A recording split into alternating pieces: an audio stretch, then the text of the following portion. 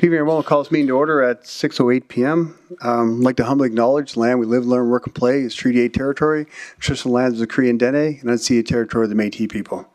For the record, we have Councillor Grandison participating via Teams, as well as ICO Butts is also online with us this evening. If anyone in attendance wishes to address council on any of the agenda items, please register before the start of that agenda item. You'll be called up. You'll have 5 minutes to present and remain on topic, and please remain seated following that for questions. Before adopting the agenda, does anyone wish to serve a notice of motion?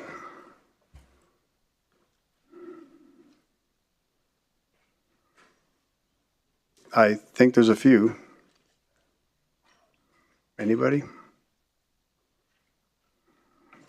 Councillor Benjoko. Thank you, Mayor Bowman.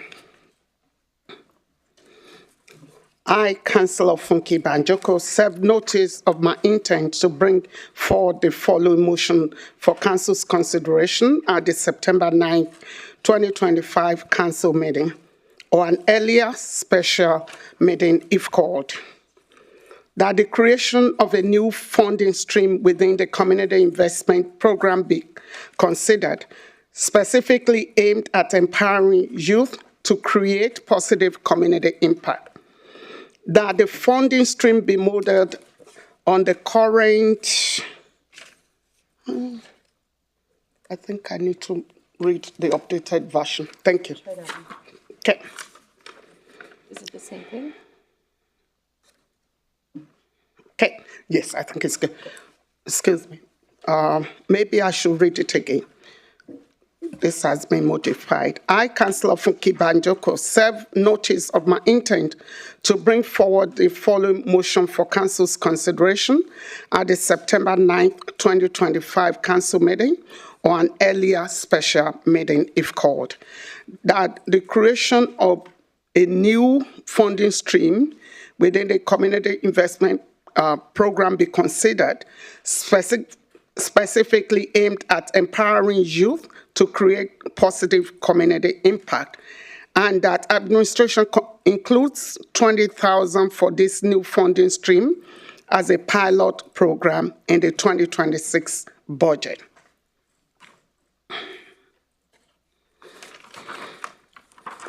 And my second motion is, I, Councillor Funke Banjoko, serve notice of my intent to bring forward the following motion for Council's consideration at the September 9th, 2025 Council meeting, or at any earlier special meeting if called. The administration research possible home energy efficiency programs and clean energy incentive programs that can be implemented in the regional municipality of Wood Buffalo. And the administration engage with relevant advisory groups and residents across the region as part of the research and report back to council. I can put a date at this time. Thank you. Thanks, Councillor Benjoko. Do you have any other notice of motions the councillor would like to serve? Not seeing any. Can someone make the motion to adopt the agenda as presented?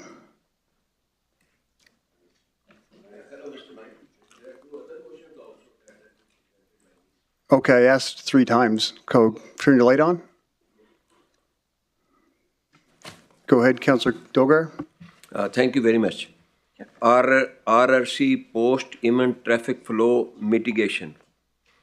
Councillor Shafiq Dogar served notice of my intent to bring forward the following motion for Council's consideration at September 9, 2025 Council meeting, or an earlier special meeting if called. That a 3-lane exit strategy be considered for future large-scale events hosted in partnership with RRC with support of traffic lights or temporary signal to manage lane openings and closures efficiently. Next, my motion is full-time councillors. Councillor Shafiq Dogar served notice of my intent to bring forward following motion for Council's consideration at the September 9, 2025 council meeting or an earlier special meeting if called, that the position of councillor become full-time for the incoming 2025-29 council, and that council be made up of 7 councillors plus mayor only.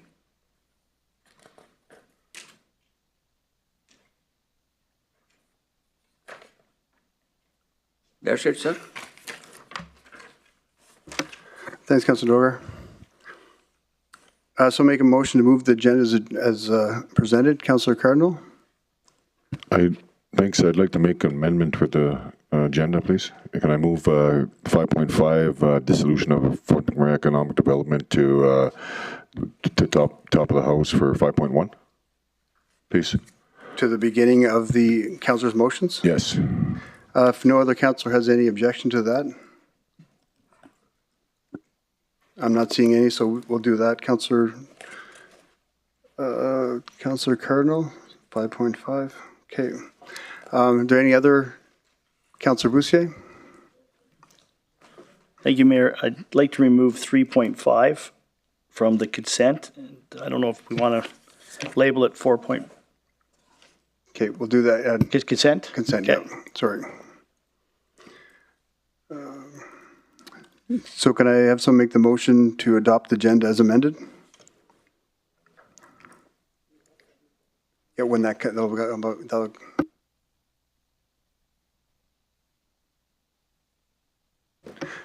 need someone to adopt the agenda as amended. Councillor Walkwin? I move that the agenda be adopted as presented.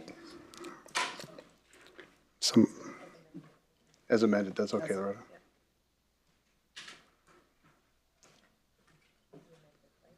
Yeah.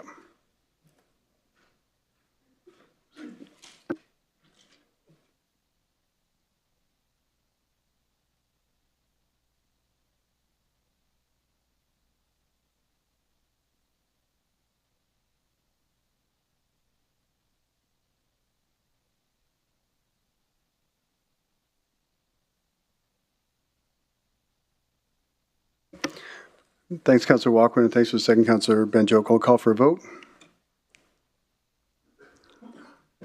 In favor online, Councillor Grandison, thank you.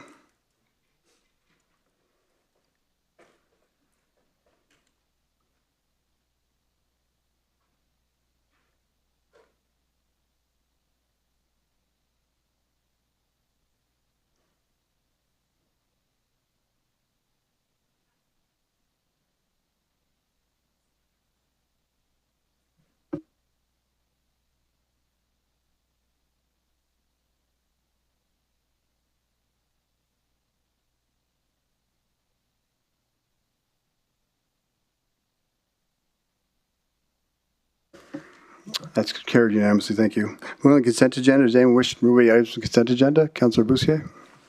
Yeah, thank you, Mayor. Moment. Remove 3.5.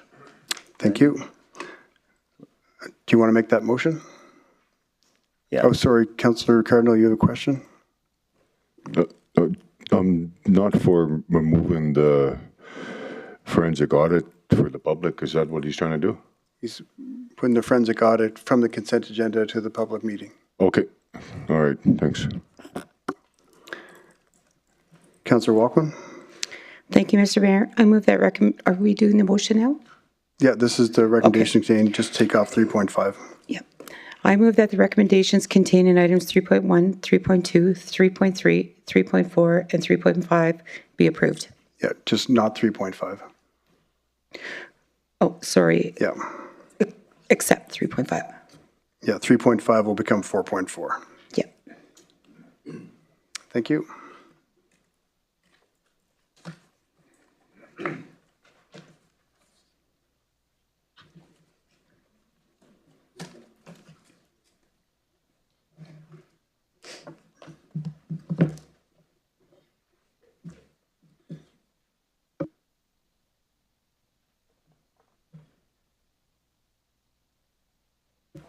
Thanks for a second, Councillor Ball. I'll call for a vote.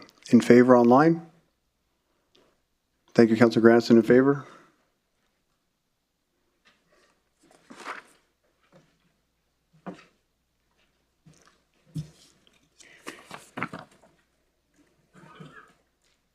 And that's carried unanimously. Thank you, everyone. Next, we have a report on reimagining Reach 3, practical solutions for waterfront revitalization. I'd like to invite the chair of Wood Buffalo Waterfront Advisory Committee and Project Delivery and Facility Services to introduce the report, please.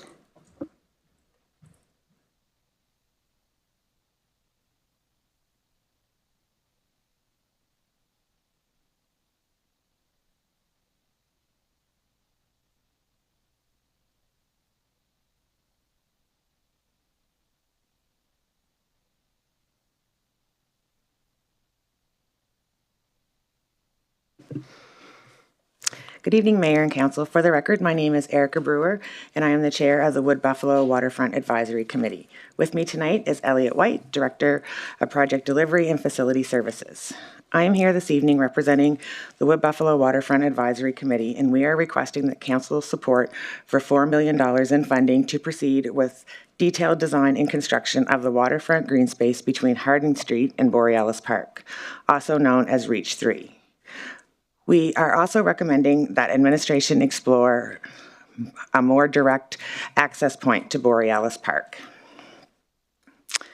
Reimagining Reach 3. The picture that you see on the slide is the location between Hardin Street and Borealis Park that we are referring to. This area is prime waterfront location and has not been utilized for that purpose in years. It is currently being used as a laydown yard for the municipal projects and is periodically used for large events like Winter Play and ATC Cultural Fest. In its current condition, the location is unusable for family and visitors to the waterfront. Throughout the remainder of this presentation, I will highlight the Waterfront Committee's vision for this area. Tonight's presentation will include our committee mandate, a brief overview of the Sny Point project that was approved in July 2023. I will also speak to the process that we followed to make these recommendations that I am presenting this evening. And finally, we'll speak to next steps if approved. The Waterfront Advisory Committee's mandate is to make recommendations to Council on matters pertaining to the waterfront revitalization and provide a timely and considerate response to Council in all waterfront revitalization matters referred to the board by Council. The Sny Point Park project.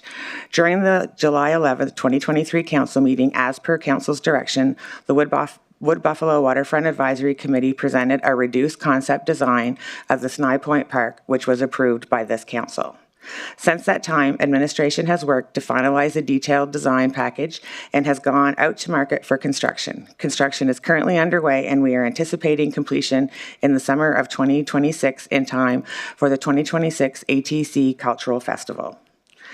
As a brief overview of the Sny Point project, the project is located on the east side of Hardin Street and the north side of Clearwater Drive. The Sny Point Park project is part of a larger waterfront park revitalization. These upgrades will improve road access and surfaces for events and introduce new amenities such as a celebration circle, a welcome circle, seating areas, and pedestrian walkways. The outcome will be more accessible and more enjoyable recreation space for the community. When the committee presented the redesigned Sny Point Park project for your approval in July 2023, we included the following ideas for future waterfront revitalization. Today's recommendations stay true to our previous recommendations, including improvements to Morimoto Drive area, also known as Reach 3, including additional park space and access to the water, as well as more trail connections, additional site furnishings, and landscaping improvements that will make the space much more functional for community use. As already mentioned, the committee selected the area between Hardin Street and Borealis Park, often referred to as Reach 3, as the next phase of the waterfront revitalization and beautification. The picture on the screen shows another angle of the area that we are referring to. The vision of the committee is to begin with the revitalization of this area by creating Foundational improvements focus primarily on landscaping and the addition of some surface amenities that allow the space to be more usable than it has been in the past. This pragmatic approach to clean up the area will improve the current functionality while building the foundational improvements for future generations to transform the space and make it their own. The development of this area also helps create a continuous park space along the waterfront, connecting Borealis Park to the Sny Point Park. I like to focus on the workshop progress that we followed to make these recommendations. To reduce costs, the committee asked administration to facilitate workshops that would help us shape a high-level concept that we could recommend to council for detailed design and construction. Strategic Communications supported this process by facilitating sessions that helped the committee explore priorities, evaluate trade-offs, and shape the vision for this space. What you are seeing on your screen is images of those workshops capturing the hands-on process that the committee went through to bring this concept to life.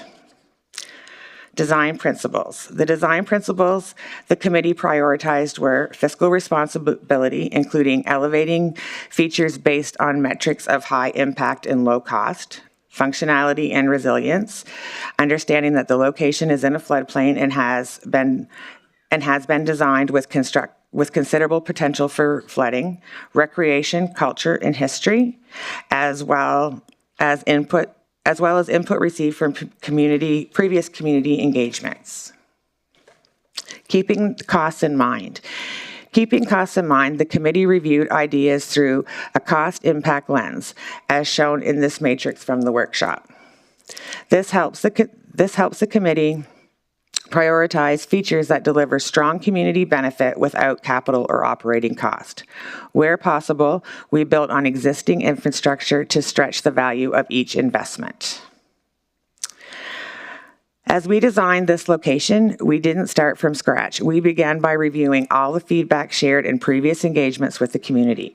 This helped guide our workshop discussions and ensure that we were building on what the community had already told us, not repeating the process, but rather advancing it. This committee's high-level concept for Reach 3. It is connective, active, and welcoming space that balances recreation, relaxation, and access to the waterfront. It sets fundamental building blocks to make this space more usable than it is today.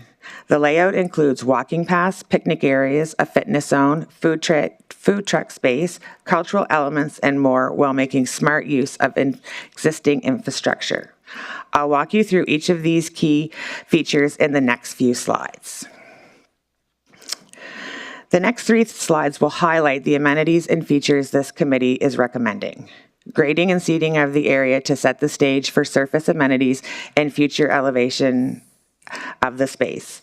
Neighborhood trail, connecting the outdoor trail system designed, built, and maintained on municipal land for walking, biking, skiing, and other non-motorized recreational activities. Trees were selected to provide shade and comfort while meeting fire smart guidelines and maintaining clear sight lines for safety. CPTED principles. Memorial benches, available for community members to purchase plaques in honor of loved ones. These benches offer a quiet place to sit, reflect, and enjoy the waterfront surroundings. Picnic tables would be placed in shade and open areas to support casual gatherings, meals, and community connections. Community barbecues like those ones at Sny Point Park, offering a space to cook and connect beside picnic benches. Signage. We are recommending that 2 signs be installed, one near the aerodrome to share its history and another highlighting general Fort McMurray history. We recommend the content would be developed in collaboration with Arts and Culture team to ensure it reflects the community stories and heritage. Beautification. We recommend that the parks team take the lead on enhancing the space through elements like flowers, garden beds, and other landscaping features that add seasonal color and visual interest.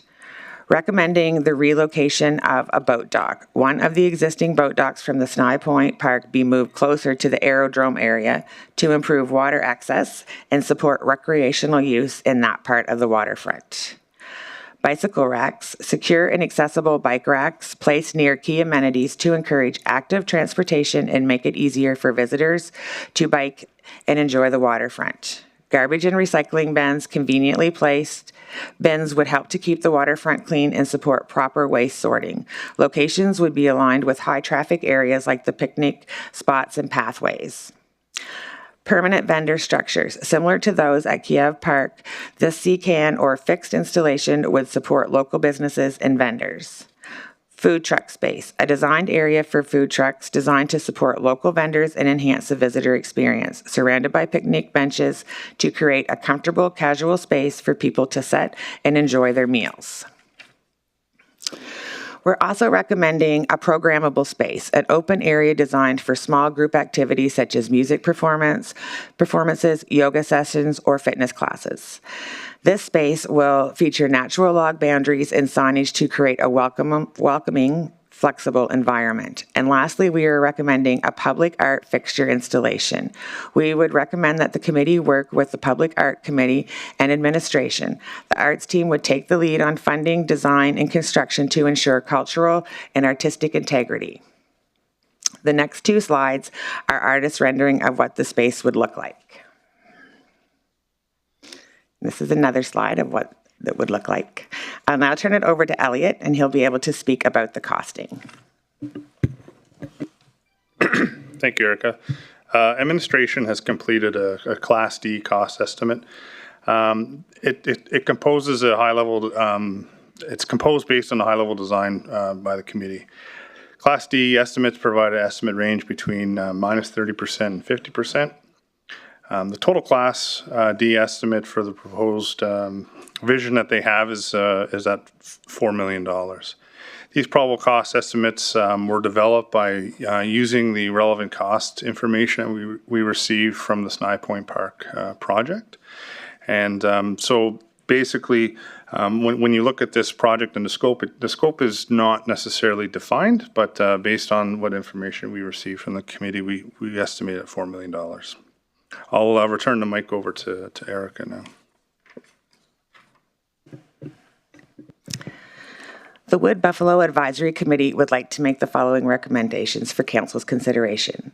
That $4 million be allocated to fund the detailed design and construction of the area between Hardin Street and Borealis Park as part of the Waterfront Revitalization Program. That administration proceed with the detailed design and construction of the waterfront area between Hardin Street and Borealis Park. That administration be directed to explore more direct access points to Borealis Park off Clearwater Drive. And that administration develop a plan for the integrity of the public art between Hardin Street and Borealis Park and consider this in the 2026-2027 public art work plan. The next steps. If approved, the committee's next steps would be to continue to work with administration through detailed design and construction, engage with Public Art Committee and the Cultural and Recreational Branch of Administration, and engage with stakeholder groups of the SNI, including Borealis Paddling Club and McMurray Aviation. Thank you, and this completes our presentation, and we can now answer any questions that you might have. Thank you, Erica. Thank you, Elliot. Does council have any questions? Councillor Dogar? Thank you, Mr. Mayor. Thank you, presenters. A nice presentation. You said direct access to park from Clearwater Drive. Access is already there. You must have to improve it only. And if you want to make a new access, that is from the main street. I visited it today, and I saw that main street is cut off from there. Whereas Hardin Street already goes to the river. But you know, it is little in a shabby condition.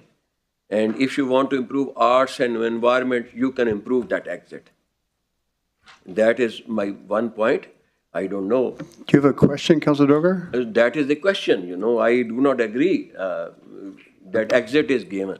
If the exit is there to improve, fine. If exit is new has to be made, it should be made at the next street main. Okay, that's a point, but do you have a question? Okay, now my question starts with the $4 million that you have asked for. it is for construction and designing also. And good enough that you are including arts also in. So if I just want to ask you, lady, are you from arts department or planning and development?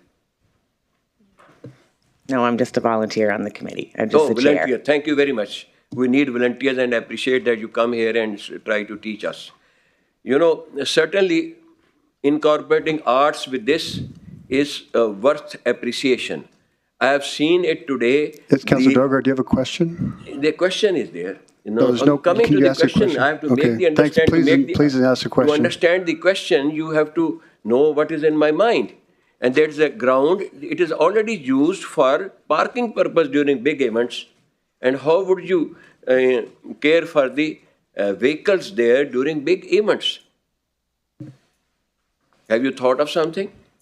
Through the chair to the question, we have spoke about it both on a committee level and also internally with administration.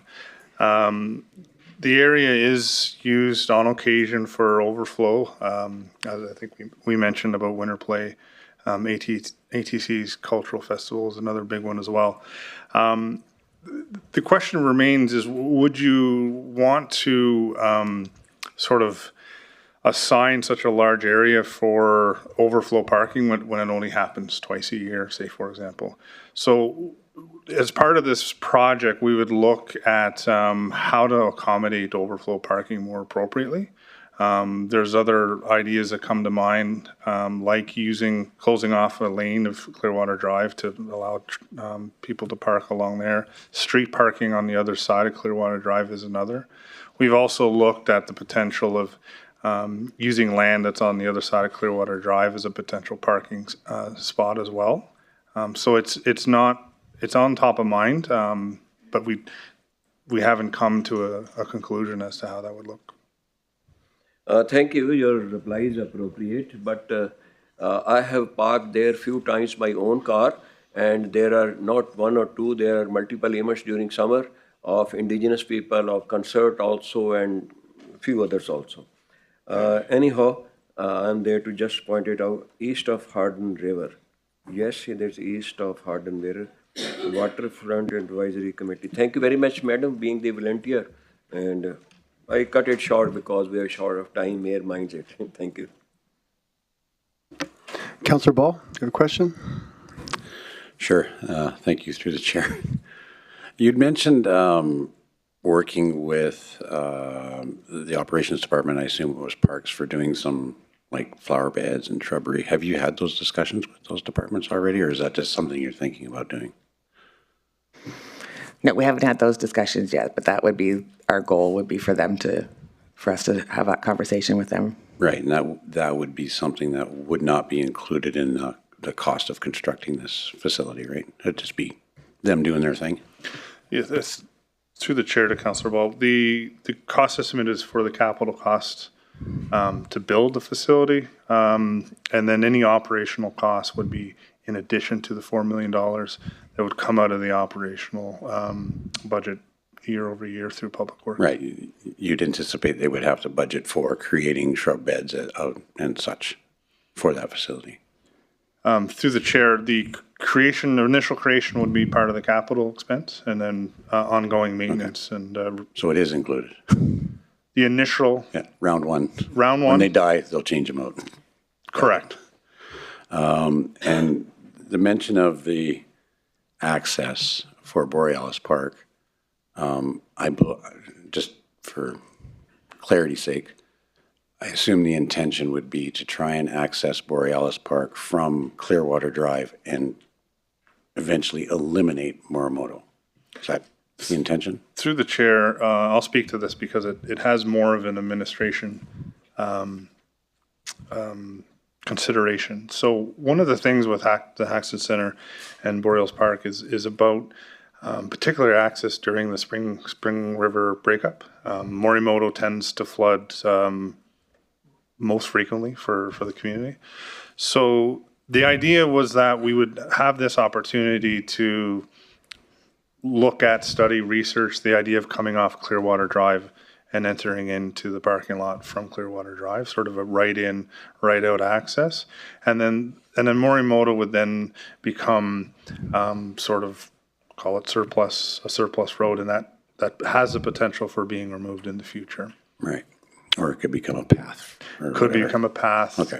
Absolutely. Okay, but the intention would be to access Haxton Center, Borealis Park, whatever you want to call it, off of Clearwater. Through the chair, the goal would be to do the study to see if it's even possible. Right. As we know, we built a little berm there, and it's a little tricky. A little tricky, yeah. Okay, I appreciate that. Thank you. Thanks, Councillor Ball. Councillor Cardinal? Oh, sorry, turn your mic on, Kendrick. Go ahead. Thanks, Mayor. Through the chair to the presenters. Thanks for the presentation. Do you know the cost that it would take to move the boat launch, one boat launch? Through the chair, what we did is we looked at previous records associated with putting the boat launch in. I don't have that exact cost in front of me, but I can come back and provide Mayor and Council with that exact number. Do you think that the boat launch is utilized enough to actually have two boat launches there?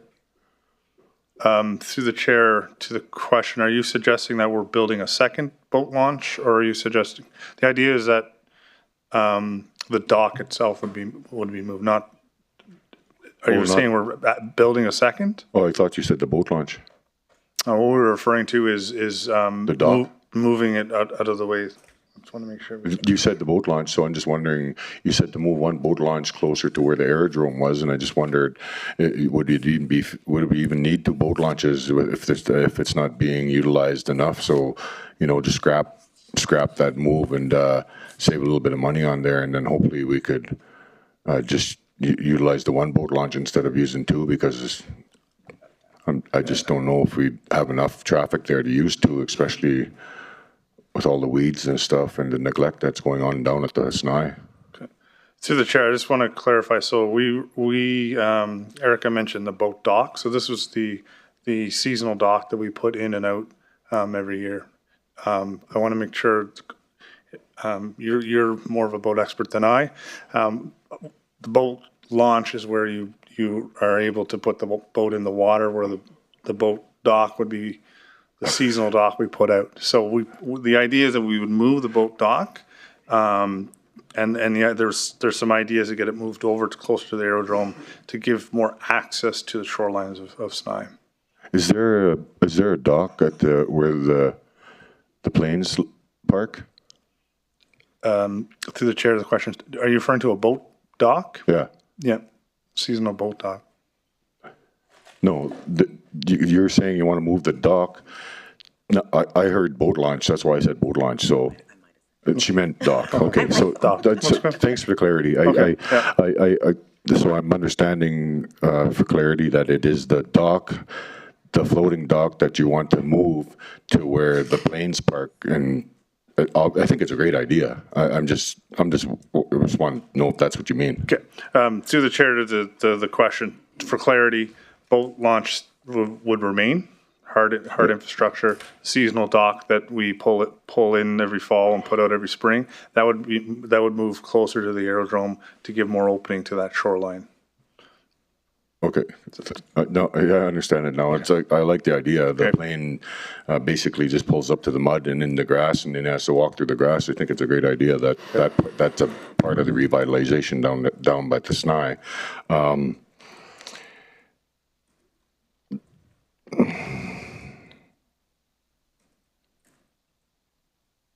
No, I have no more questions. Thank you, Councillor Cardinal. Councillor Weigel? Thank you, Mr. Mayor. Through the chair, this is just an education. What's a Class D estimate? Through the chair to the question, we have Class A, B, C, D, and so they have different variables in terms of accuracy. So D would be the lowest level of accuracy, simply because That's your Exact- minus 30 to plus 50%? Yeah, so it's, you could see a higher cost come in, you could see a lower cost come in. The reason why there's a higher variable on a Class D and why we're here with a Class D is that it's only a vision at this point. Yeah. Until we refine the scope, understand, okay, we would like to see exactly this many amenities, this length of trail, and things of that nature. As you go through your project, it refines and goes, at the end of it, when you go to tender, you should have a Class A. And be better Gotcha. So defined. on the $4 million, it being a Class C, it could be basically anywhere from like 2.8 million to 6 million. Correct. Okay. Understanding that we also use tender information that was recently tendered. We have a lot of data from this recent construction season. So we have a fairly good idea. The only variable is the scope. Okay. It's not necessarily the cost, it's the scope in this case. Awesome. Thank you. Okay, thanks. Thanks, Councillor Weigel. Councillor Dogar, you have a question? Yes, sir. I have a question. I'll make one question. Thank you very much. Mr. Elliott, Mr. White, sorry. This is a 4 million in my presentation. 4 million is again mentioned in the end of the presentation for next year. Is it the same 4 million mentioned twice, or it is another 4 million? Through the chair to the question, there's only one $4 million ask. Thank you. Okay. Thank you, Councillor Dogar. Councillor Grandison? Thank you, Mr. Mayor. Just for a point of clarity, we currently have 2 floating docks that are attached to each other that are at the SNI. So what you're discussing is taking one of those 2 floating docks and moving it, because it's not necessarily always being utilized for 2. It would separate them and give more access to the boaters. Is that what I'm hearing? Is that correct? Through the chair, I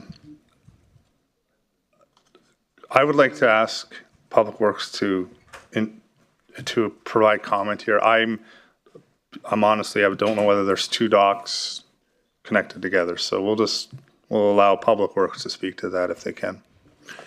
Sure, Chair to Councillor Grandison. Absolutely, there is 2 separate docks at the SNI. That's down there currently. They are separated currently with 2 different trails that go down to them. In actuality, myself and Councillor Cardinal and members of staff is there today, so I can confirm absolutely it's 2 separate docks there now. Okay, thank you. And that's all I wanted to declare. We're not talking about buying a new dock. We already own the dock. We're just talking about placement of those docks.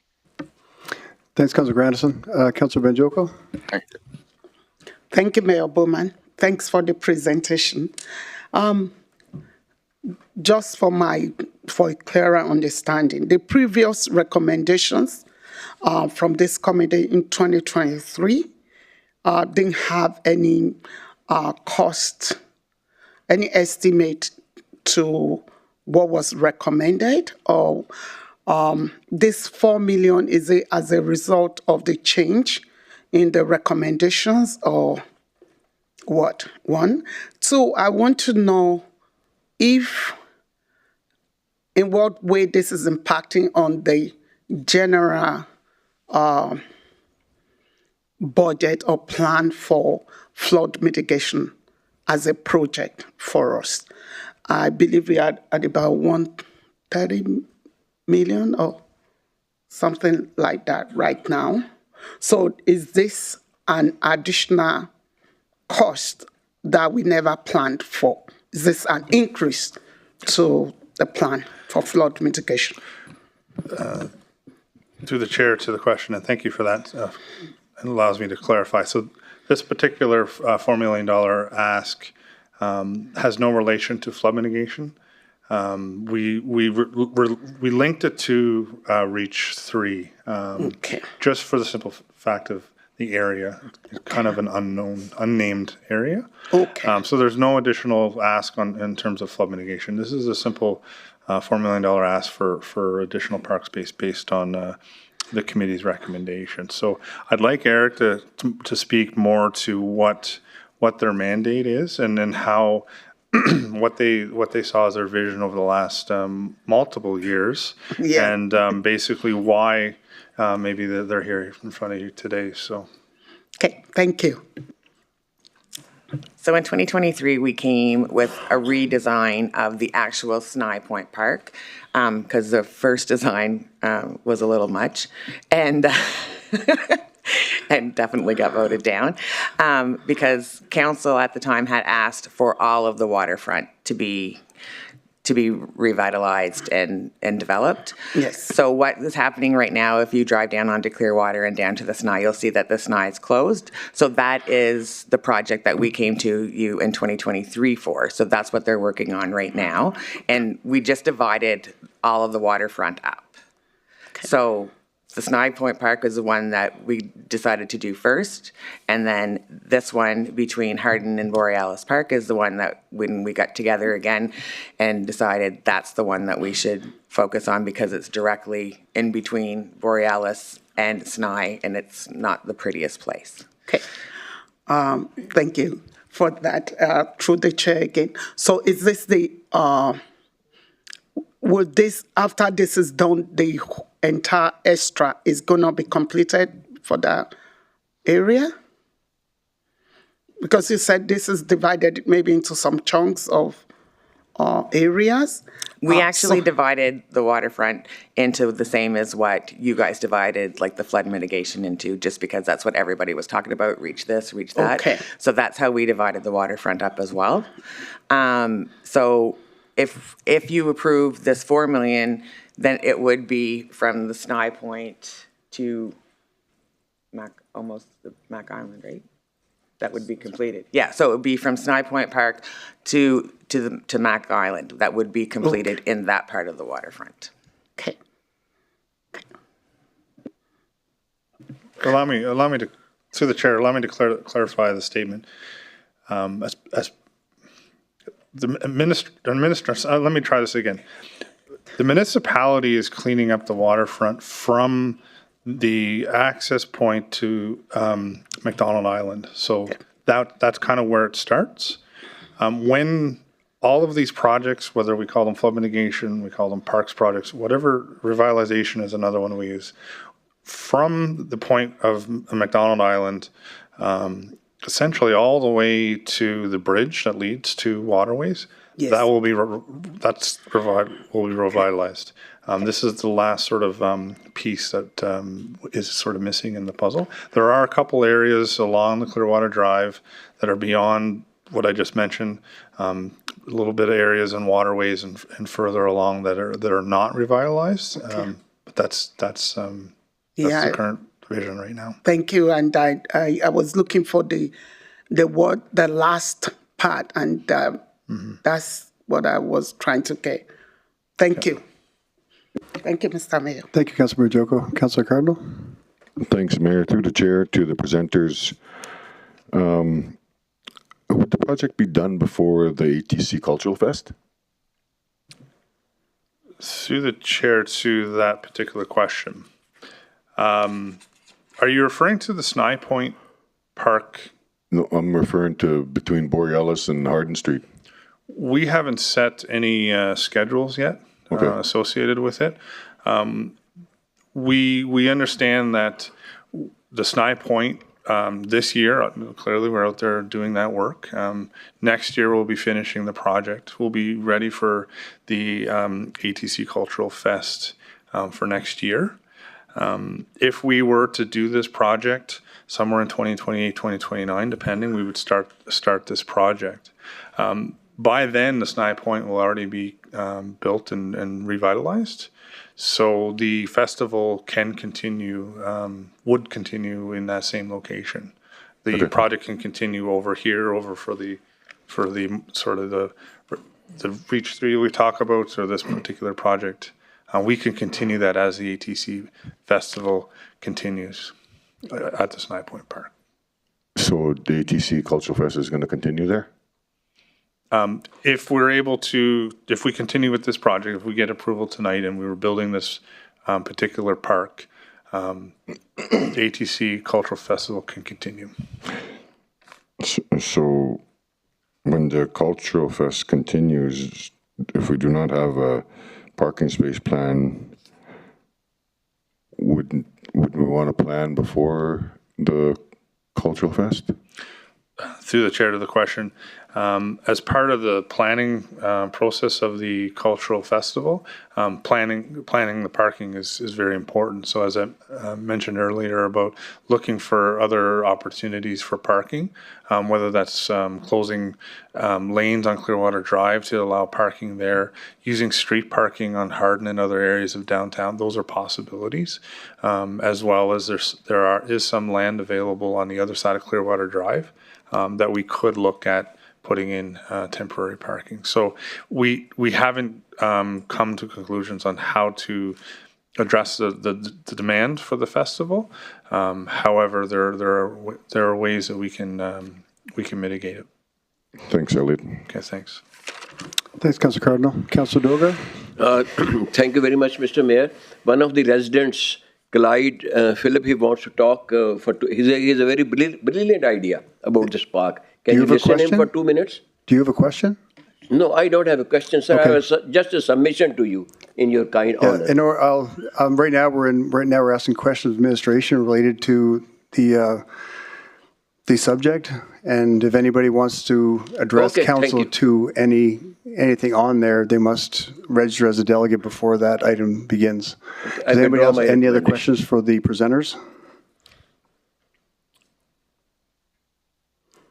I'm not seeing any. Do we have any registered delegates? Do we have someone to make the motion? Councillor Ball, you have an amended motion? Sorry? You have an amended motion? Not amended. I have a motion. It's not what's written in your script. Okay. So, that $4 million be allocated, allocated to fund the detailed design and construction of the area between Hardin Street and Borealis Park to be identified on the capital project list as the Morimoto Drive Waterfront Revitalization Project. That administration proceed with the detailed design and construction of the waterfront area between Hardin Street and Borealis Park to be identified on the capital project list as the Morimoto Drive Waterfront Revitalization Project. That administration be directed to explore more direct access points to Borealis Park off Clearwater Drive, and that administration develop a plan for an integration of public art between Hardin Street and Borealis Park, and consider this in the 2026-2027 Public Art Work Plan.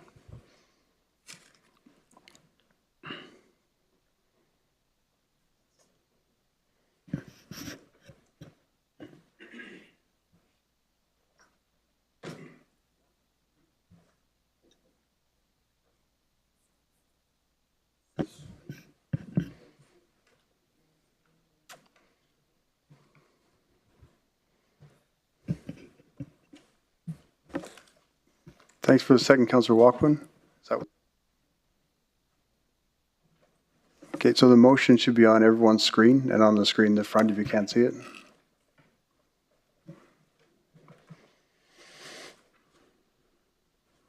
Now, do we have any questions, comments, or debate points? Councillor Dogar? Thank you, Mr. Mayor. My just observation, twice I made an effort to reach to behind Tagonova, where construction was going on, flood mitigation, just to see that we spend millions of dollars, and I being the representative of the people, I should visit it. First time, it was not very appropriate. Okay, Councillor Dogar, that's not with... That is observation. We are spending, sir, millions of dollars, and what we I'm should saying see is what that is has nothing happening. to do with what we're talking about with the motion. Do you have No, with anything motion, to talk to the we are motion? giving money, lot of money. We should see. I know everything is going well, but it is just a sense of participation with all those who are working. Thank you very much. If you don't allow me, I withdraw. Does council have any questions, comments, or debate points related to the motion? Councillor Ball? Did you want me to speak to the motion as to why I made that? Yes, go ahead. So the intention of this motion, frankly, is to speed up the process. The way it was written before, the project would have to be brought forward for capital budget approval, and that's frankly time-consuming and wouldn't happen until most likely after the election. With this motion, they can proceed working right away. And the intention of this project from day one, and I've been on it since day one, was to clean up and green up. And in my opinion, this particular design basically hit the nail on the head. It's supposed to be very clean and green, not full of all kinds of unnecessary amenities. It's very clean and green, usable space. And I think they've done a great job of putting it together. The budget numbers look quite right to me, and it still falls within our original budget of $30 million for this project. I believe we're at 16 million spent to date, and this is another 4. We're still $10 million under budget of what was originally approved for this particular project. So that's why I brought it forward, to simply speed it up, to get to work right now, working on the design, and potentially could help you in your question with the Cultural Fest next year, that if they could get the design done now, they might be able to get the work done in advance of the Cultural Fest starting next year, if they got an early enough start. A big ask, but it's possible. Thanks, Councillor Ball. Anyone have any questions, comments, or debate points related to the motion? Councillor Banjoko. Thank you, Mayor Bowman. Councillor Ball, I wanted to clarify. You are suggesting that we should reduce the process of the approval, and they shouldn't have to come back to council. Is that what I'm hearing? I just wanted to clarify.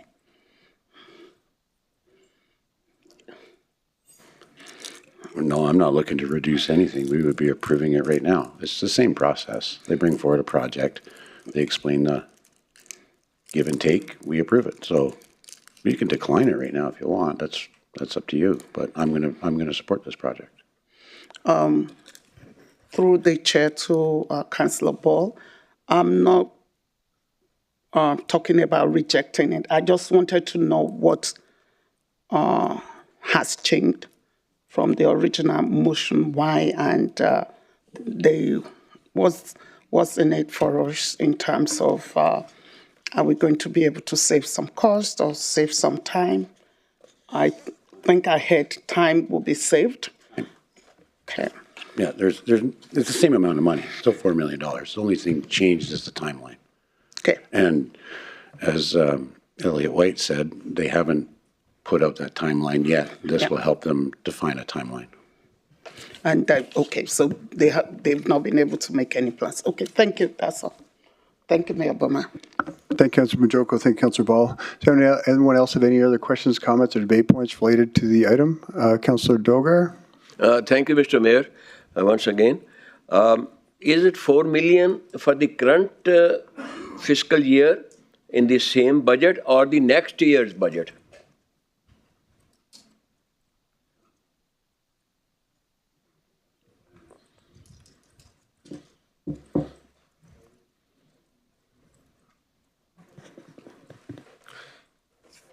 Through the chair to the question, we would look at this project in terms of $4 million, and we would apply it to multiple years, because we would spend over multiple years. So that's basically cash flow over the years it would take to deliver the project. Thank you. Thank you, Councillor Dogar. Any other questions, comments, or debate points from council related to this item? I'm not seeing any, so I'll call for a vote. In favor online? Councillor Grandison's in favor. Thank you.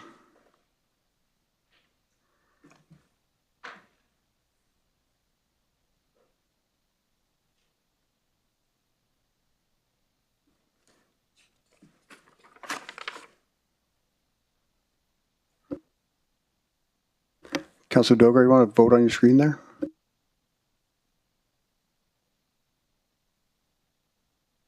That's carried unanimously. Thank you, everyone. Next up, we have bylaw number 25/020, Roads and Transportation Bylaw, which is being presented for a second and third reading tonight. I'd like to invite Community Services to introduce the report, please.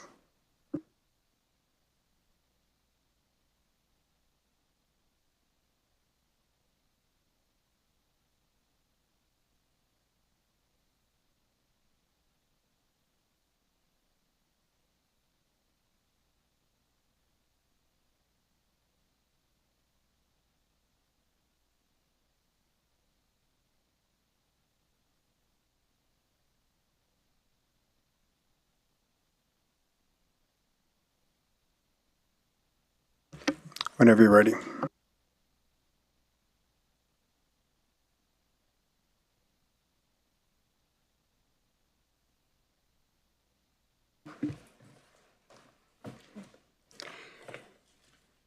Good evening, Mayor and Council. My name is Tony Elliott, Acting Director of Community Services. Presenting with me this evening are Erin Anderson, Manager of Bylaw Services, and Caitlin Hanley, Manager with Legal Services. We are pleased to present an important update on the Roads and Transportation Bylaw. This work reflects months of collaboration between internal divisions and departments and external agencies to modernize an outdated bylaw and support stronger, safer enforcement practices within the region.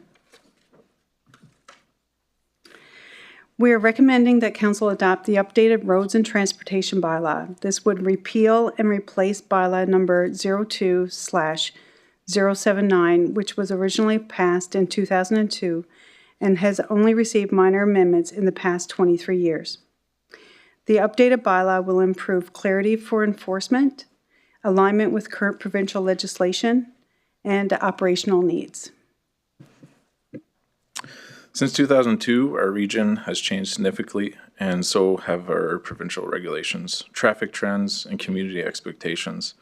Our current bylaw has only seen minor amendments to try to accommodate those changes. The existing bylaw struggles to meet today's enforcement, legal, and operational needs, which has been identified by our enforcement officers, traffic court, traffic committee, and our internal divisions. This update brings us into alignment with the current legislation and provides a more enforceable, structured framework for managing transportation across Wood Buffalo. Some of the key updates include a more streamlined structure and layout, refined definitions such as for highways, vehicles, and sidewalks, updated truck routes for route haul permits, new provisions on e-scooter use, which has been a growing concern within the community. Full alignment with the Traffic Safety Act, ensuring that enforcement is accurate and defensible in court.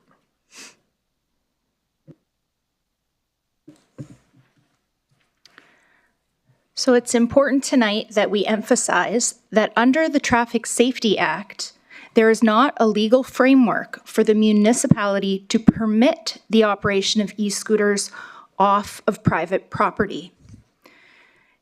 These e-scooters fall within the definition of motor vehicle in the Traffic Safety Act. They are illegal to operate on roads and sidewalks as they are not capable of being registered. Under the current Roads and Transportations Bylaw, Section 13.39, e-scooters are also currently prohibited in public places, including sidewalks and any other lands that are not designated for vehicular traffic. However, this may not be easy for the public to currently understand. For this reason, we've updated the new proposed Roads and Transportations Bylaw in order to clarify the rules for the public, not to change them.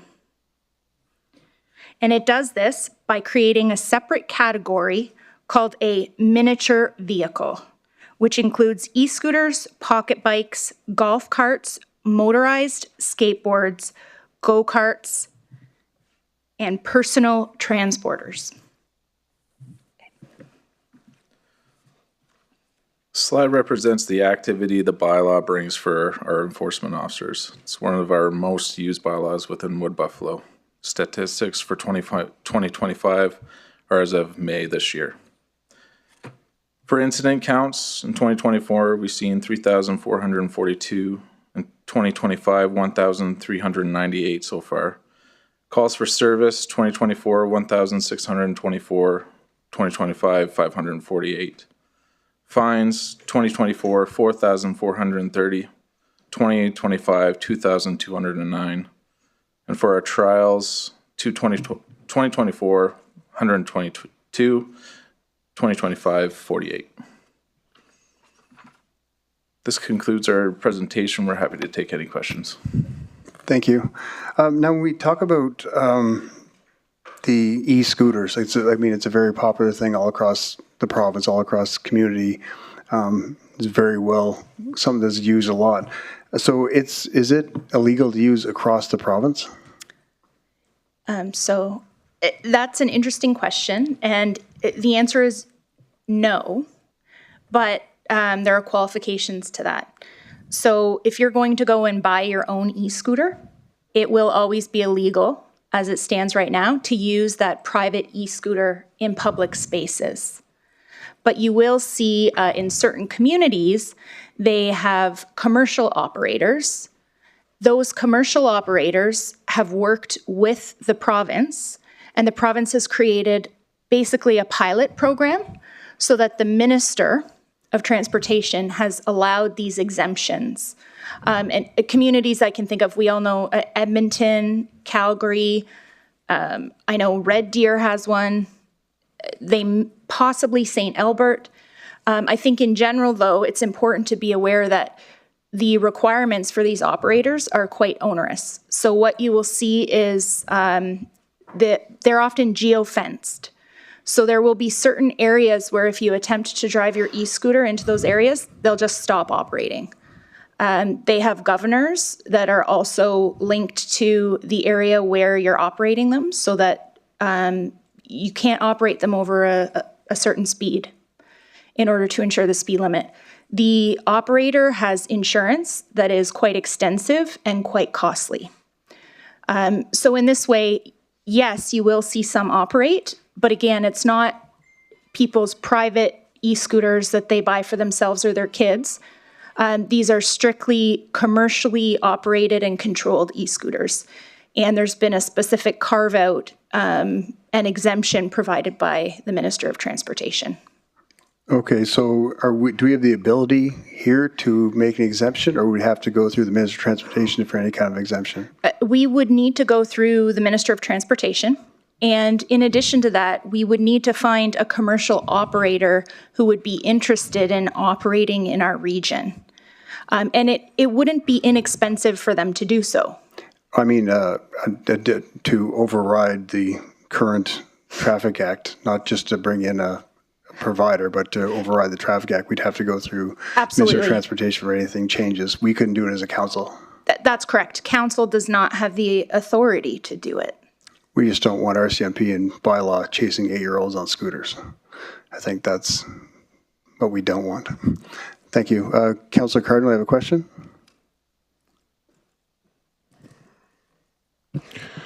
Thanks. Can you please define personal transporters? Personal transporters? Yes, those would be, my understanding is they're the one-wheeled unicycle, almost like a motorcycle. Okay. And there's one wheel, and yeah, I asked the same question. Thanks. To the chair, to the presenters. Out of the 4,430 fines that you guys administered, how many of them were collected? To the chair of the question, can you repeat the last part there? How many were? How much of the fines were paid? Sorry, maybe I'll word that. Paid. I don't have that information tonight, okay. But I can find that for you. I guess one more question I have is, has the Minister of Transportation provided a similar funding to another community for bike lanes specific to the e-scooters or any e-bikes at all?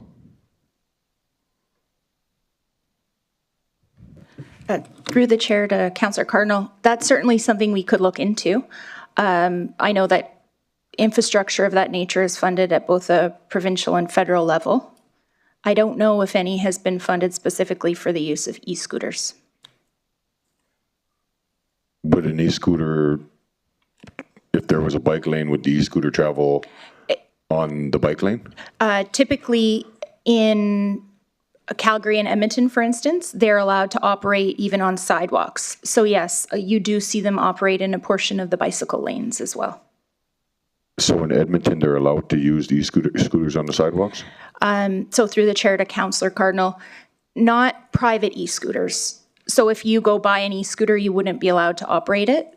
what you could operate is the commercial e-scooters. You pay a certain amount through your credit card to operate it for a certain period of time, that you would be able to operate in the bicycle lanes. So the businesses are able to make funds, and then the community is not allowed to enjoy themselves after buying an e-scooter?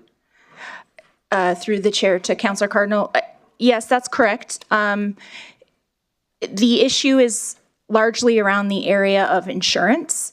You can be injured riding an e-scooter. You can also injure, pedestrians, other vehicles. And so this exemption that's been carved out for commercial operators is quite onerous on those commercial operators. They're able to limit the speed at which these vehicles can travel. They are required to carry significant amounts of insurance. They actually geofence. So, they use GPS coordinates to basically shut off the e-scooter if it goes outside of those boundaries. The problem is we can't put those same limitations in place with your private e-scooter. Yeah, I understand What I can say, though, is, again, the province is aware that private e-scooters are becoming more and more popular, and they have signaled or suggested that they may be looking into creating a framework, whether under the Traffic Safety Act, to permit and regulate their usage. Thanks for that analysis. I guess it's no different than a drone, right? Yeah, thanks. Thank you, Councillor Cardinal. Councillor Dogar, your question? Yeah, thank you very much, Mr. Mayor. It is a suggestion, you see, you worked out $500 fine. 500 is quite a bit of fine. Mostly youth is involved in such like irregularities. It should be something $200 or $300. This is my observation number one. And secondly, my question is, where is Highway 48, 49, 50? In the presentation, it is mentioned in my papers.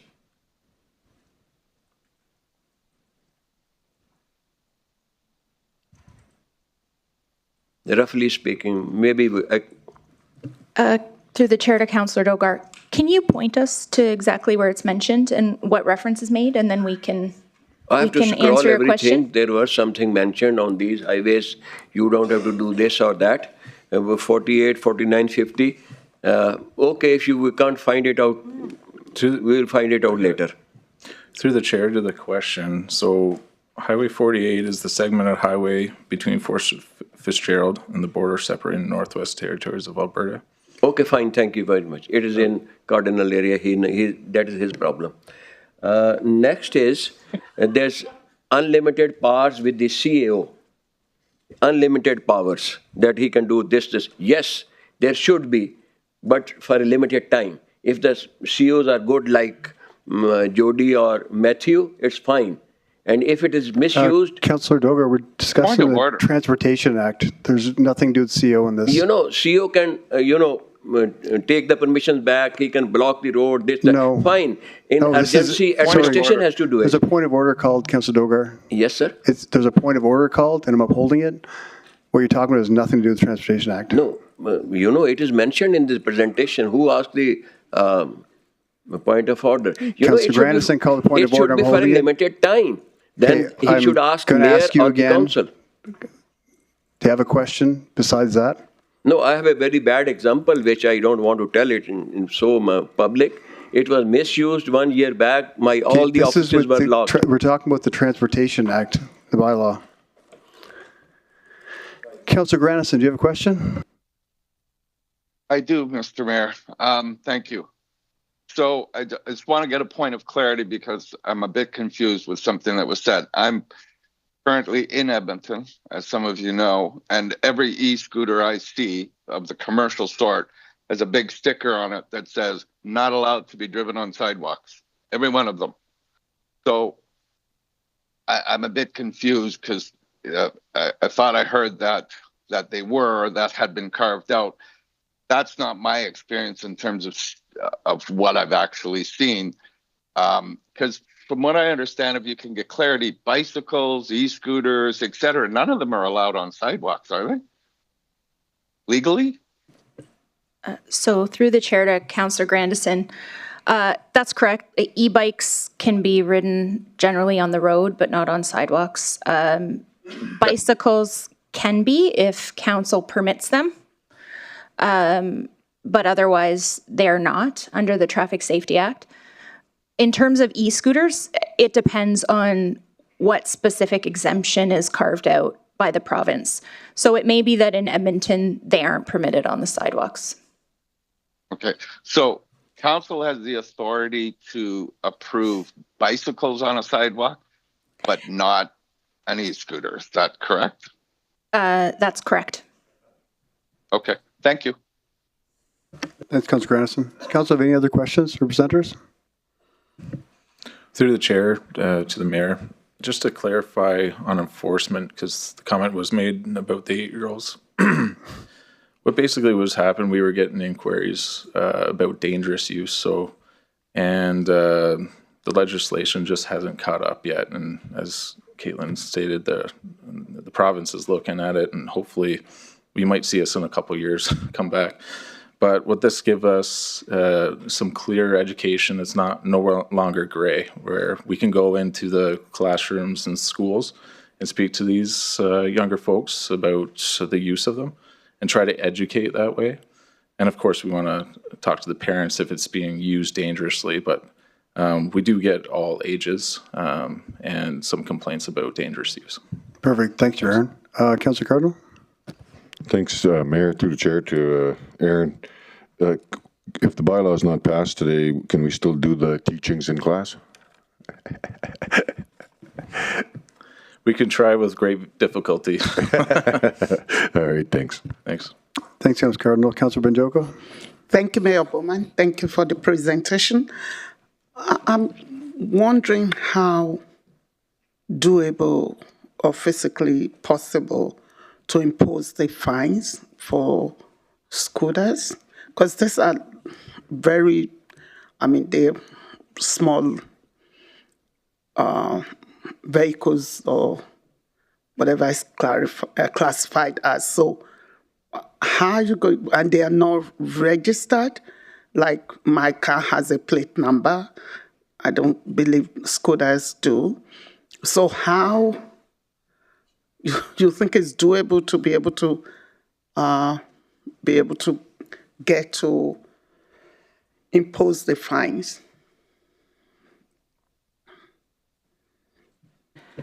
So through the chair to Councillor Banjoko, you do bring up a really important point. It's a lot easier for us to give a parking ticket or a speeding ticket to a car because we have the registered owner. Yeah. In the case, though, of an e-scooter, bylaw services or the RCMP would have to catch them in the commission of the offense. But I think what's important here is that really it's going to be then about curbing use that's unsafe. Yeah, and thank you. And my final point is a comment about the education of both parents and kids, because it's about the safety. And if they get the point, I think it might be a good place to start, and even to educate them on possible fines. But most importantly, they can get hurt. Thank you. Thanks, Councilor Banjoko. I'm not seeing any questions. Do we have any indulgence to this item? Thanks, Aaron. Thanks. We do, Mr. Mayor. We have one registered delegate. I believe there's 3 individuals speaking together. Okay.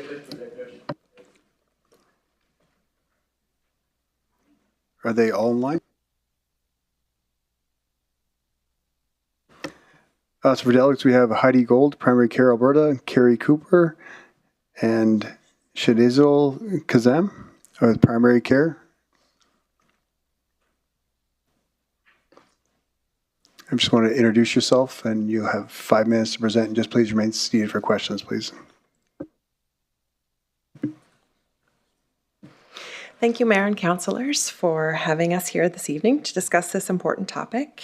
My name is Heidi Gould. I am from the Fort McMurray Public Health with Primary Care Alberta, which was formerly known as Alberta Health Services until our recent restructure. And I'm also joined by my colleagues Carrie Cooper and Shez Kazam. They're virtual with us today. Carrie works with me in public health, and she is the manager for health promotion, and Shez is our medical officer of health in the North Zone.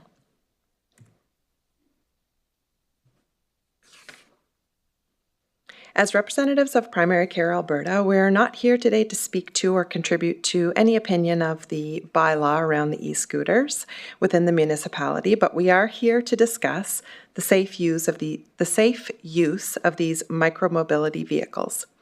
I think it's safe to say that whether they are legal or not, people will inevitably continue to use them. We know that their use has come with an increase in injuries related to unsafe usage throughout the province.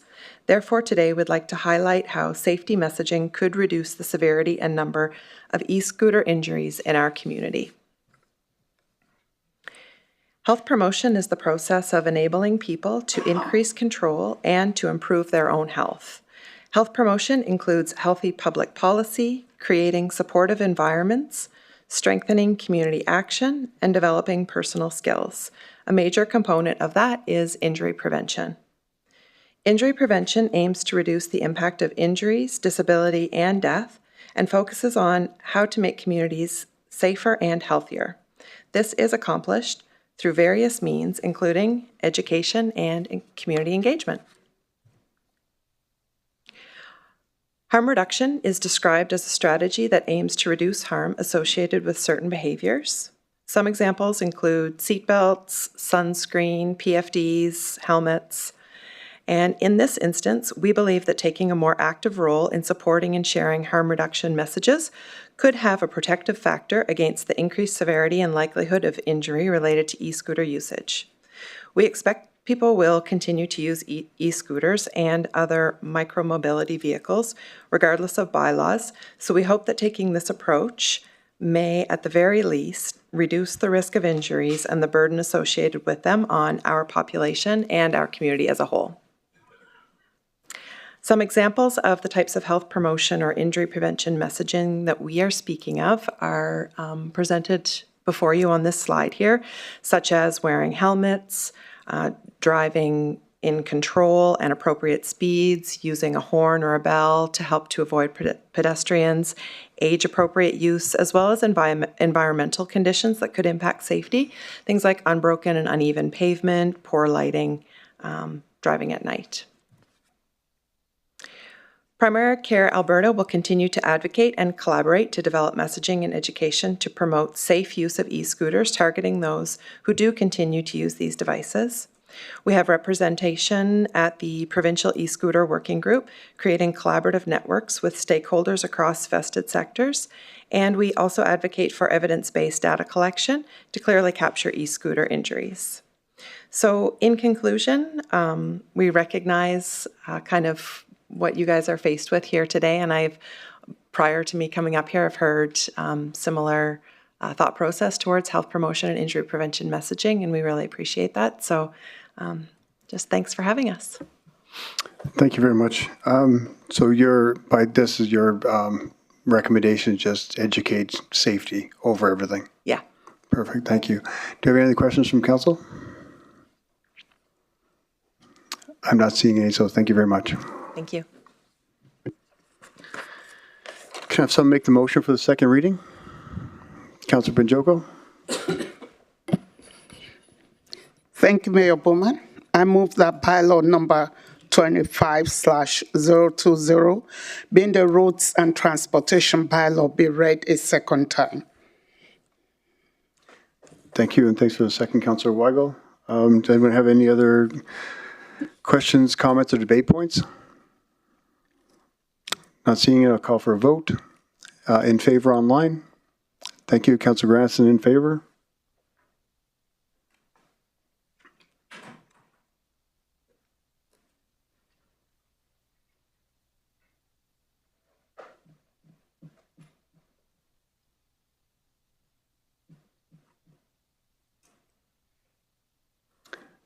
And that's carried with one opposed. Thank you. Can I have someone make the motion for the third reading? Councillor Banjoko. I move that bylaw number 25/020 be read a third and final time. Thanks, Councilor Bajoko, and thanks for the second, Councilor Bussier. Council, any other comments, questions, or debate points? Councilor Cardinal? Thanks, Mayor. I will not be supporting the third reading just because I think there's too many gray areas with all that's going on, and being a person that has utilized some of the scooters in other communities other than Fort McMurray, I know that they're used safely and without the bylaws in place for certain areas, and I will not be supporting. So thanks. Thanks, Councilor Cardinal. Councilor Bajoko? Thank you, Mayor Bowman. I will be supporting the motion, and I want to commend the efforts or the plans of primary healthcare, and I hope that they will be going to schools and places and everywhere and try to continue to educate all of us.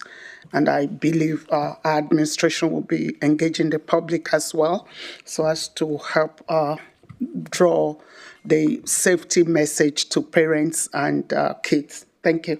Thank you, Councilor Bajoko. Councilor Dogar? No, thank you, Mr. Mayor. My same points that fine should not be 500, it should be not more than $300. Number one. Number two, the CEO's powers, but all he exercises within 24 hours or 48 hours, he should consult mayor for verification. Thank you very much. Thanks. Any other comments, questions, debate points related to this item? I'm not seeing any, and I'll be supporting as well, but I'll be adding this to my whiteboard and things to do. I'll get in touch with the Minister of Transportation and try to get e-scooters added somewhere on there because it looks like it's a popular mode of transportation, as Councilor Cardinal mentioned. So we'll be advocating to add that to the Traffic Act and see if we can get something added somewhere. But again, I think it falls on the parents to make sure their kids are safe and they know the rules of the road and wearing helmets and safety gear. So I think we'll educate before we're in the fining mode. So I'll be supporting that. So with that, I'll call for a vote. In favor online, Councillor Granison's in favor.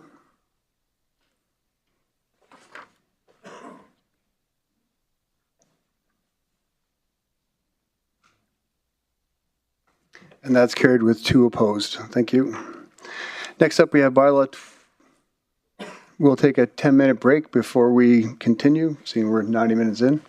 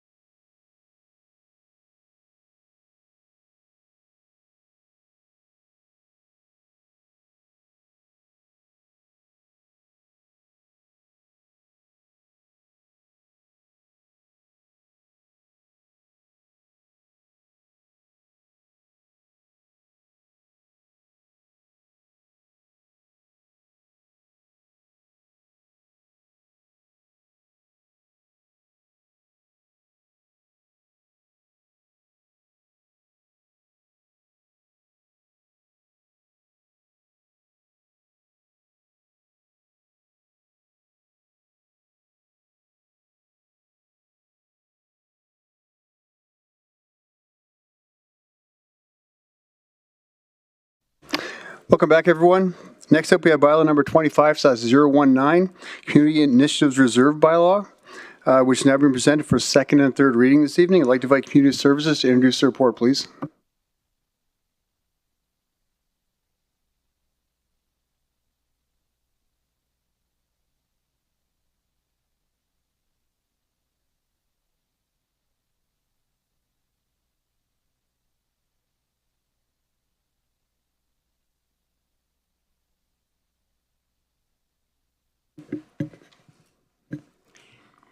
Good evening, Mayor and Council. My name is Tony Elliott, Acting Director of Community Services, and with me this evening is Janelle Fleury, Manager of Community Partnerships and Initiatives. We are presenting two resolutions this evening: that the existing Community Initiatives Reserve 02-032 bylaw be repealed, and that the new Community Initiatives Reserve bylaw 25-019 be approved. The original Community Initiatives Reserve bylaw was established to hold the net proceeds from automated traffic enforcement fines, also known as photo radar. These funds were utilized for the Community Investment Program until the automated traffic enforcement program ended on December 31st, 2023, rendering the current bylaw unnecessary. The new Community Initiatives Reserve bylaw 25-019 is intended to hold unallocated CIP budget in years where funds are remaining after grants have been approved, to hold these funds intended for use in the following year's CIP budget, drawn down during the annual operating budget approvals, and to ensure unallocated CIP budget gets accessed as the first revenue source for future years' CIP before new tax dollars. Utilizing unallocated CIP budget as the first source of revenue for CIP reduces burden on taxpayers in future years. The reserve fund ensures there is a responsible use for unallocated CIP funding after the Community Investment Program Approval Committee diligently approves applications. This concludes our presentation. Thank you. Thank you, Janelle. Questions from Council? Councillor Cardinal? Thanks, Mayor. Thank you for the presentation. Tony and Janelle. Appreciate you taking the time to bring this forward. You mentioned the traffic control lights. Just for a point of clarity, can I maybe get a round number on how much that actually cost us? Through the chair, do you mean the annual cost of the contract that ended in December 2023? Yes. I don't have that information with me right now, but I can certainly gather that. Okay, thanks. Do the cameras, are the cameras operational now? Through the chair to Councillor Cardinal, no, they're not operational. That program ended in December as directed by Council. Okay, thank you. Why, just, I guess, I know why, but I kind of, for clarity for the public, I kind of wanted to just ask, why do you think that the traffic control with the cameras and the speed signs did not work? Through the chair to Councillor Cardinal, I'm not sure that I could say that that program wasn't working, but what I can just say that it was Council's wish to end it, so it ended. Thanks. Thanks, Councillor Cardinal. Does Council have any other questions for the presenters? Oh, go ahead, Councillor Cardinal.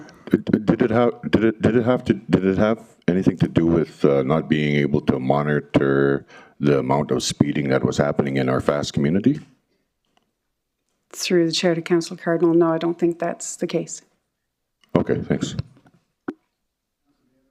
Does Council have any other questions related to the presentation? Not seeing any. Do we have any delegates to this item? We have no delegates for this matter. Thank you. Can I have someone make the motion for the second reading? Councillor Weigel. Thank you, Mr. Mayor. I move that bylaw number 25/019, being the Community Initiatives Reserve bylaw, be read for a second time. Thank you, Councillor Weigel, for the motion, and thank you, Councillor Boussier, for the second. Does anyone have any discussion, debate, or comments? Not seeing any. I'll call for a vote. In favor online? Councillor Grandison's in favor. Thank you.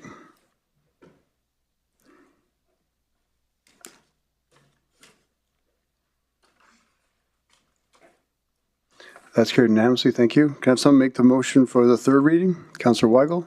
Thank you, Mr. Mayor. I move that bylaw number 25/019 be read a third and final time. Thank you, Councillor Weigel, and thank you, Councillor Boussier, for the second. Does anyone have any debate, discussion, or comments? I'm not seeing. I'll call for a vote. In favor online. Councillor Grandison's in favor.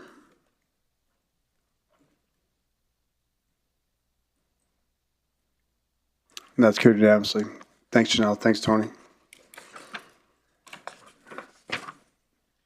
Next up, we have item 4.4, which was 3.5, the forensic audit from economic development. I invite Lori Ferguson to present that.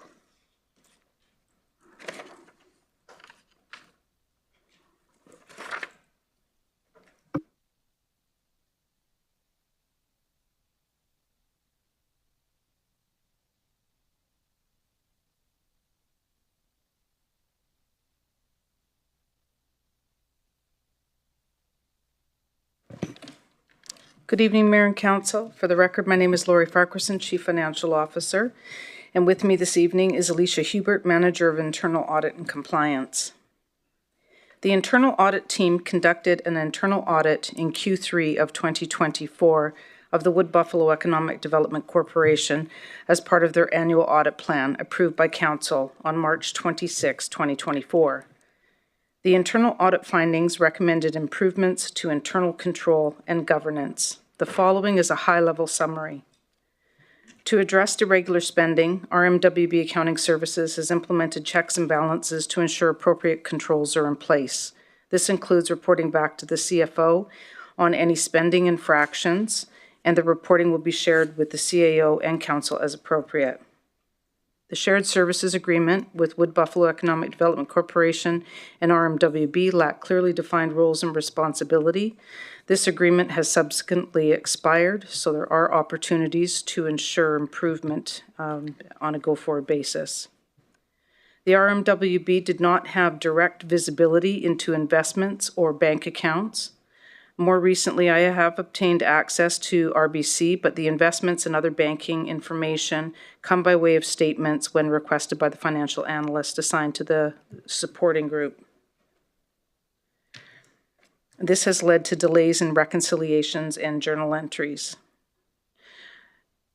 Non-adherence to policies and procedures was also a common theme. For example, there was unsigned agreements, lack of board meeting minutes to support decision-making, banking transfers lacking supporting documentation. However, the new board has established an audit and budget committee, and as I understand it, they are working on developing spending authority levels and policies to address the identified control gaps. Internal controls are foundational to reduce risk of error and fraud. As a result of the internal audit, a forensic audit was recommended. Council directed administration to ensure forensic audit be conducted by a third party. Ernst & Young was contracted to perform the work, and the redacted summary report is part of the agenda package. This concludes my overview. I'm happy to take any questions. Thank you, Lori. Does Council have any questions? Councillor Boussier. Yeah, thank you, Mayor Bowman. Thanks for the presentation, Lori. I have a couple of questions, and I've got references to the page. So on page 9, it looks like there was a transfer of funds without council's approval, yet the CAO signed off on it. Obviously, you weren't here then. How would that happen? Through the chair to the question, essentially, the CAO acted on his own behalf and was supported by the then CFO, and they initiated the transfer. One of the areas that we had also identified within the internal audit was a concern for that internally we as an administration deviated from the required policies and procedures to follow council's approach. This also resulted in us not having a formal agreement and plan on how that $8 million was to be spent. So that has followed along through with some of the ongoing concerns. Okay, thank you. And if you read the report, or the way I read it here, I'm just looking at my notes and the report itself. The funding was approved without council, which was wrong, right? Correct. And then it looks like ECDEV moved it into what reads as an internally restricted account. Correct. What is that? So with the reference to the funds being internally restricted is a note from the financial statements. So when they did their financial statement audit, they identified that funding that was initially provided to be used for the EDIF, which is the Economic Development Initiatives Fund, or previously it was called the Strategic Initiatives Fund.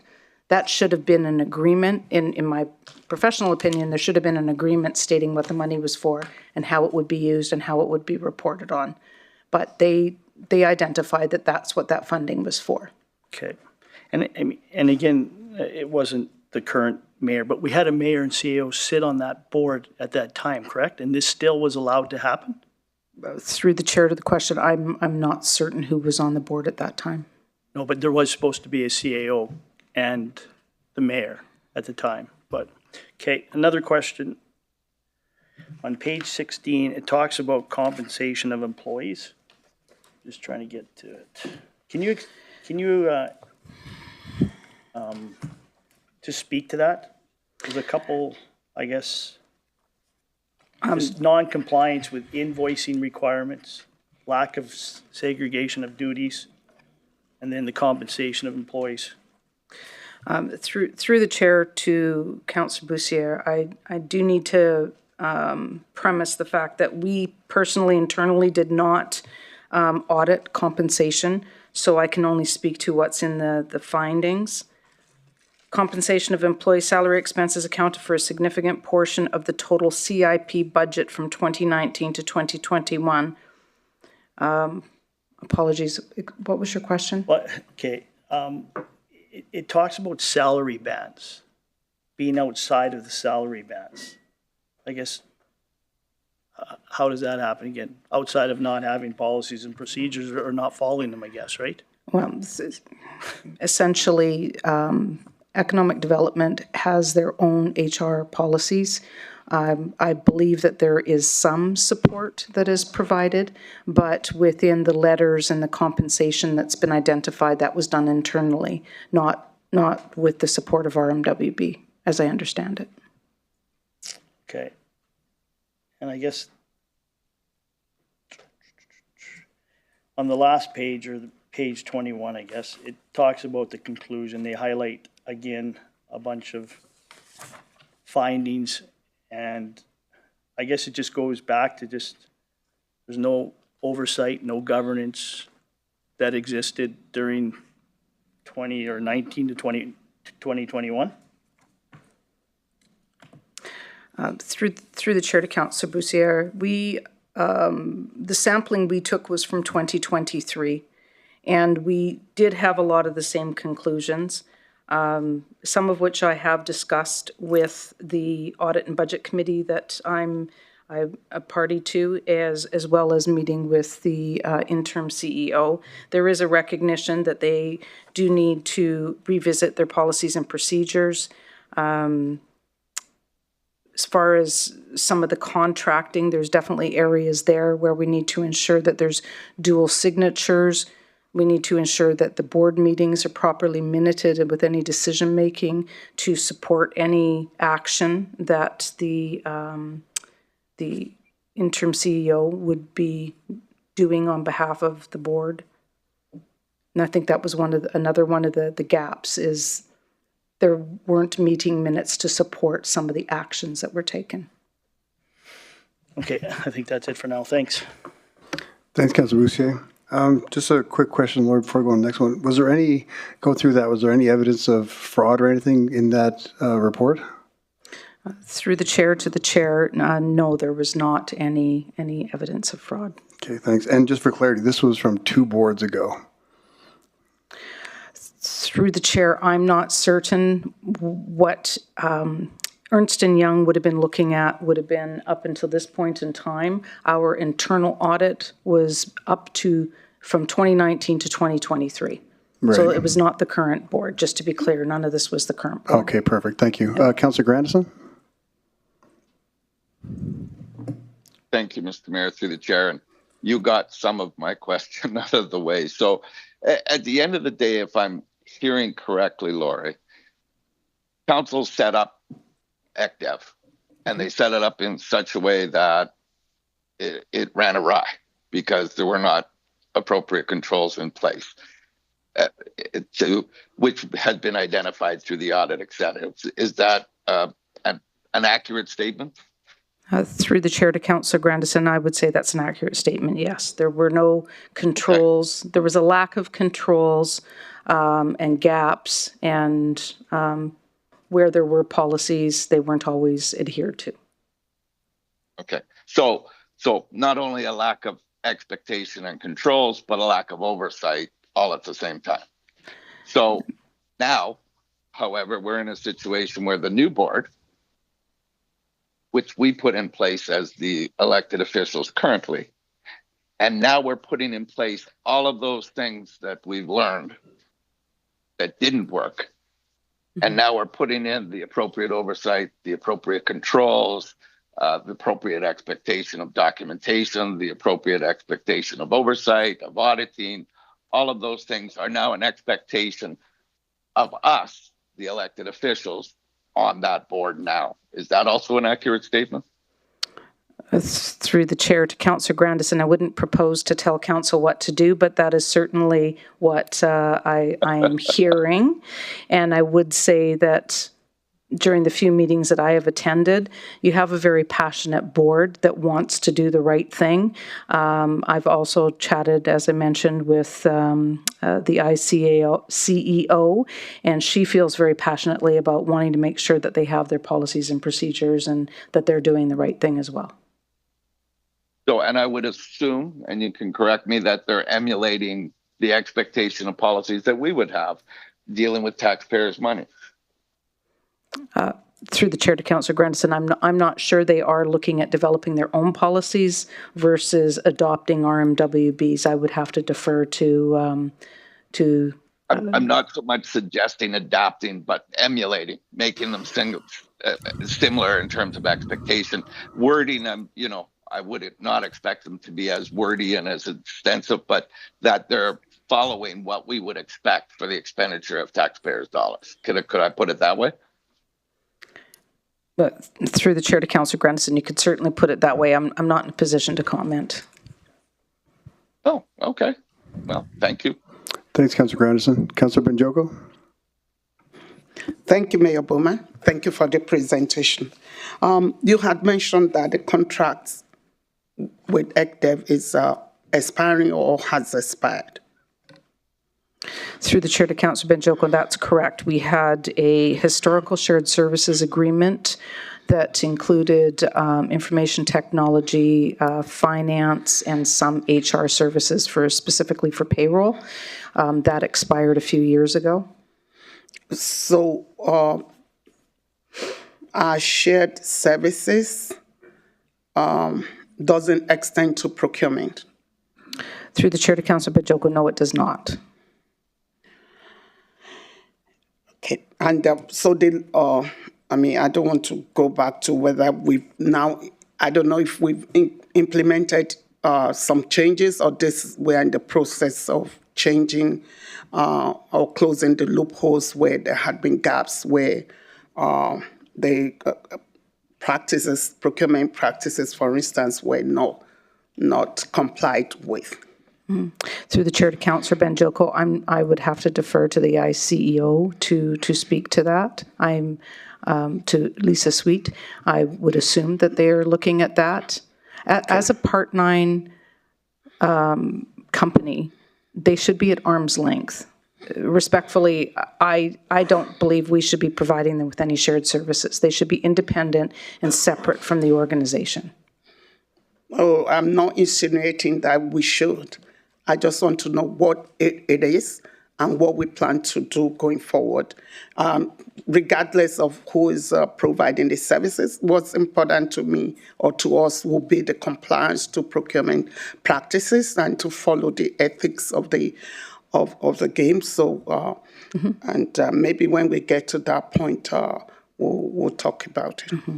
Through the chair to Councillor Bajoko, I can say that they do need to be in compliance with the various legislation. The various processes that they need to follow. The trade agreements, yes.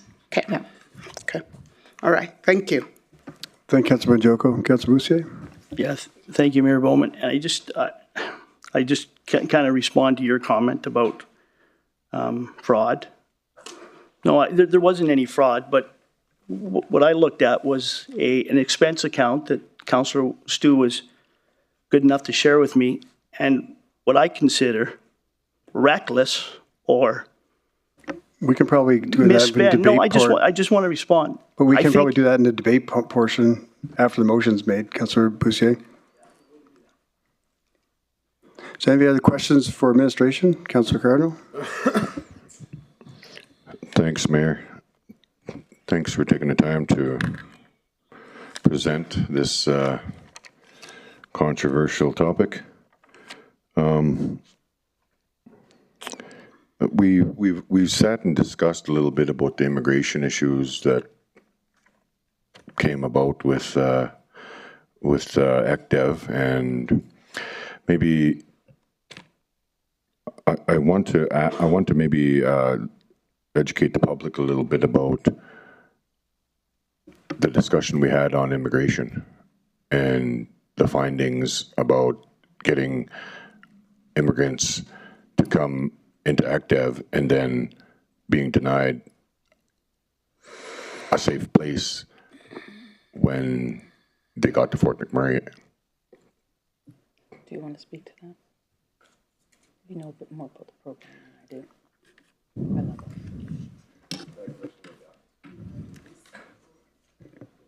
Through the chair to Councillor Cardinal. I didn't have a conversation with you, and you're saying about that you spoke, you had a conversation in regards to the immigration issues. What exactly is it that you're looking for? How much amount in the forensic audit, how much did they pay ECDEV to come into the country? And no? Through the chair to Councillor Cardinal, ECDEV was not managing the program. They had a third party managing the program. What you and I went through was reviewing the summary findings, and that review with the Government of Alberta is still underway.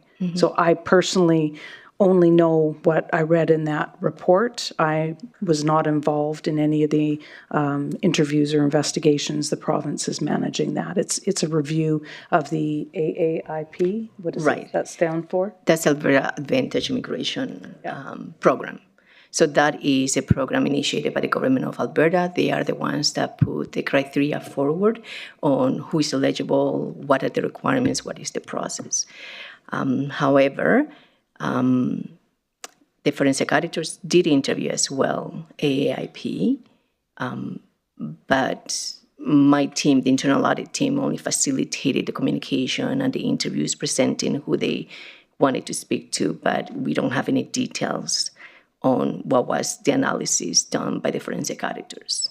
So the reason why you don't have any details is because it's with the immigration or Alberta?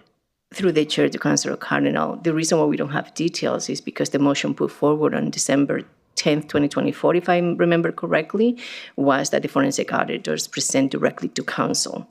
So my team did not have that report. They presented it to council on, I believe, in June.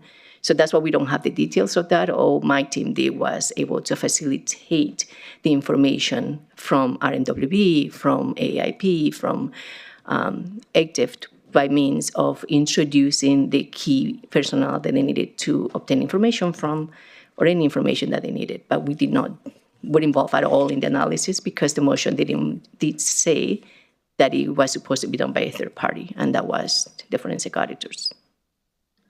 Okay, thank you. In the forensic audit in page summary findings, what page is this? 16?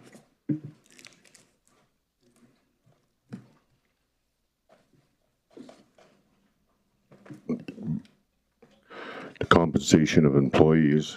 I've got 84%, $7.724,800 cut out of 10.422 million in funding received.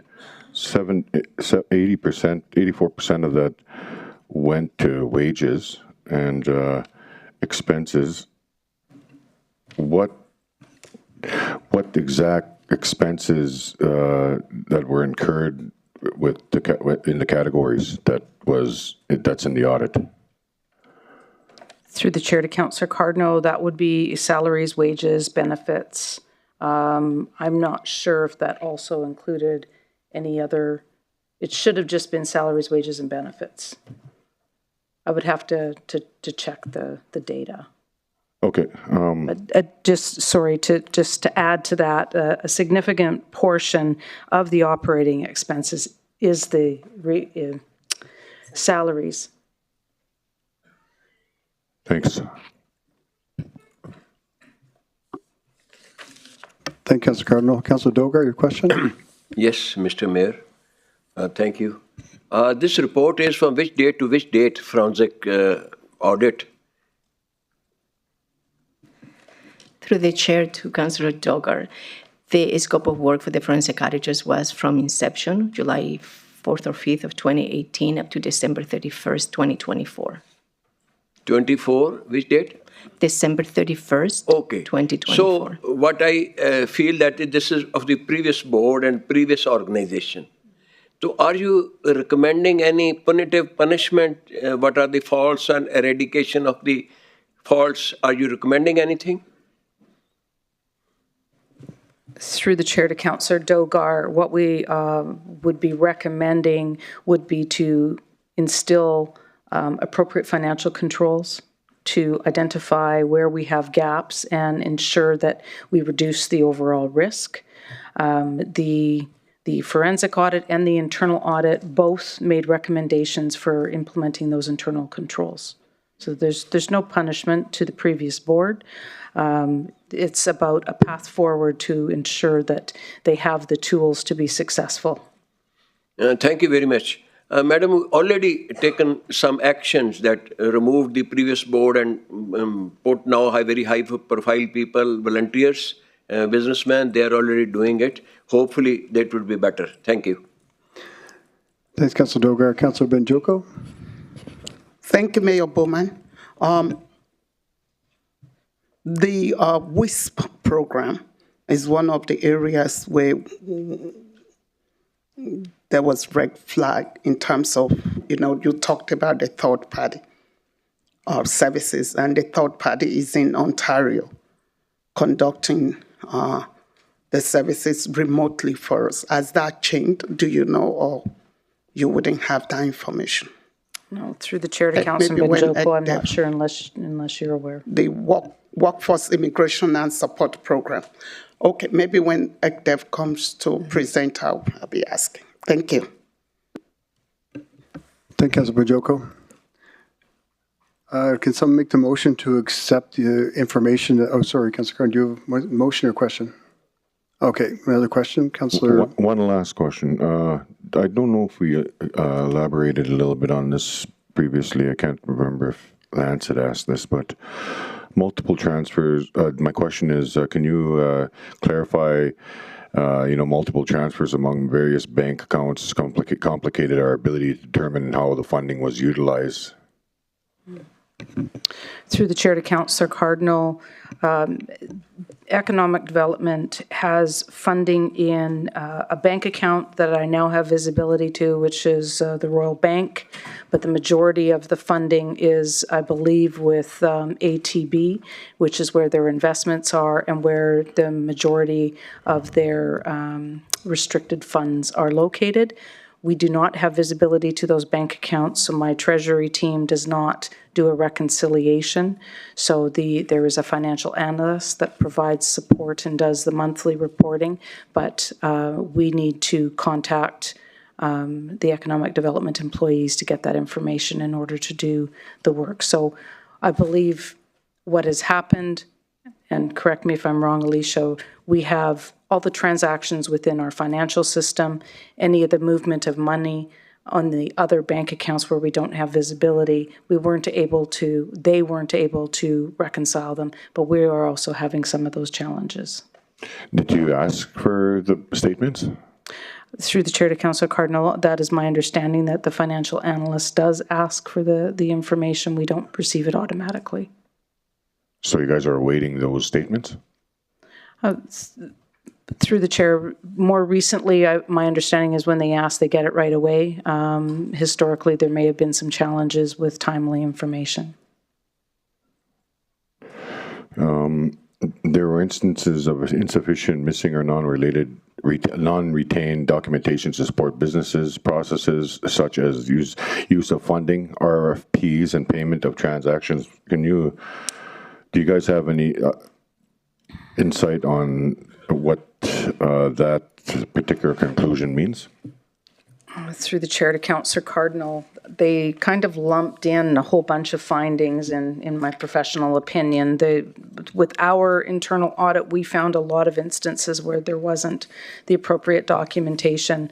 For example, with contracts, they should have been dual signed. They should have been signed by the CEO and the board chair. They were not. There was instances where reimbursements were being requested and they didn't have the appropriate supporting documentation. Information was missing. If you want to elaborate. To add to that as well, the board minutes is an example where transfers were made or a payment was issued, but there was not an actually approved board minutes that were able to be accompanied to that invoice to support that decision.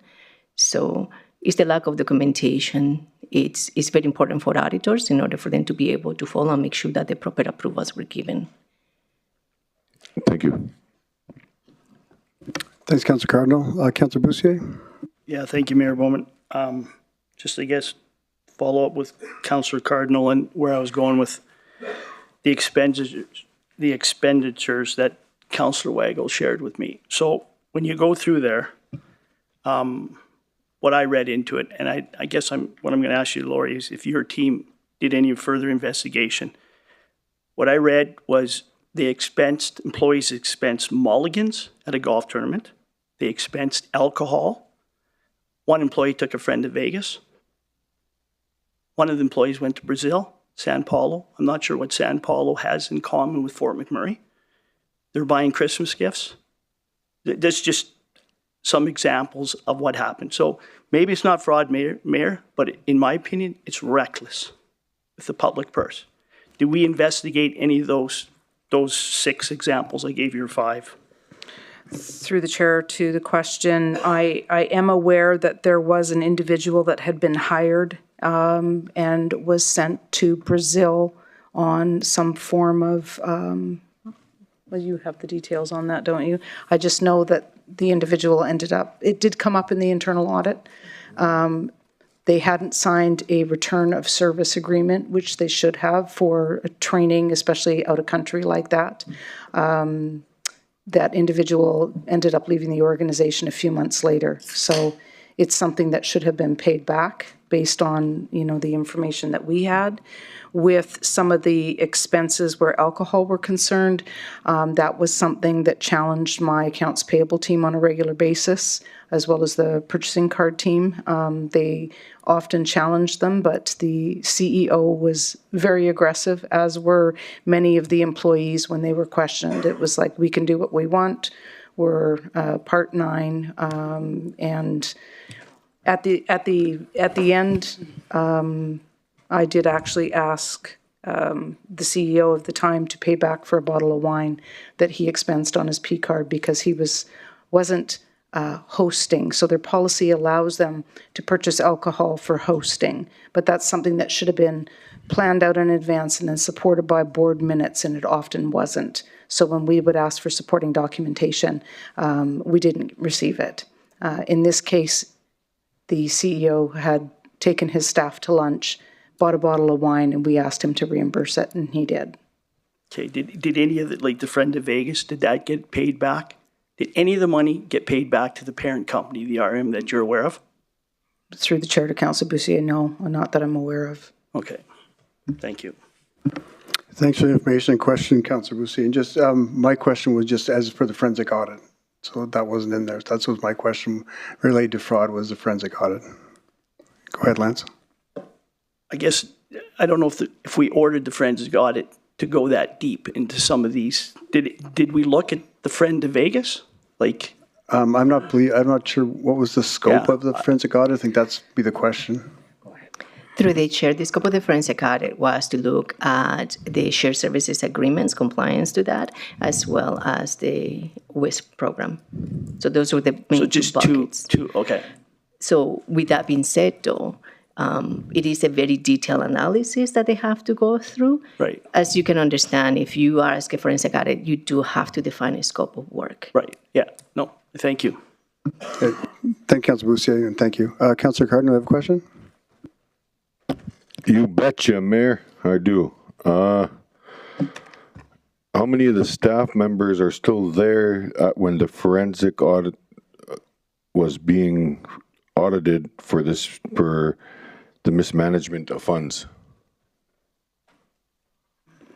Through the chair to Councillor Cardinal, the forensic audit, let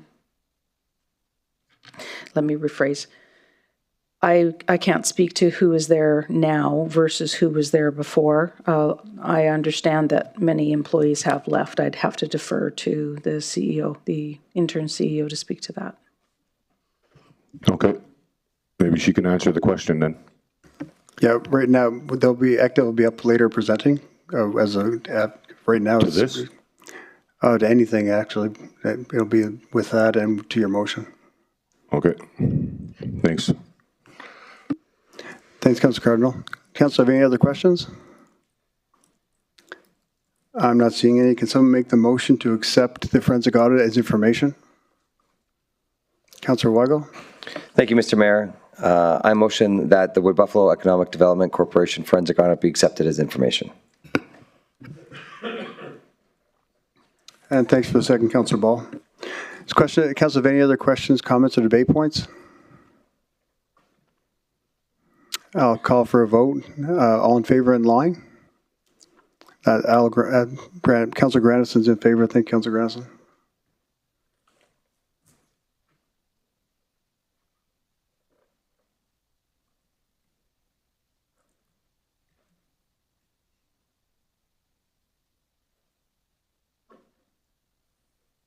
And that's carried with one opposed. Thank you.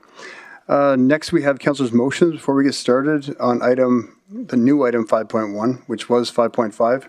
For the record, and as noted in the agenda this evening, the notice of motion lights for voting, which was served by Councillor Cardinal on June 24th council meeting, was withdrawn in accordance with procedure bylaw number 18/020. So moving on to the new item 5.1, which is dissolution of Fort McMurray Buffalo Economic Development and Tourism. I'll ask Councillor Cardinal to read out his motion, please.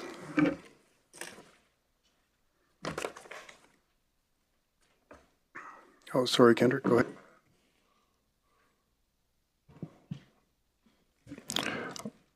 Good. I, Councillor Cardinal, move that council directs the ICAO to exercise the RMWB's membership rights in the Wood Buffalo Economic Development Corporation and execute a written resolution of the member directing the board of directors to begin the process of winding down the corporation and dissolving it.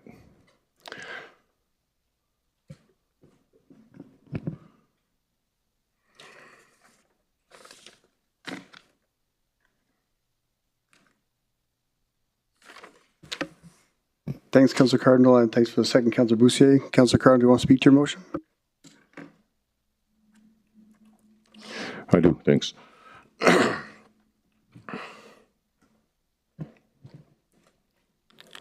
Well, we could have sat for hours and have the public aware of the findings of the forensic audit, and we spent ample amount of money on economic development and tourism. In fact, 34 million to date, and possibly another 3.8 million more, and 2.8 or 2.9 million of it would go to wages. I think the biggest return we've seen in is stamps on people's passports and a bunch of air miles.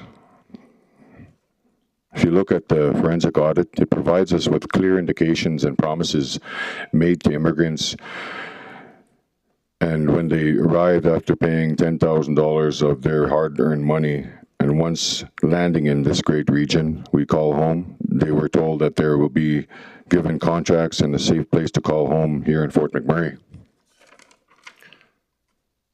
Recommendations from administration was not to approve the $3.9 million. It's clear, it's very, very clear that we've continued to have faith in the system, but also at the same time, we've been basically had the wool pulled over our eyes as a council from existing employees as well as employees that have left the organization because they knew that this day was coming. And we have a bigger debate when it comes to approving a $200,000 spray park for kids, and then we continue to dish out millions and millions of dollars to economic development, regardless of the forthcomings that the future might hold. I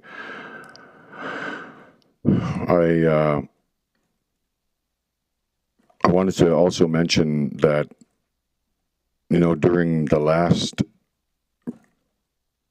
presentation by their chair, they made it clear that the content of Indigenous was not their mission, and that their mission was to bring the people in to the community and economically see the region strive. And I think that it really put a big damper on the reconciliation process that we are so adamant and persistent on moving forward as a region because of the amount of destruction to the Indigenous community, and our initiative for reconciliation called Action 92, which is, economic development for Indigenous people. I'm a very avid land user, and I believe that the culture has changed in this community, and to have no insight on Indigenous tourism specific to the rural communities as well, I'm very, very hurt, and I dislike the fact that it's not being pushed as much as I know that economic development can involve the Indigenous communities and the Indigenous tourism. That's all I'll say for now. Hopefully that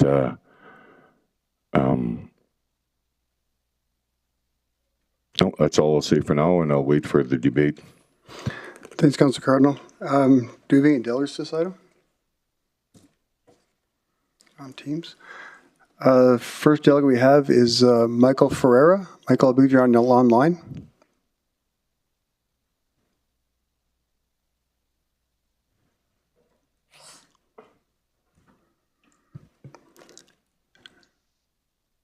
Are you online there, Michael? Hello, can you hear me? Yeah, we can. If you can just introduce yourself and you have, Michael, and just have 5 minutes to present and just remain online there for questions. Okay, thank you. Thanks. Go ahead. Hello, Mayor and Council. My name is Michael Ferrero, I'm a concerned resident.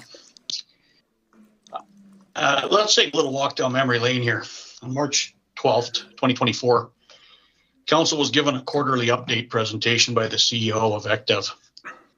The presentation was clearly as concerning to you as it was to so many citizens. On April 9th, 24, Council voted to remove the entire board of directors. At the time, some of the comments from councillors were no more resume building on the RMWB. Council doesn't seem to be getting the whole story. We asked for change and got nothing back. Time to do something different. Not in sync with the RMWB strategic plan or Indigenous community success. By April 30th, 24, there was a closed session with advice from officials and governance discussions. Moving along, the CEO was removed and an interim CEO put in place from within ECDEV. 2 councillors and the CAO took over board duties. Now we move to October 22 and 23 of 2024. The council meeting discussing the future state of economic development. The interim CEO was asked by Councillor McGrath, is there one thing we can do as a council for a win? The only answer given was there's so much momentum right now and 2025 will be so exciting and let us keep working. Later in the meeting, a break was taken, and coming out of that break, councillors began talking about an internal audit report they all received during that recess. The entire tone of the meeting changed.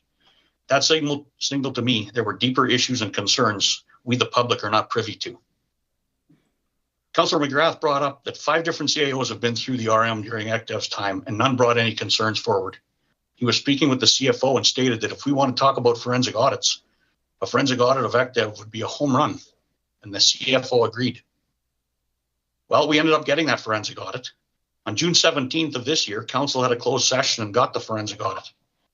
I have it in front of me as it's part of this meeting's agenda package. It is scathing. Funding not accompanied by formal agreements.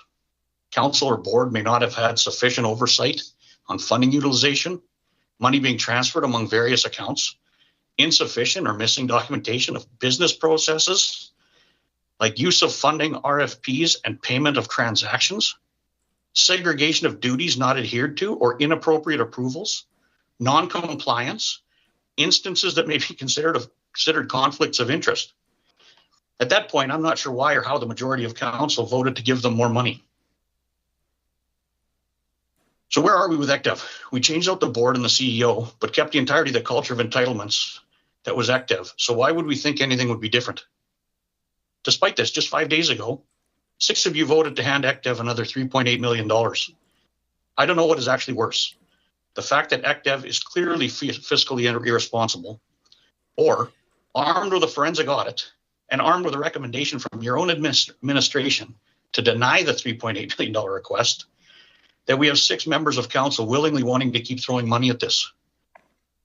Councillor Banjoko, Councillor Doger, Councillor Grandison, Councillor Weigel, Councillor Lavallee, and Mayor Bowman, this is not fiscal responsibility.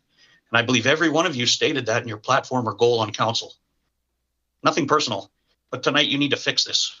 I mean, right here, right now. You tried, it's an abject failure, cut the RMWB's losses. You need to vote to wind this down. Some of you are looking at an election. Who could you look in the eye and tell you care about the RMWB and are a steward of the public purse if you do not? Thank you. Thanks, Mr. Ferrer. Does council have any questions? Councillor Dogar? Thank you, Mr. Mayor. Thank you, Michael Ferrara, for coming over and giving your contributions, and also in the past you had been coming. But what all you said, you see, this was the performance of the forensic audit.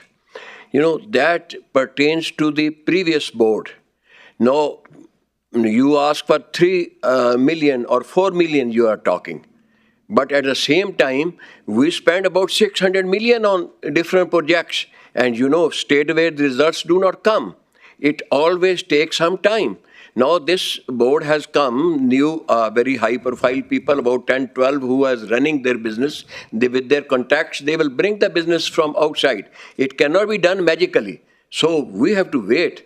And please, are you ready to give some time for this or not? This is my question. And also, once you say, name the 2 million, 3 million with A council, B councillor, we always discuss it. Last time, Councillor Banjoko was not ready to give him a single penny, but she was made to convince.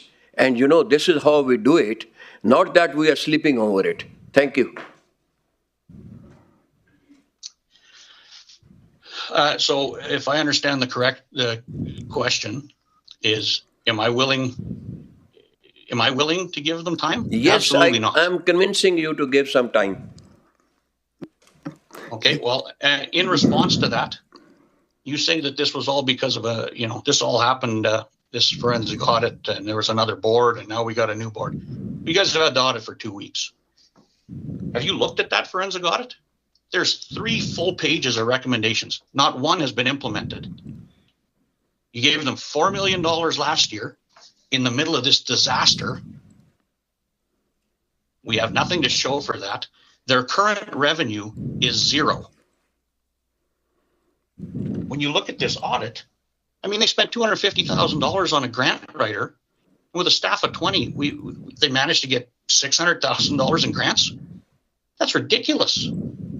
I would imagine you could talk to every small nonprofit in the region with no grant writer, and they all receive more than that. This is a full corporation with 20 people. I mean, we're just throwing away money. So you say it takes time. Well, okay, well, how much time?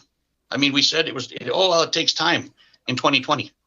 Now, that takes time in 2021, in 2022, in 2023, in 2024. Wow, 2025 is going to be a big year. Well, you guys are going to go on recess now for a month and a half, right? Not have any meetings unless something comes up. And so we're almost through 2025. Has it been awesome? I would say no. So should we give them more time? No, I don't think we should. Your own admin team that you guys say that you put some trust in, they said you shouldn't be giving them money. And you guys changed the entire motion and voted to give them money. No. Thanks, Mr. Ferrer. Do you have any other questions, Councilor Dover?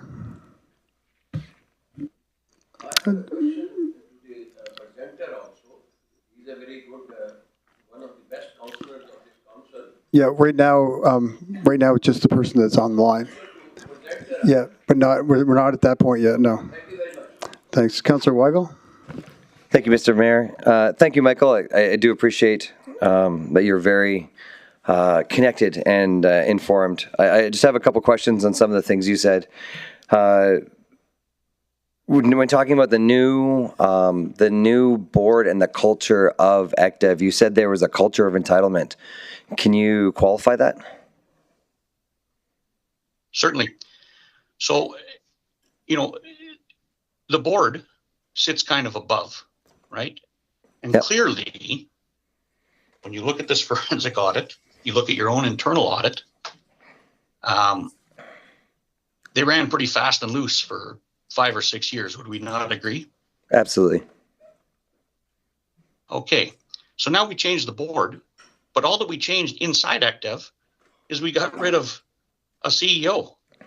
We promoted from within, and it's all the same fast and loose people. So with none of these new things in place yet, a forensic audit that is absolutely scathing, how on earth, as council members, can you guys be confident that giving them more money, it's not going to be more of the same? I mean, I don't know how you can. Thank you for your comment. You made a comment about you made a couple comments about the RMWB and administration denying the request.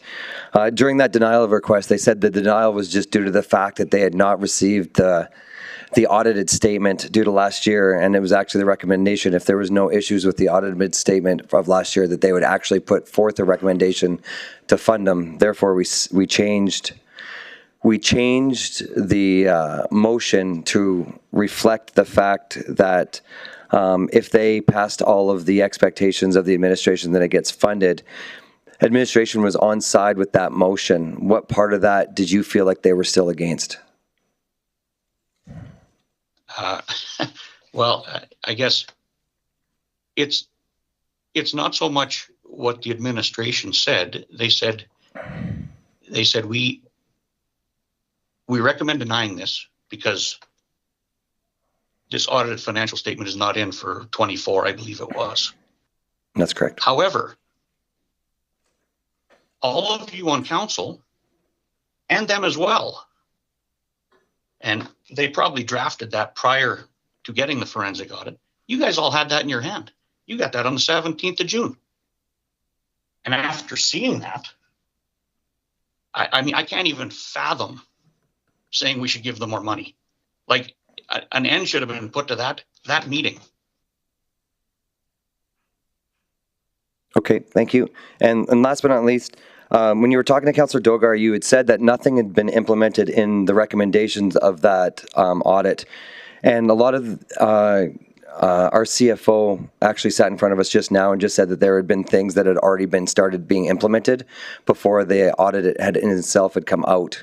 I'm just wondering if you missed part of that or if you had a different clarification. Yeah, well, I think, yeah, they said that, but they also said they're not privy to a lot of that stuff because it's a Part 9 corporation. So I don't necessarily know how much stuff has been implemented with this new board. I don't think you guys know either. And I certainly don't think that you guys have had a chance, having this report for only a couple weeks, have been able to cross-reference what's been done on the, by the board and by ECDEV right now that would be in line with what these recommendations are. I don't think you guys know what's in line with that. I agree. In 2 weeks, I doubt sorry, it. go ahead. Sorry, go ahead, Michael. 2 weeks, I doubt it. I mean, it's the end of the school week. I mean, I've run into you at the Ball Diamond because kids are coming out of school, people are busy. I mean, I would imagine nobody's cross-referenced that. I 100% agree. And I just want to make sure that you did agree that you did hear that some of those things have been implemented. Well, I heard that, but I also heard that they're not privy to all the information because it's a Part 9 corporation. Okay. Arm's length. Thank you. Thanks, Councillor Weigel. Councillor Dogar, question? Mr. Mayor, thank you. I have a question to the presenter, if you allow me. When we get to that, after the delegates are finished. Okay, fine. Thank you. Thanks. Is there any other questions for the delegate? Not seeing any, so thanks, Mr. Ferrer. Thank you. Thank you. Next up, we have Renee Wells. And Renee, if you could state your name for the record and just remind you have 5 minutes to present. Just please remain seated for questions.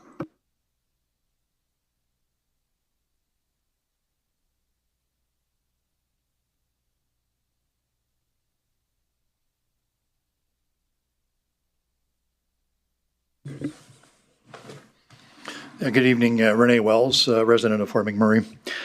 Rather difficult to come before you tonight after listening to some of the highlights of that forensic audit, but I'll try. I want to begin my remarks by saying that while I'm a member of the Wood Buffalo Development Advisory Committee, my comments tonight are not a reflection of that group, nor is it my intent to come across as appearing before you on their behalf. I will say that besides being a committee member for a number of years, I've served on the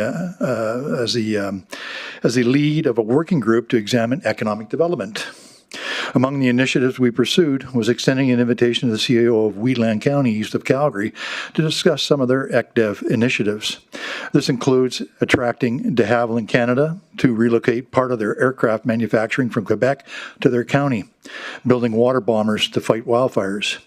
CGC Inc., an Ontario wallboard manufacturing company, will be putting a plant there too, this after obtaining a water license that the county offered them.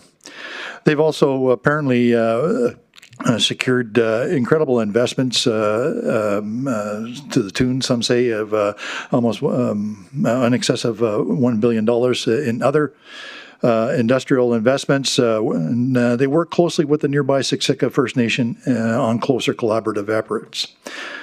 The one thing that stood out during that presentation by their CAO was his comment that for all this to and more to occur, stability and governance was the primary factor attracting investors. Now, locally, we've seen a lot of changes occurring within our ECDEV environment. I recall years ago when it functioned under the direction of the CAO as a branch, followed by a shift operating independently as a part-time under the oversight of a board. Having worked both in government and the private sector, I'm mindful of the importance of minor organizational course corrections, not radical shifts. As a taxpayer, I am concerned about our money that our region has invested to this group. Now only to hear tonight Councillor Cardinal's proposal to shutter it.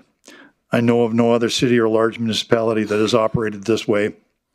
If there are concerns about ECDEV, and I share many with you, it falls to you, Council, to ask them the hard questions each year, to know what their plans are, and whether they have come through with identified deliverables.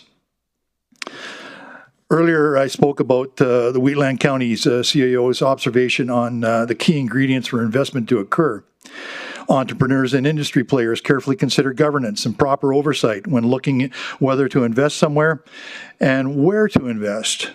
Exercising discretion and restraint, allowing the new board that you have in place to change and steer ECDEV to a greater sense of accountability, carry much weight in a competitive world now turned upside down over trade and commerce, and tariffs, I might add. Minor course corrections would be a prudent approach. That and resisting the urge to throw the baby out with the bathwater. There is much to do. I don't agree with everything ECDEV has done in the past, but I support their role in our region and believe in the importance of attracting investment to our region. It must continue under increased scrutiny, of course, which by all appearances, Council initiated last year by appointing 2 of your members to sit as directors on their board. I thank you very much. Thank you, Rene. Do we have any questions for the presenter? Councillor Dogar. Thank you, presenter. Very well. Surely a good presentation. Thank you for coming over and contributing. You have been in the official capacity as a police officer and law enforcing. Do you have some experience of business raising or involving yourself in some business? Through the chair, my experience as a police officer and working with businesses, particularly complaints, I have that background. I'd be loath to try to offer a comment tonight on the general findings that were shared earlier tonight regarding the forensic audit. I just don't think that's appropriate. Thank you. Thanks, Councillor Dogar. Councillor Ball. Thank you, through the chair. I guess my question is, I get where you're at with this, but what's the right size for ECDEV? Are we too big? Are we too small? What's the right size? Through the chair, that's a good question. It depends on the activity that's going on. I know that in Wheatland County, although it's a smaller organization, I think they may have a couple of people sitting there in generating these investments that have come. I mean, I was wowed when I heard that presentation, and I also know, having participated in a session a couple of years ago during COVID down at one of our golf courses where the newly formed Invest Alberta came to Wood Buffalo. And they spoke about some of the work that they were doing in concert with municipalities and regions like ours, to go out and proactively secure investments, cherry picking, if you might, going to other provinces and asking that question, hey, what's it going to take for you to move here? And it's work down south. And so you have to take that into account, I guess, when you look at what we have in place and what we can leverage through agencies such as Invest Alberta. Okay, thank you. Thank you, Councillor Ball. Do you have any other questions for the presenter? I'm not seeing any. Thank you, Renee. Thank you. Next up, we have Terry Cooper and Lisa Sweet. If you just say your name for the record, and again, you have 5 minutes to present or remain seated for questions.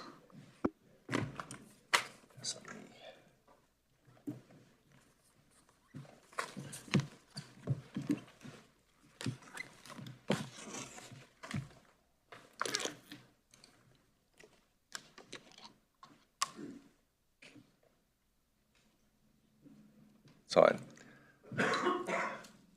Good evening, Mr. Mayor and Council. My name is Terry Cooper. From our last meeting together, you'll know I'm the chair of the board of Wood Buffalo Economic Development Corporation. Lisa Sweet is our interim CEO. I'm here to speak against this motion. I want to say something first, though, okay, because I think it's really important. This motion comes up, we have this forensic audit, and there's all this suggestion of bad actors. And the forensic audit, if you spent time talking to the forensic auditors, and I spent 2.5 hours working through the material with them and asking them questions, they were not looking at any activity of any of our existing staff. They were focused on what had happened previously, focused on actions of the previous CEO. We don't have any missing money. We don't have fraud. They weren't looking at mulligans, Councillor Boussier, because auditors don't look at mulligans. They look at things of materiality and it's large numbers, okay? And so from an administration point of view, it may very well be that the spending account procedures were different than they should be, but that's not what the forensic audit was looking at. And so I'm whatever you do today, it would be offensive to try to tar the reputation of our hardworking employees on the basis of, oh, there's a forensic audit. Because everyone's going to think that you will have all read through that forensic audit and studied it and have asked all the necessary questions, and now you're trying to shut down this organization and kick out the staff because they were there, or some of them were there at that time. So I wanted to make that crystal clear in 2.5 minutes that I spent, okay? If you have questions about the forensic audit, I've read it, the summary, I talked to them, I'll answer those questions. I appeared in front of you 8 days after our board was put together and we had our first board meeting. I told you at that time that we had failed, the organization had failed in its fiscal responsibility to the RMWB. I promised you that things were going to change. I made that promise to you, and I'm surprised, Councillor Ken Cardinal, that you would bring this motion on when you've been at the board table with us as we've been moving through and making all of the changes that we've promised to make.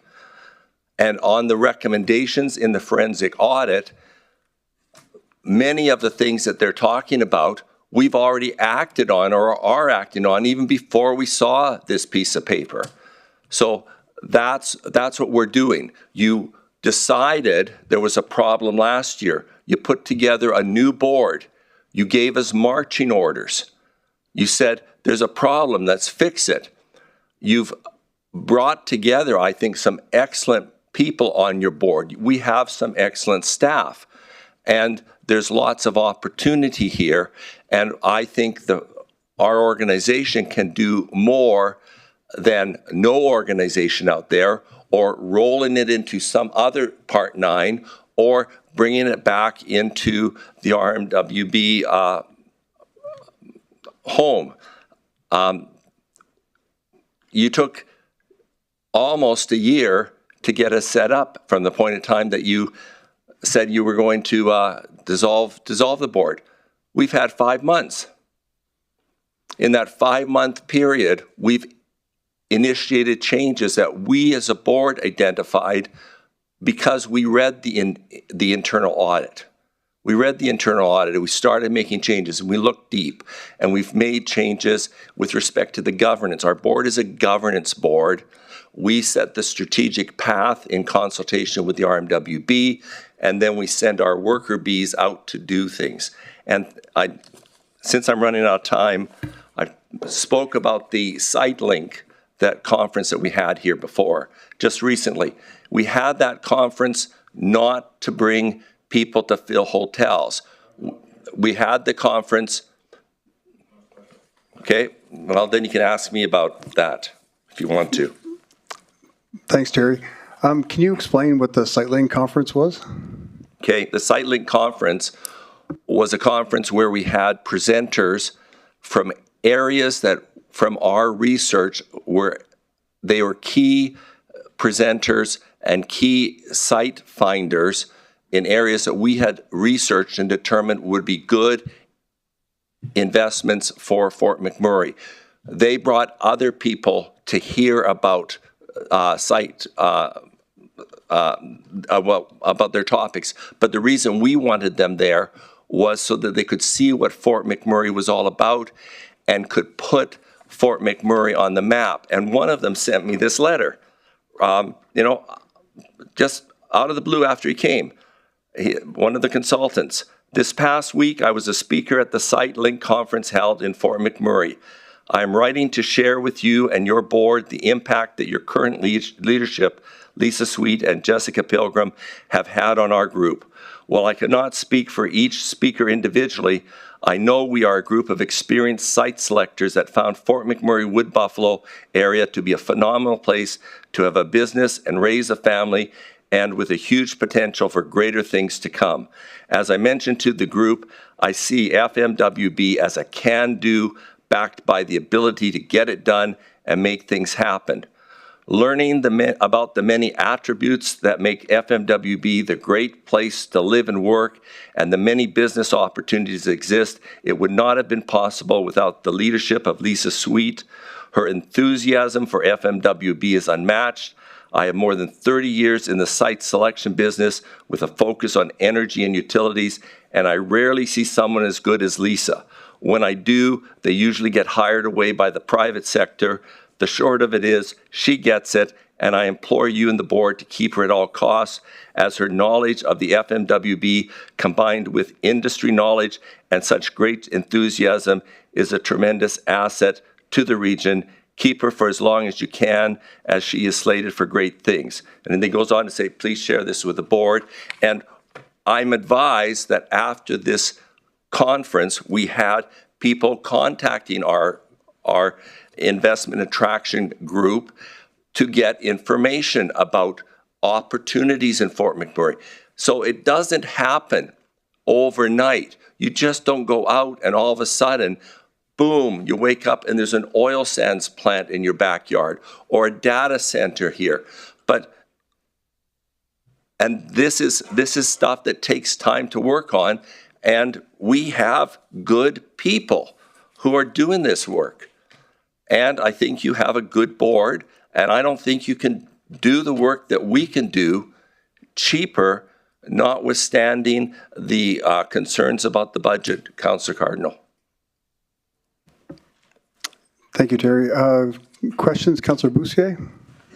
Yeah, thank you, Mayor. Through the chair to Mr. Cooper, I appreciate your passion, sir. Couple questions. Last presentation, I didn't get a chance to rewatch it. You had mentioned staffing complement was dropped or has dropped, but yet you needed to hire more people. I believe you, I don't know if it was a contradiction or I missed something. So my question, going back to, I guess, Councillor Ball with Wells, is what would be the staff complement?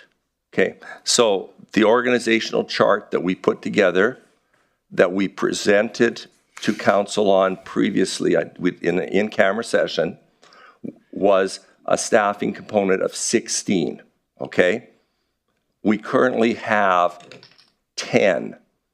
We can't do everything that we say we want to do with 10 people, okay? We can do stuff with 10 people, but we can't do Indigenous tourism. We can't create a destination marketing organization to promote our region and possibly raise $2.2 million a year through destination marketing fees with that group of people, okay? We can't do that. So when you, excuse me, sorry.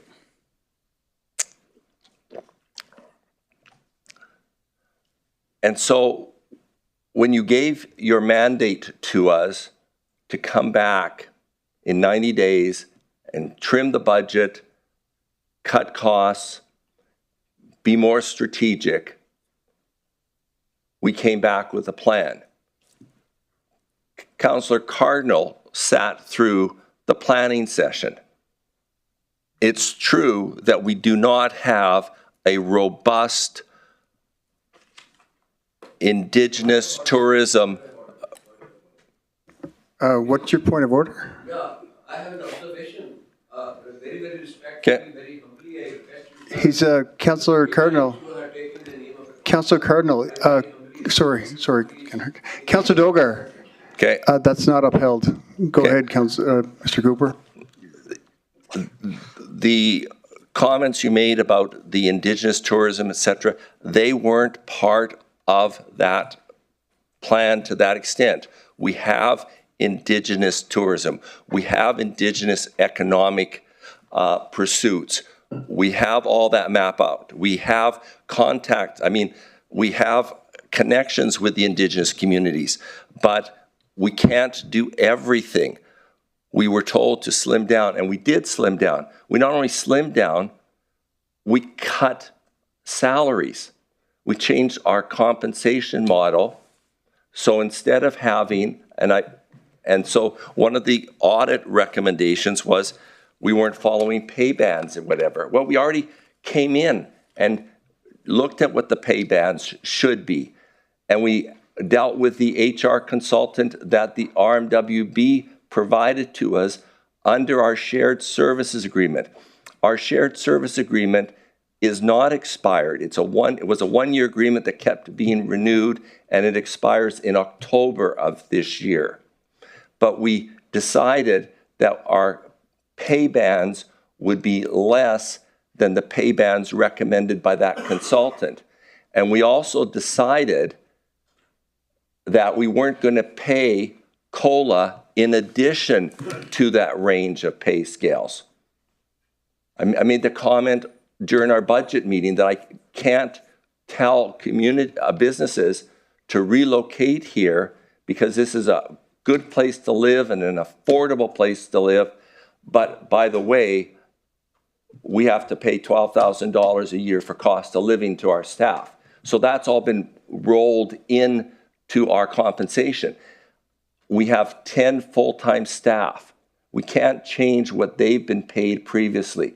We can't change their benefits. But going forward, the resolution we passed was the 6 places that we need to fill would be contract employees. So they're not going to get benefits. And I mentioned, I think last time, that the upside of the benefits is like 35%. Take the salary, add 35% for the benefit. So it's getting more bang for your buck. Now, you know what? You can't do that if you're going to take this in-house inside the RMWB. You can't cut those corners that way. But we can because we're separate, we're distinct. Okay? Okay, thank you. And I agree, you do have a strong board, Terry. Another question that I have, and I guess it's a follow-up to Mr. Frere and Councillor Stu. What's different? And again, I'm not going to reference the Mulligan or the Friend of Vegas, but what is different than what's preventing the same reckless spend that happened in the past? Okay, so there are the reckless spend,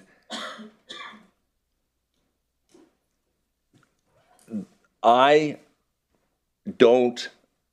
haven't seen a forensic audit that said there was a reckless No, spend. it's Okay. not Okay, in the reckless okay. spend. It was in an expenditure list shared by Councillor Wago with myself and some other folks. Okay. And unfortunately, I haven't seen that. Okay. I haven't. You, like Lance, you and I've talked many times since I became on this board. You never gave that to me. You know, no one's come to me and said, "Hey, look what's happening." But I can tell you, I was put on the board. I was made the chair. I was then asked to approve an expenditure. I had the people in the organization provide me with all the documents that said, okay, how much is the per diem for food? How much can you approve? And do I actually have the authority to approve it? I think it was a $250 expenditure.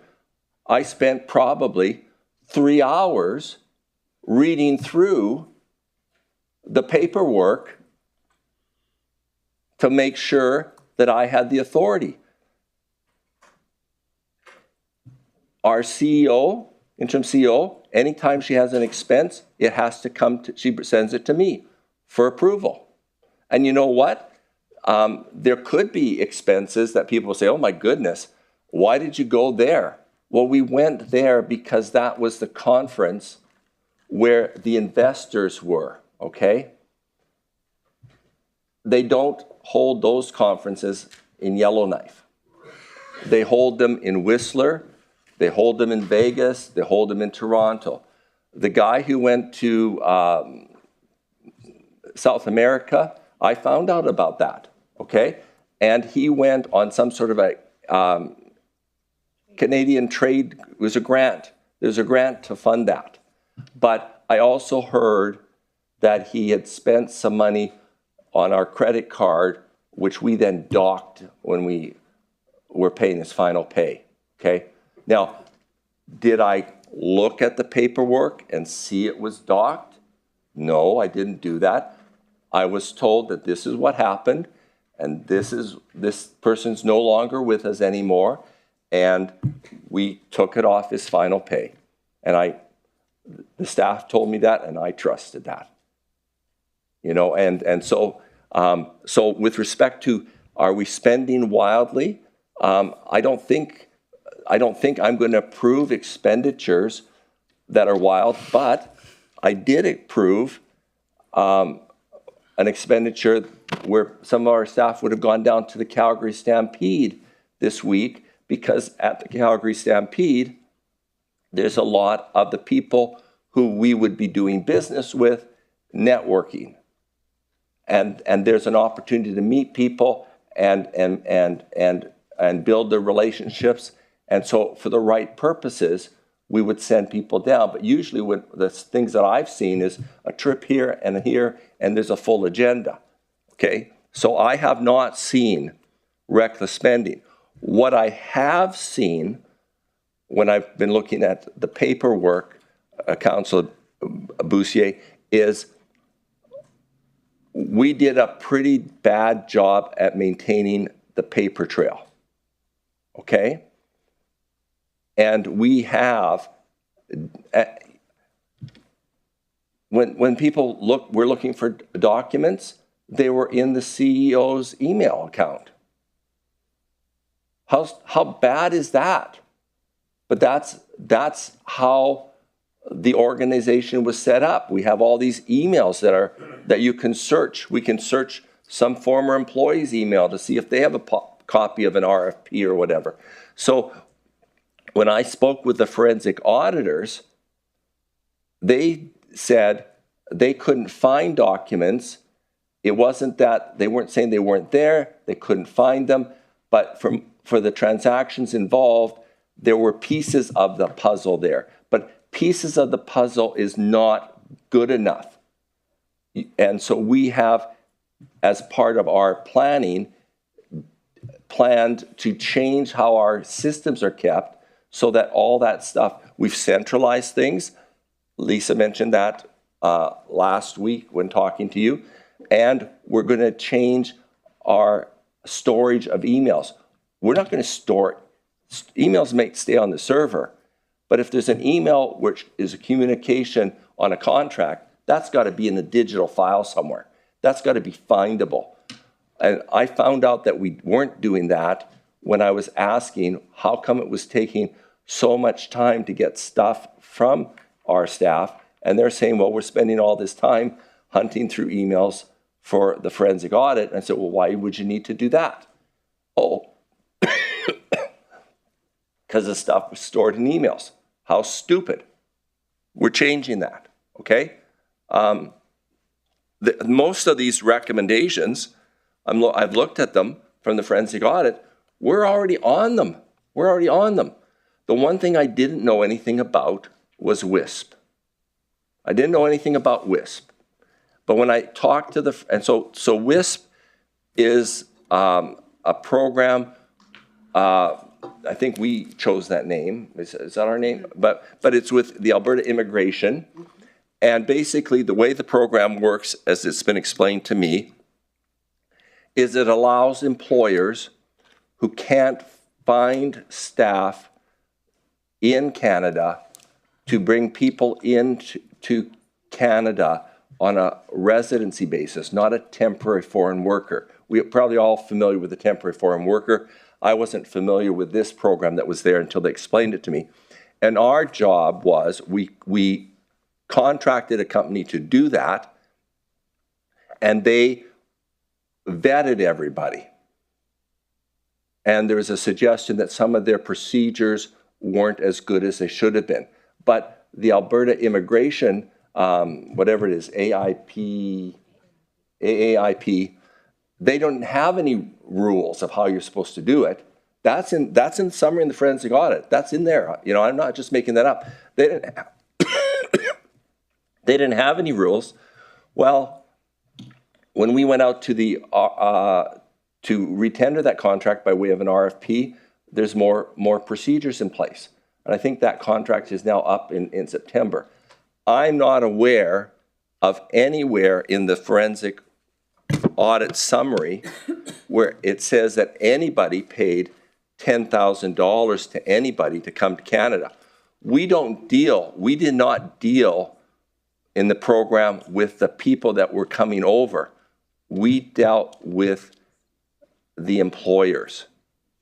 And there's a question that maybe, I think one of the criticisms was they would check to see if the business existed by Googling it, that they didn't get into a car and go out and look at it. You know, I mean, but, Okay. so procedurally, those things have changed. Financially, those things have changed. From a focus point of view, we've narrowed our focus. And I mentioned that before. What we want to do is we want to do things that will be designed for net migration, people living here. But we're not just going to do that and nothing else, okay? But that's a main focus, okay? We want to make sure that we can get a destination marketing organization set up so we can get the destination marketing fee. We need to hire staff so that we can do that, okay? Now, that doesn't mean that's the only tourism thing we're going to do. We also going to promote Indigenous tourism because we know that the Alberta government has identified this area. I mean, I saw on Facebook people saying, why do we need tourism up here in Fort McMurray? You'll never have tourism in Fort McMurray. No one comes here. But the Alberta government has spent a lot of money to figure out where people will go, and they say people will go here. The only way they can grow the tourism economy in Alberta is in areas like ours, and Indigenous tourism is a big selling point. And but it's not our job to go out to someone, to an Indigenous community and say, hey, you should do this. You have to do this. We go out and we engage with them, and if there's something that fits with what they want to do, then we try to see how we can make that happen. And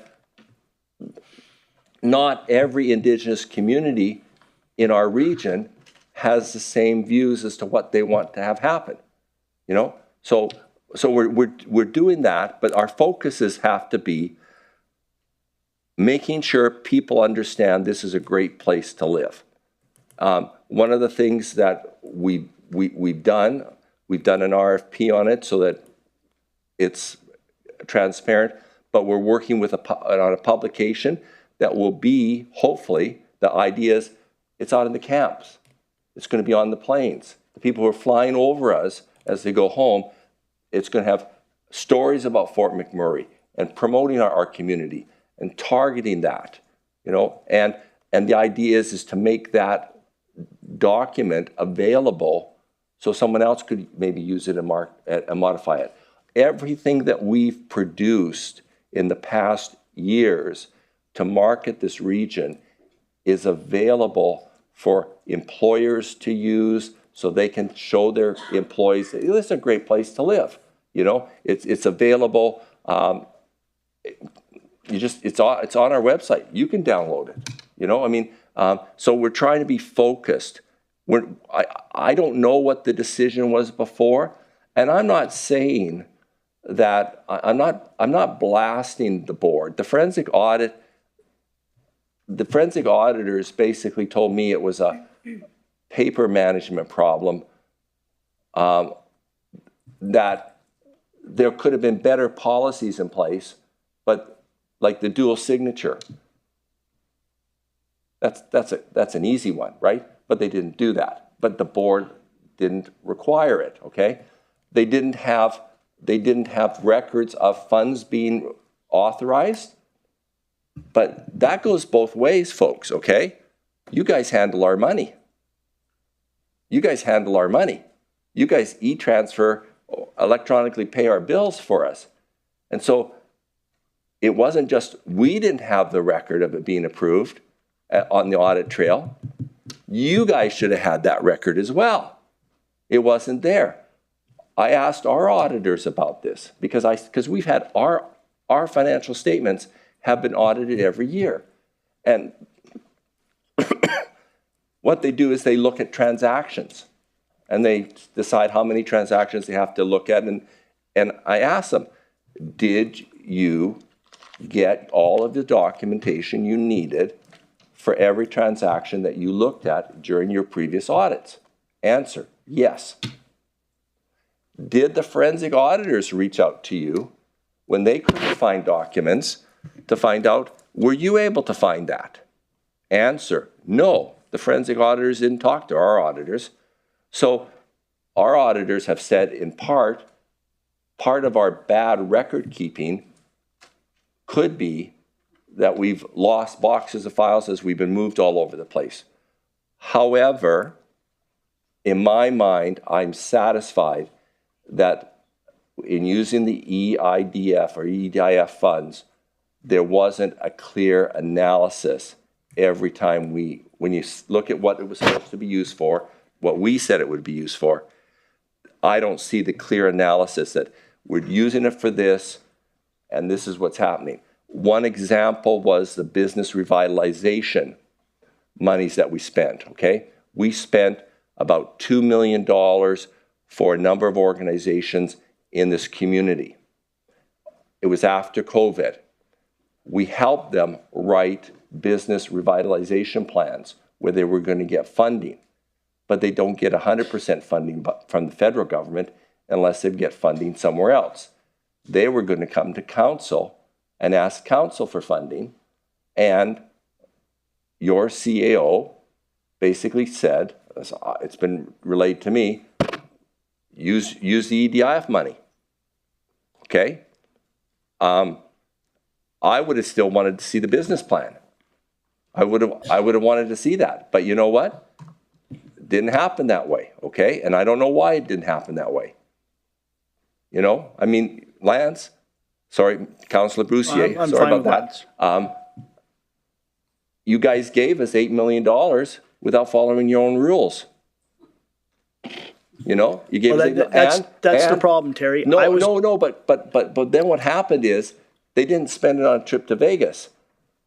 They said, we're going to segregate this and we're going to use this as our seed money for investment strategy. And later on, they made a presentation to council to say that's what we're going to do. And that was apparently approved, okay? So although no one followed the rules to begin with, it's like the forgiveness afterwards, okay? So, you know, I mean, things could have been better. Things should have been better. Things will be better from a fiscal management point of view. And then getting to that question of how many people do we need? Well, to do what we want to do, we're trying to get to 16. And our payroll for that for this year is $2 million, not $2.9 million, of a budget of $4.3 million. And my goal is to have, notwithstanding that our people are our biggest resource, because we don't manufacture Slurpees. It's our people who are there to deal with the calls, to go out into the communities. They are our resource, so we have a lot of staff. But my goal is to keep that budget for staff at that 50% or under, and we can do that by having the contractors. And if, like someone said, I think it was one of the delegates said, well, you only raised so much money last year. Well, yes, we're only going to get $640,000 or $680,000 of the grants this year. But you guys hogtied us. You know, you know, they didn't know what they were going to be able to do. What could they commit to? You know, there are, as I mentioned before, there are grants out there that you can get it's a 3-year program. You know, but how do we go through the process of writing all that up when at that time the board didn't even know what was happening? Council didn't even know what was happening. This motion to dissolve our organization was the first motion that was brought back in October, and it was defeated, and it was replaced after a couple of other motions with the motion that got us in place here. So it's kind of like, what's changed? Why haven't you won a hockey game yet? You haven't let me get my skates on, okay? But we have made the changes that we can make right now, okay? Okay, I have a bunch of other questions, but there's lots of lights on, so I'll let. Okay. Okay, thanks, Terry. Thanks, Councilor Boussier. Councilor Grandison? Thank you, Mr. Mayor, through the chair. Terry, I got a bunch of questions too, but I'm going to try to trim it down because you answered a lot of them already. First and foremost, you're a volunteer, correct? Yes. Yes. Can you give me an example of how many hours you put in already? And there's a reason I'm asking you that question. Just a ballpark, 100, 250, 70, just a ballpark. So I jokingly tell people, if they'll listen to my jokes, that the RMWB has become my biggest pro bono client. Fair enough. Probably about 260 hours. It was 250 last week. Okay. And your board, they're putting a lot of volunteer hours in as well, You correct? bet. You bet.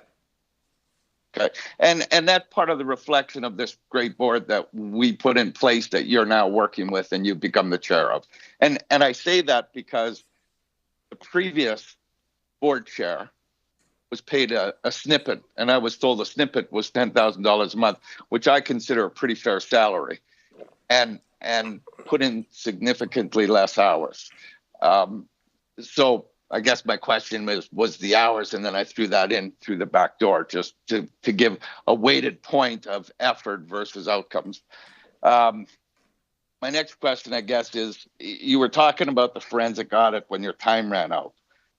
Can you give me examples of things that you've changed based on that forensic audit that you didn't have an opportunity to speak to? Okay, so the changes that we made, we actually made before we saw the forensic audit. Okay, that will even be better. Okay, so it talks about consider conducting a comprehensive review of policies and procedures to assess their relevance and appropriateness, etc. We're doing that. The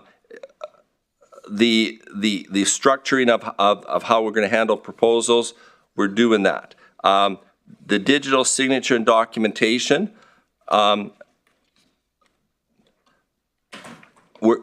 so we have looked at all of our policies and there are gaps.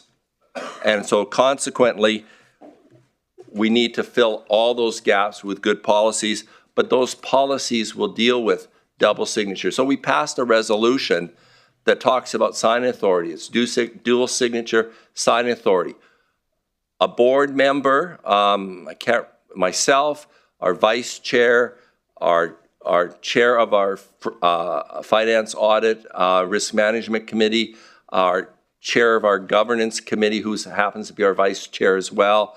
I can't remember if it's our, I think it's our treasurer, who is your CAO, and our interim CEO. 2 signatures. That's what has to happen. But you know what? We haven't even got signing authority changed yet. But it's in the works. It's in the works. As I mentioned last week, we moved the registered office of the corporation from a law firm in Edmonton to a local solicitor, and she's working on getting that done so we can do all the changes on the signing authority. But that's where it is. Okay. And currently, right now, the person who authorizes the payment of money is someone at RMWB who hits the send button. Board minutes and meeting. We are maintaining our minutes, and we use SharePoint, and the previous board had adopted a program called Diligent, which was not very user friendly and wasn't used, but they paid money for that, which was, I think, a waste. So we're to enhance our SharePoint. We've delegated. I actually went and I found a couple of programs that emulate the process that we use in our law office, where we have to track everything, and we have someone checking that out, and they're supposed to report back at the beginning of September. We changed our designation and authority. So we looked at that, and our chair of our farm committee looked at that and said, hey, the chair has too much ability to, I think the chair could approve contracts up to $100,000 on their own. We changed that. It was an interim change as we were going to come back and figure out, okay, what is the best way of handling it, okay? Contract tracking and documentation, as I say, we're on that. Procurement process, that's again, that we have policies and procedures. We need to make sure that not only are they no gaps, but you don't make a rule and then say the rule doesn't apply to me. That doesn't work for me, I mean, maybe council will remember. So our board met, and your former CEO, Mr. Hunter, nominated me to be the chair, and I was elected chair by the board. And then I read the new articles. And it said, no, the board doesn't elect the chair anymore. Council has to elect the chair. So we contacted the council, and the council brought in the resolution that made me chair. Okay? So, I mean, I'm a stickler at things like that. We're going to do, so first and foremost, if we're not going to do this right, I'm not going to be part of this. I'm not going to do it, This is not a resume-making task for me. You guys are a vacuum, a black hole on my free time and my law firm billable time, but I see the light at the end of the tunnel. If I thought I was going to be spending 40 hours a month doing this forever, I couldn't do it. But I see the light at the end of their tunnel. Our other board members see the light at the end of the tunnel. They're prepared to put the effort in to get this job done. That's what this is about. And we had a meeting. We said, look, guys, there's this motion coming up. Do you want me to appear in front of council and make a pitch that we should still carry on, or should we just fold our tent? And they all feel very passionate about making a difference for our community. I mean, that's why they applied. That's why they wanted to be on the board.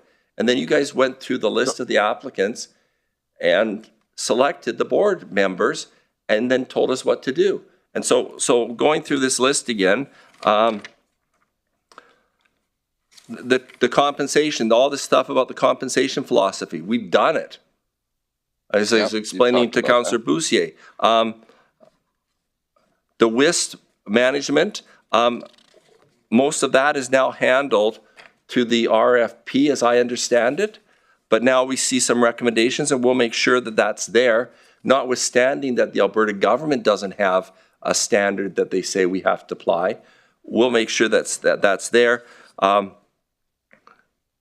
And so as I say, with respect to everything but WISP, which I wasn't aware of that there was any issue, I saw that there were these issues from the internal audit, which I read, which I talked to you about the very first time I was in front of council, and I said, we're going to make a change. This is not going to happen again.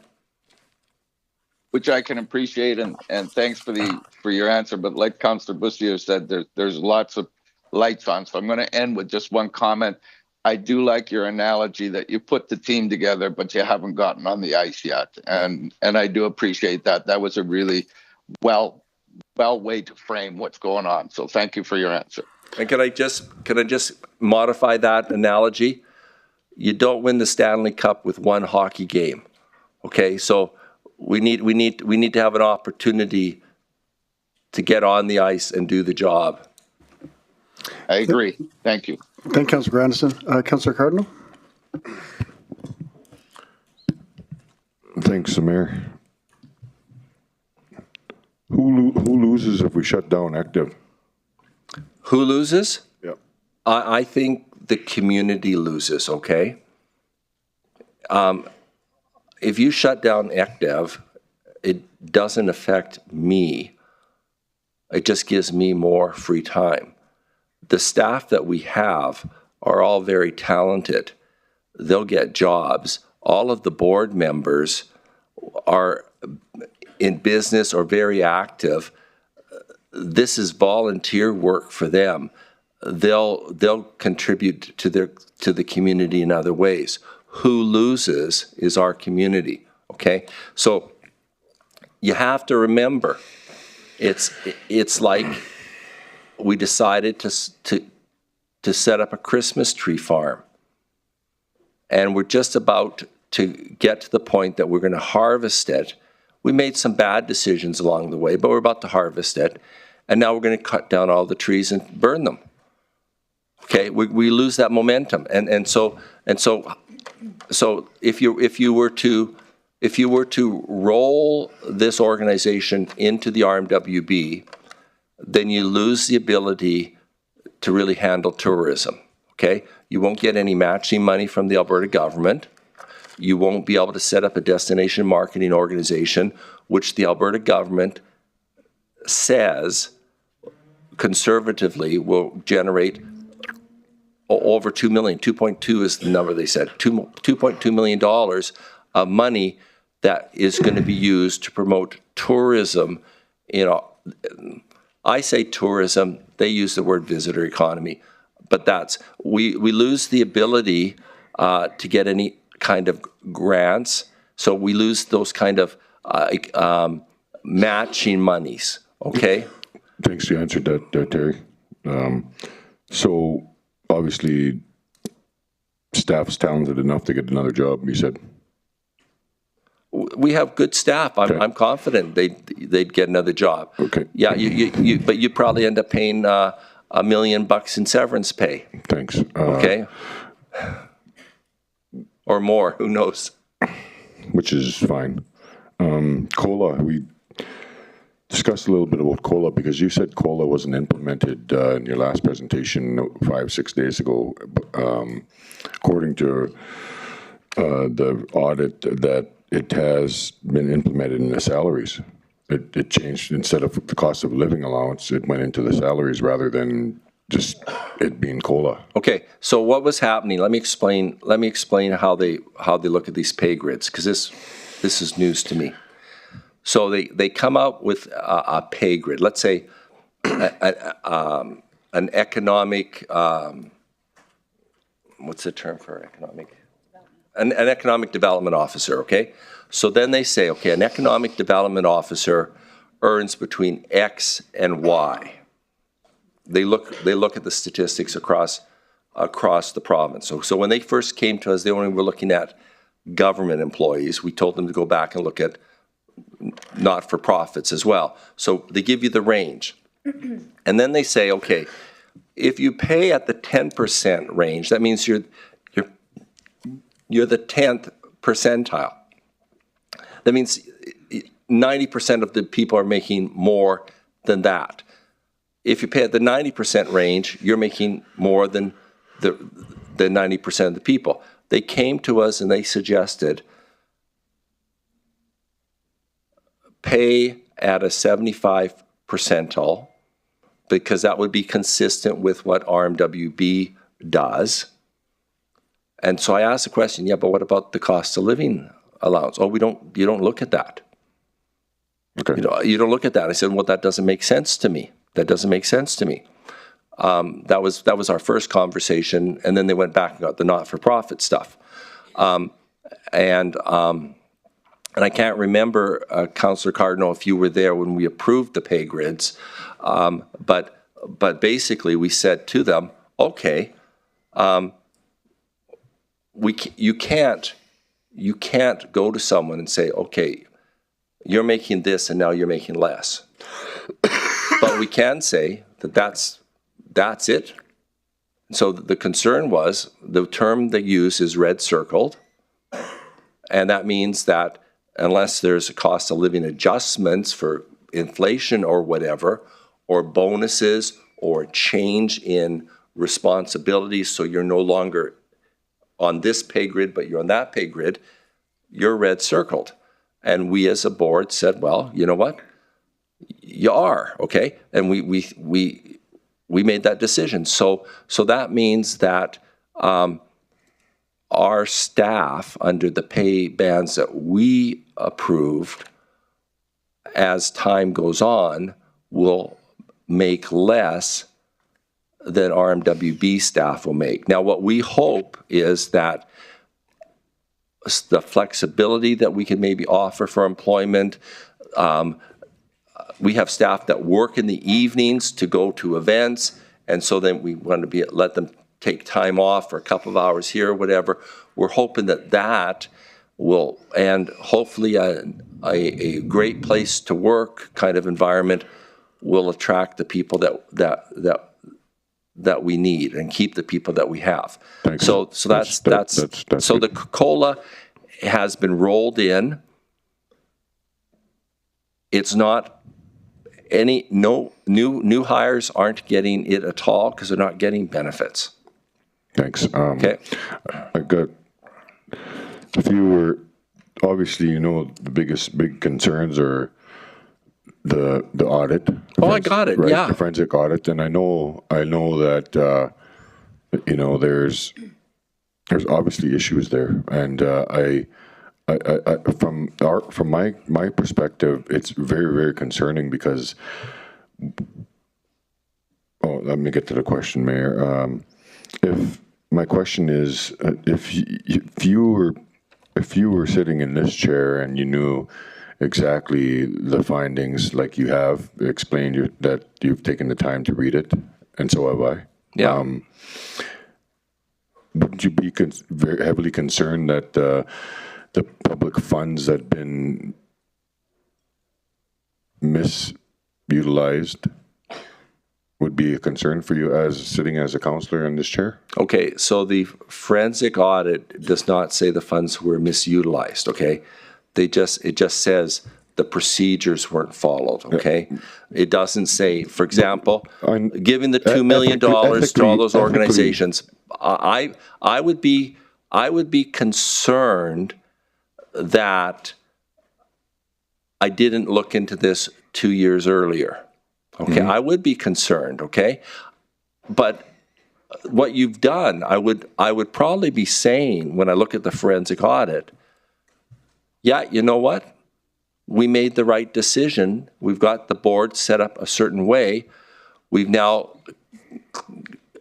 I'm not, so the thing is, okay, you have to be really careful, okay? Because I get it, there was a bad relationship between council and ECDEV previously, okay? I'm hoping there isn't a bad relationship now, okay? I know there was a bad relationship, but you have to also remember, okay, and I'm cognizant of this, that you had some really dedicated people on the board, and I don't know that necessarily the board didn't know what was going on, etc. I just think the systems were not being followed because there weren't the checks and balances that needed to be in place. Okay, I think when the organization was set up originally, and that initial $250,000 or whatever seed money was supposed to set up this organization with kind of like the template of everything and all the checks and balances, it wasn't done. And so I don't think the forensic audit says anybody went out there with the intention to do something wrong. With respect to the conflict of interest comment that's in there, well, in one case, the conflict of interest was documented. It was disclosed, and the board proceeded to deal with it. In the other case, I think no monies were given. And so that's two occasions that they talk about over, is it 7 years, 8 years? I can't remember. But yeah, I would say I'd have been concerned. I understand that, but okay, thanks for that. But I don't know why you're concerned now. Well, because you've made changes. Because I've educated myself and I've learned the policies and procedures and how to take my time to acknowledge some of the concerns from the public. And that's why I've taken the time to read the audit and brought the motion forward, because the public is very concerned about ECDEV. I guess my next question is the employee that took someone to Vegas still here? I don't know. As I said, I've not seen anything about. Okay. I know that the Vegas matter was one of the conferences we go to. It's the conference. It's the same conference. It's running the same one that's at Whistler. Okay, is that right? Yeah. It's an abbreviation, ICSE. That's the conference, for example, I believe that we engaged the Home Depot people. Is that where we, not the Vegas one, but ICSE. That's where these people come to these conferences. I believe, well, when we've gone to Whistler, the airport's been at Whistler and your planning department's been at Whistler. Were they in Vegas? The airport goes alone. Okay. Who wrote the planning and development was there? Just a second. Was So in previous, through the chair. You got to turn your microphone. Sorry. Through the chair to Councillor Cardinal. In previous years, in the initial years of going to ICSC, Amanda Owens from Planning and Development would travel as well. She was once an employee of the organization. She went back, she left the Economic Development Organization and went to Planning and Development. And she also, she would attend on the planning side of things. What was that? In previous years, when she became the director, now Such, the manager of planning, he has attended last year. This most recent ICSC in this year of 2025, Well, you it's said she, just been 2 employees. You said she. I wanted to know who out of planning and development. Yep, so the manager or senior manager at the time. could say her name. So an employee of planning and development, a representation of planning and development did go as well for the, when developers are asking about permitting and planning and those types of things, it's often. Was she a friend? She is a friend of mine, but she's like all of the organization are, there's Order, friends. Mr. Mayor, not a witch hunt. Thank you, How's that a Councillor point of Grandison. order? It's a question. Yeah, but It's a point she of answered order. the position that was there. And her being an acquaintance isn't relevant. Yeah, it is, especially with what's going on with ACDEV. Well, you can make your point about what you think is going on, active. Yeah. But my understanding is that when someone from the RMWB goes to these conferences, it's paid for by the RMWB. When someone from the airport goes to one of these conferences, it's paid for by the airport. We pay for our staff to go to the conference. I'm not aware of our having paid anybody's friend to tag along to a conference. No, of course not. We don't know either. So, thanks. Councillor Binjoko? Thank you, Mayor Bowman, and thank you to the chair of ECDEV and to board members that are here tonight and online and everyone that has been working behind the scene, especially those who are not paid. So thank you. I know it's not looking good we are not looking good sitting on these seats tonight, and all that is going on is, under our watch, even though we were not there when some of these things took place, 2018 and all that, and we are being held accountable. I know that my question will come. The past is the past, but with the findings, my main concern will be what we do with the information that we now have.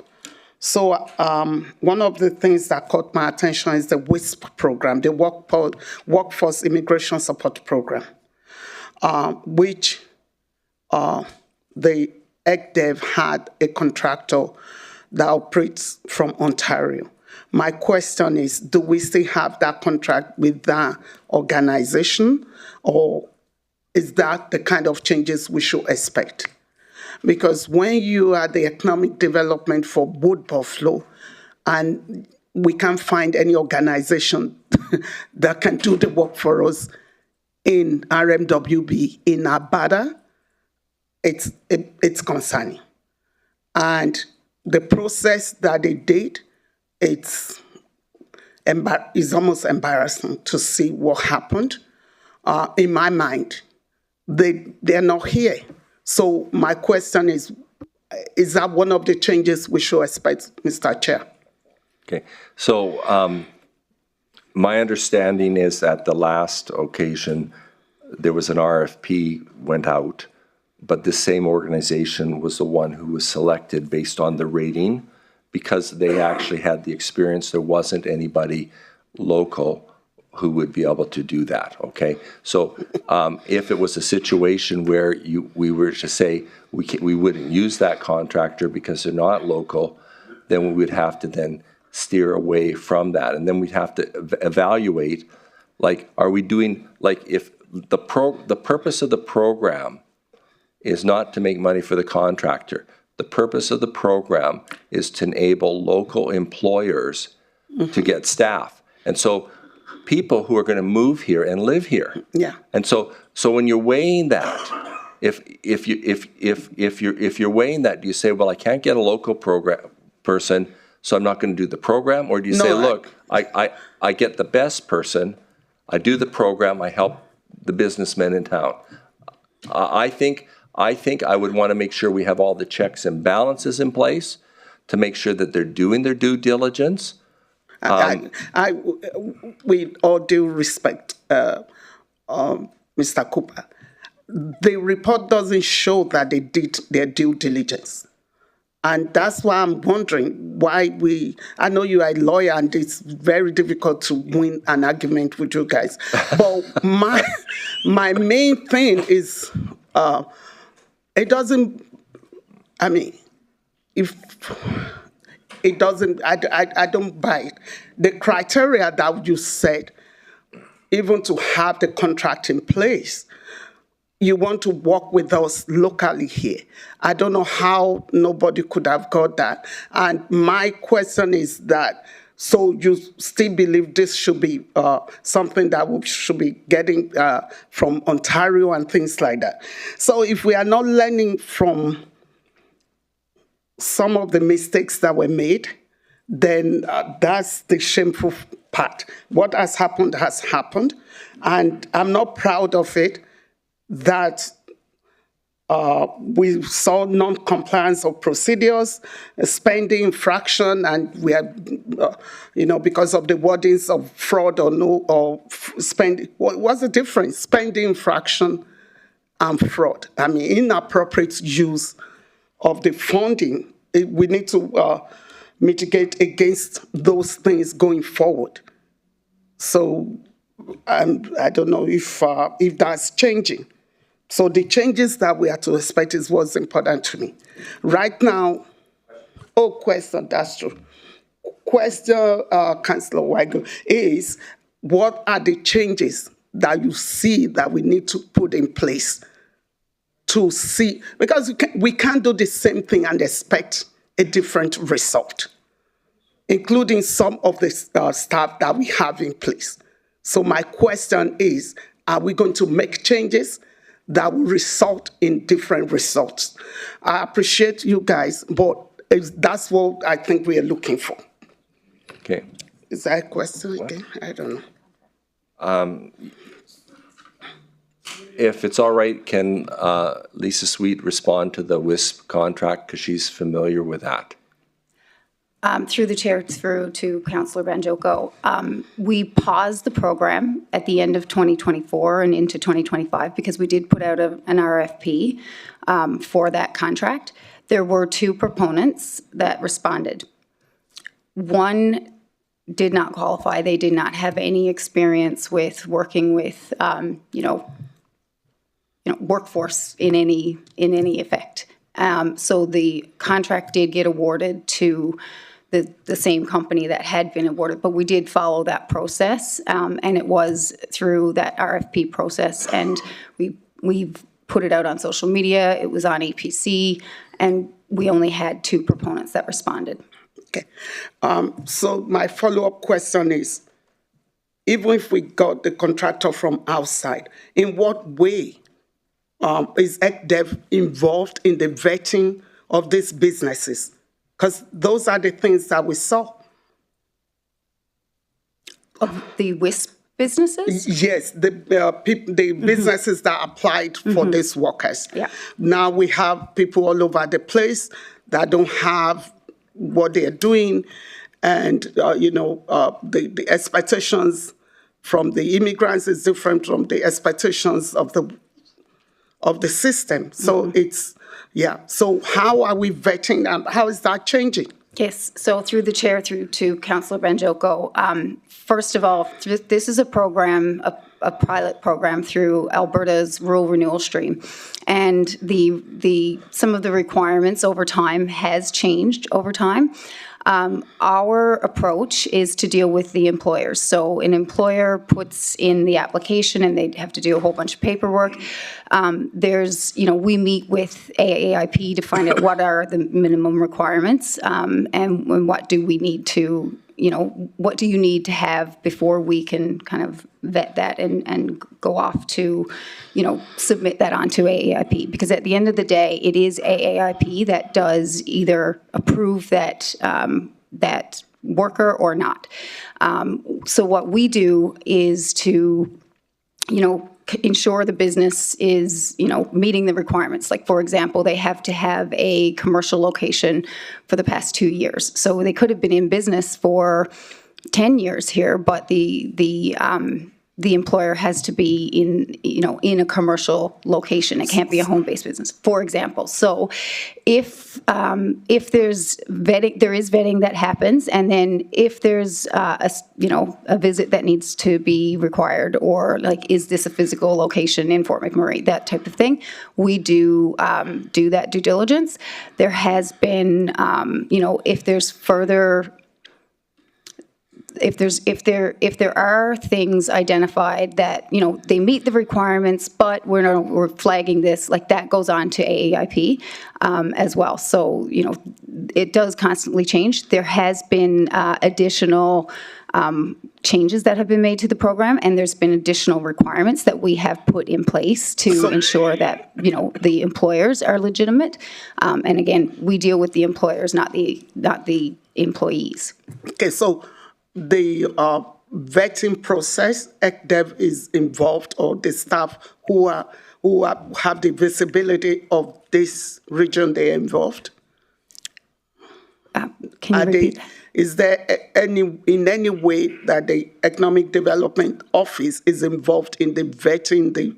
You said, for instance, there has to be some commercial space occupied that you can physically do. So this has been done by the Ontario, okay.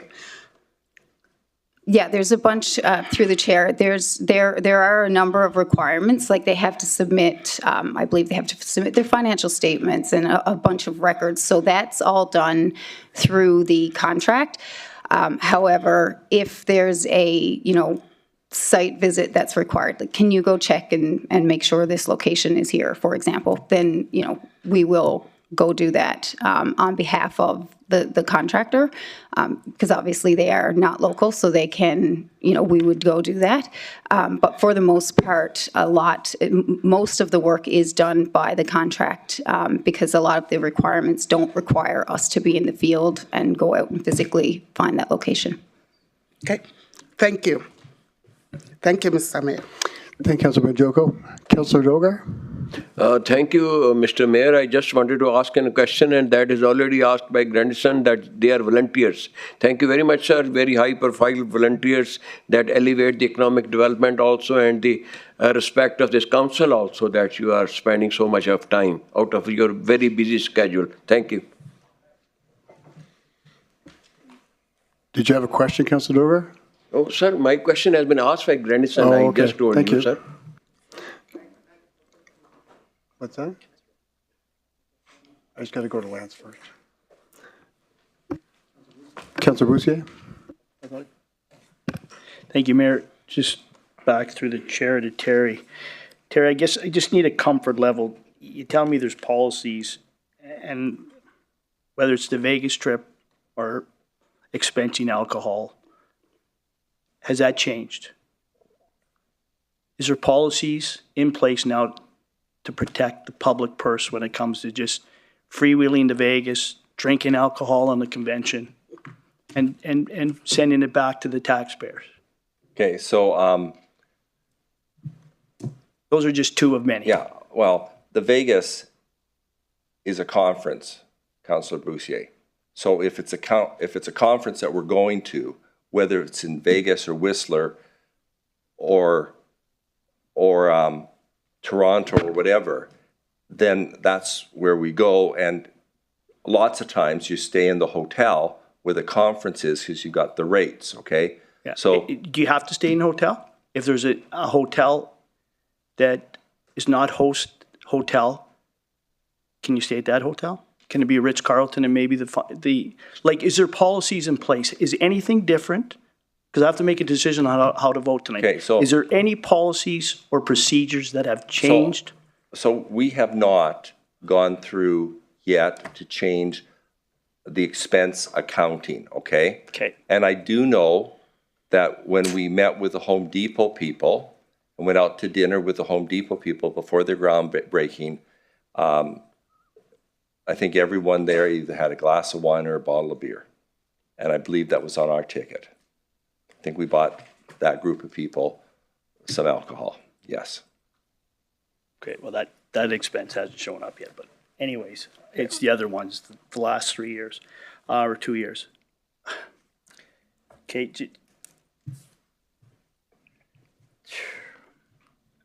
But the issue is, what's the proper way, there is a policy in place, I can't quote it verbatim, that says when you can pay for alcohol and when you can't pay for alcohol. I know there is one, I just don't know what it is, and we have to look at that and discuss it, okay? Because, for example, if I'm at something for the Bar Association, or even for I'm meeting some government people, I might buy them a drink on my credit card. It doesn't show up anywhere except my credit card. Yeah. Okay? And that's fine. Yeah. That's you paying for it. It's That's not, right. That's right. I'm not paying for your And when drink. I've met with people to discuss ECDEV here at Earl's or wherever, and I've picked up the tab, I don't even know what a P card is, guys. I know what a Visa card is, and that's what it goes on. It goes on my Visa card, okay? And so I'm not like I remember reading about the head of the Alberta Hospital, whatever it was, expensing Tim Hortons and chewing gum, and I was offended by that. Okay, and I think if you asked our board members about being frugal about expense accounts, that's what you'll see. And the expense accounts that I've approved have all been based on the per diem amount, okay? Which isn't a lot of money. If you're going to a hotel, the per diem we give, it's so much for a breakfast, so much for lunch, so much for a supper. Boom, that's all you get. And those are the expense accounts I've approved. Okay. I see Mr. Cummings back there, so I'm just going to give you a little history on, and I'm sure Bryce will speak to it. So there was two gentlemen that spent a lot of time studying ECDEV. Bryce helped out, I helped out, not to the same level. And we looked at different models. We looked at the Edmonton, looked at Calgary. Eventually, we decided that, you know what, the best model is probably outside of the RM. So we struck up the initial board, and I wasn't on the board, and neither was Bryce, but it was a vision of maybe 4 to 6 people. The original board was supposed to be a working board and a governance board. Given where we are now, do you think a governance board can do the job that's required to turn the ship around? Because right now, it's probably not going in the direction most people would like, including yourself, maybe, I don't know, but. So, the model of the governance board fits with the structure of the organization, okay?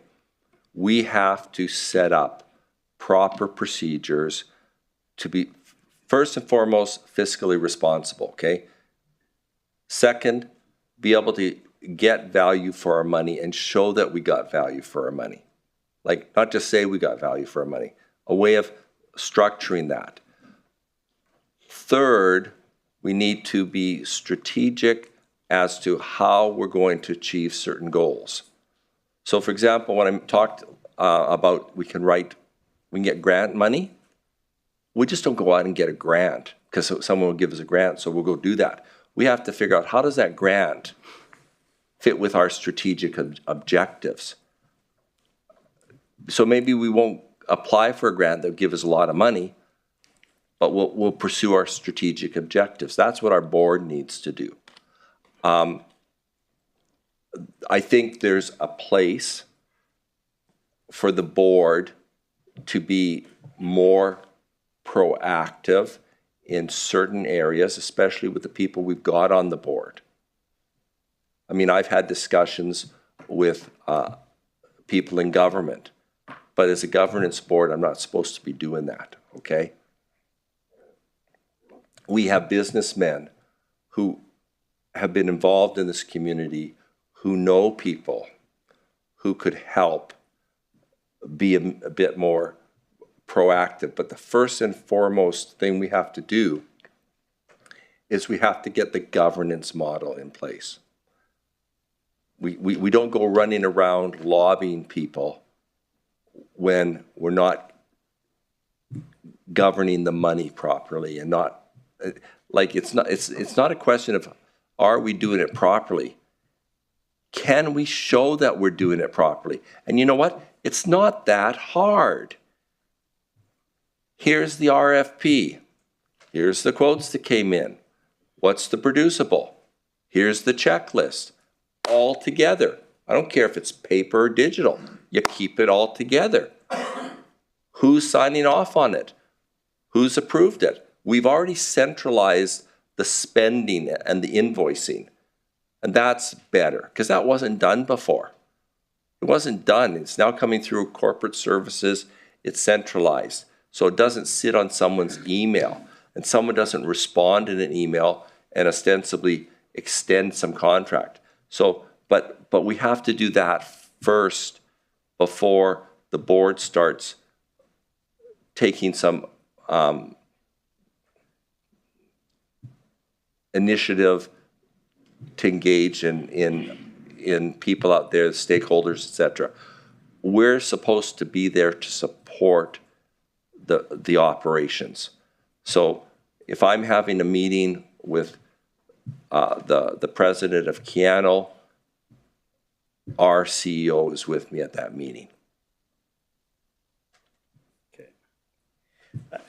You know, to the chair, to Terry, at the end of the day, it was going to cost a lot of money, ECDEV. But the vision wasn't going to Whistler. It wasn't going to Vegas. We got developers that do that. We got developer Corey Ridge. He's going to seek out the Home Depots. Allards will seek out the Walmarts. That wasn't ECDEV's job. ECDEV and Sephora go into the mall. That's the mall manager's job to get tenants. That's not, in my opinion, ECDEV's. What it was, what we were going to spend money on is, what was that? Yeah, the question is, it was about net migration in, beautification, rebranding the community, because we know what the vision is of Fort McMurray outside of the community. So it involved people going to maybe Newfoundland to set up office, maybe being down at the Canadian National baseball games. You got a captive audience, telling about the community, handing out brochures. I had a realtor call me yesterday. They went down to ECDEV. I believe her. They have a client coming in looking to set up a business, wanting some information on schools, real estate, and everything. She goes there. A lady said, you got to go to YMM Startup. She goes to YMM Startup, and they said, you got to go back to ECDEV. That was just yesterday. They had nothing for her. So she's got clients coming in from Calgary. So I don't know what's going on, Terry, but it's just, I struggle with things are going to get better when we seem to be spending a lot of money and don't seem to have any checks or balances. And I guess I need a comfort level that right now we've curbed any type of reckless spending. Like there's a policy in place that says as an employee of ECDEV, I can't go to Vegas, drink, and charge it back to the public purse. If you want to pay for it, you own a business, fine, I get that. But why should the public purse pay for trips to San Paulo, trips to Vegas with friends, alcohol, mulligans? And I could go on and on. And I'll sit down with that expense report that Mr. Waggle shared with me. And I think you'll have a wide awakening, Terry. So I guess maybe I don't have a question. Sorry. Oh.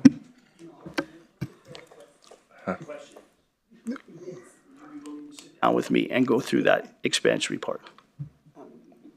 Of course. Okay. Why not? You know, but I would have preferred for you to bring me the expense report the same second you got it. I thought you had it. No. You know? Thanks, Councilor Boussier. Councilor Branjoke, your question? I almost forgot my question. Thank you, Mayor Boomer. My question is around the engagement with the Indigenous community. Is it that there's a challenge, or is it challenging for you to connect and to impact our Indigenous community? What are we missing? This has been one of the major reoccurring question to you, and we haven't seen much movement. So is there a problem that we are not aware of, or where are we? Can I join? Yeah. Thank you.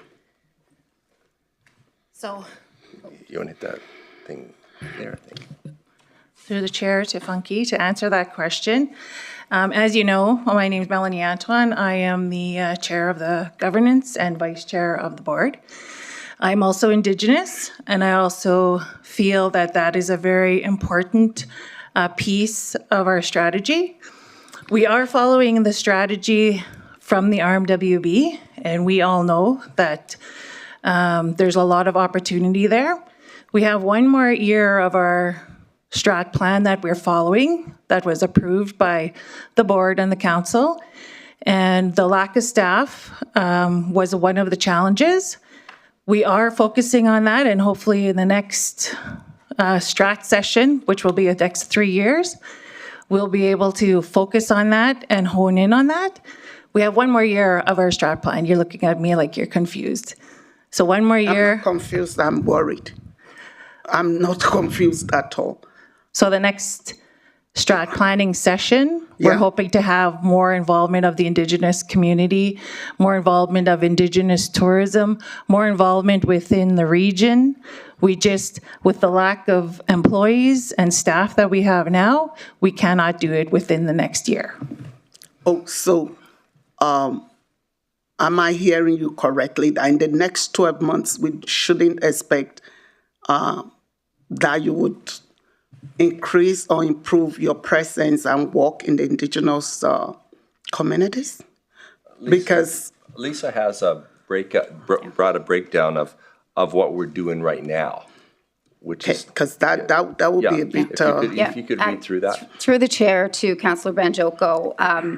So as Melanie mentioned, so we are in, we have a strategic plan right now, and as the strategic plan does address economic reconciliation throughout our strategic priorities, right now it's embedded throughout the organization. Next year, when we start our new strategic plan, we can change that. We can have it, outlined differently, further identify and prioritize economic reconciliation in a different way. And to Melanie's point, our board, the new strategic plan will be under the direction of our new board of directors, which, to Melanie's point, we're really lucky to have Melanie on the board to, to help steward our response to Call to Action 92.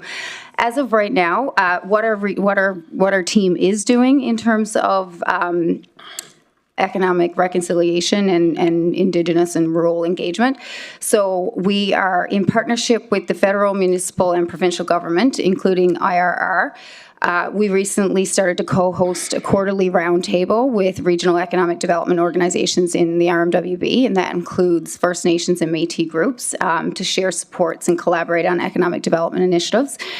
We worked really closely, the groups worked really closely with IRR to make sure we had an inclusive list of economic development professionals in the region. I mentioned last week about our Indigenous Tourism Alberta. We currently assist and pay for 16 Indigenous tourism businesses in the region that are members of ITA, Indigenous Tourism Alberta. There's an additional 6 members that are under review. So Indigenous Tourism Alberta will vet that business and make sure that it's an active tourism business in the region before they actually bill us for that membership. Startup YMM, so I mentioned business resource stands. So we're currently maintaining the business resource stands in Fort Chipewyan, Anzac, and Conklin at the local community facilities and rec facilities. These information stands are stocked with business growth and resources to support entrepreneurs in their starting, scaling, and growing of their ventures. We also hope to expand this initiative in Fort McKay and Janvier. The stands would ideally be located in the new community centre and then in the Janvier municipal office. Startup YMM specifically participates in the career fairs and community events hosted by our Indigenous communities, so including Willow Lake Métis Nation, the ATC, Conklin Resource or CRDAC, so Conklin Resource Development Advisory Committee. We use these events to build the relationships and also as an opportunity to distribute our resources and engage directly with Indigenous entrepreneurs in the community. It's a great opportunity for us to listen to the community needs and incorporate feedback into future programming that we might want to offer. We recently partnered with NABA to double our B2C trade show program. So our partnership with NABA will provide 5 members of NABA with exclusive access to our B2C trade show program, and this program will support, it's 5 Indigenous businesses. They can test new products, increase their market reach, and gain public exposure to training sessions and exhibiting at the Fort McMurray Trade Show.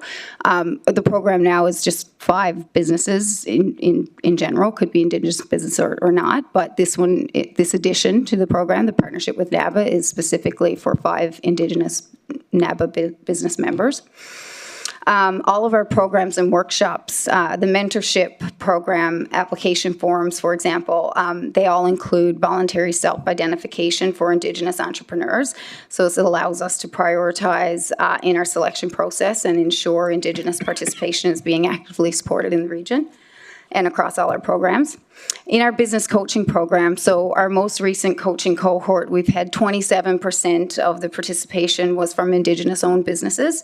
To further improve that access and equity, our upcoming coaching RFP includes the requirement for the coach to travel to our Indigenous communities and deliver one-on-one in-person coaching sessions.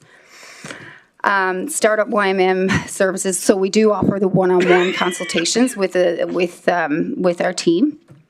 And when we do meet with Indigenous entrepreneurs, we make sure that we tailor these sessions and follow-up support to include the direct referrals to programs, grants, services, and organizations that are designed specifically to support Indigenous businesses. This year, well, into last year and into this year, it finished this year, in partnership with the Regional Labour Market Committee, we led the development of our region's first ever workforce strategy.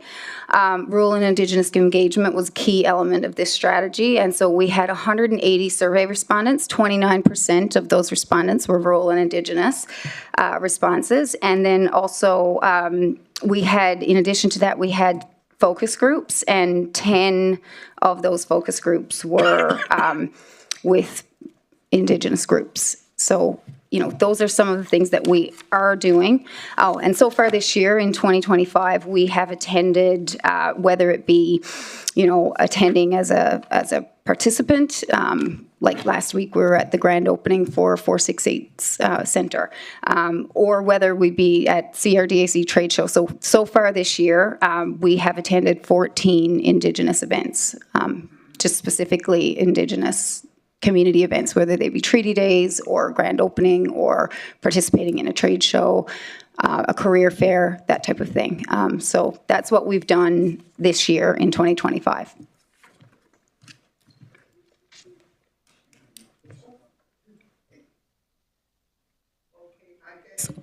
Oh, thank you, Mayor Boom. I guess then, I mean, you rolled out a whole lot of activities there, but maybe you might want to also look at, my question will be how well you've connected with the leaders like Councillor Cardinal, who happens to be on the board, and other leaders in the Indigenous communities, because it's one thing to do A and be sure that A is actually what the communities would want. It's like giving me a Rolls Royce, but I want a Toyota or something like that. Through the chair to Councillor Banjoko, we do our best to connect with various, you know, communities and leaders in the communities. No, I'm just asking to know if you do that. I'm really then sort of surprised at the, you know, I'm not seeing that the connection is actually there. But thank you for the answer. Okay. Thank you. Thanks, Councillor Bajoko. Councillor Cardinal? Ooh. Thanks. Question I have is, if we're not actually bringing revenue for tourism, why are we not focusing there? forget the other stuff until we are actually bringing in money through Indigenous tourism. Are you saying, Councillor Cardinal, that we should be focusing on Indigenous tourism alone? No. Oh. Well, that would be a key indicator of, because you're talking about Indigenous tourism and bringing in some revenue. So if we want to be able to be self-sustaining as a ECDEV, why not focus on the tourism aspects instead of asking for money all the time? Okay, so I don't believe any economic development organization is self-sustaining because we don't sell anything. We can get grant money, we can get revenue from destination marketing fees, but the funding for economic development comes from government with the goal that what is going to happen is it's going to generate revenue, better standard, more people in the community, more people buying things, more homes being built, more homes being sold, more businesses being set up, a stronger tax base, and that then generates into money for the municipality, and that's the return on the investment. In the previous annual reports that the organization put out, they did gauge the economic development that they said they were responsible for, and were able to show in those reports that there was a large return on the investment, is how they described it. One of the problems is I don't think anybody ever explained to council where the numbers came from, and so for them to say we had $55 million worth of economic development over a period of 4 years and you don't know where it came from, it means nothing to you. I mean, we were not good communicators on what the result was, but we are seeing things, and I mean, there was a comment made that we don't need to go to conferences to attract investment in our community. The developers will do it. No, well, that's not how it works. The people at those conferences are economic development organizations trying to convince the developer, choose me, choose Grand Prairie, choose Edmonton, no, choose Fort McMurray. And so, and that's why that's happened, and has brought about results. Well, you said destination marketing, but I'm just basically trying to always push Indigenous tourism, and you're the one that said we need to focus on destination marketing. How would that not be destination marketing? Okay, so a destination marketing organization would promote Indigenous tourism, it would promote non-Indigenous tourism, it would promote our community. The funding for that would come from the amount that would be charged. It's typically, the low end is 3% on your hotel bill, and that's where the Alberta government gets that figure of about $2.2 million. So one of our key strategies is to get that organization up and running, so that we have that money to then spin off and promote the Indigenous tourism, the non-Indigenous tourism, the sports tourism. And to add to that, I think we're going to get there. We are just getting started. We've had, like they said earlier, we've had 5 months. We got to get our structure solid before we can move forward. And we're hoping that that's going to be our future goal. So within the next strat planning session for the next 3 years, we're going to fit that in, and hopefully we'll be able to go to each community, each Indigenous community, have the Indigenous development tourism established, and have a plan to go forward with that. Right now, the plan's not there, but we need the time to work on it. And through the chair to Councillor Cardinal, if I may, last year we did have 3 full-time dedicated employees to the tourism business unit. They have left the organization, and we have not hired any new employees since the changes that happened last April. So we haven't added any additional staff, and that's why we say we would like to hire a tourism dedicated staff member to solely focus on a lot of the tourism initiatives. We are still doing some tourism, the work, but definitely plan to do more with an additional employee for tourism. Does economic development feel that we need to bring in some revenue at all? Well, the revenue that we can generate is government grants and the destination marketing fee, because we don't produce anything. We don't get a commission when someone says I'm going to buy a piece of real estate. We don't get a commission when someone says I'm going to invest so many tens of $1 millions in this community. We don't get to say, we brought this in, we're going to take 4% commission. We don't get that. Why wouldn't we? Well, because we work for you. Okay. We work for you, and you get the tax revenue. We work for you, but we're arm's length, which means we've got a little bit more flexibility, and we can pursue goals, and we can take advantage of business leaders in our community who will help us pursue those goals.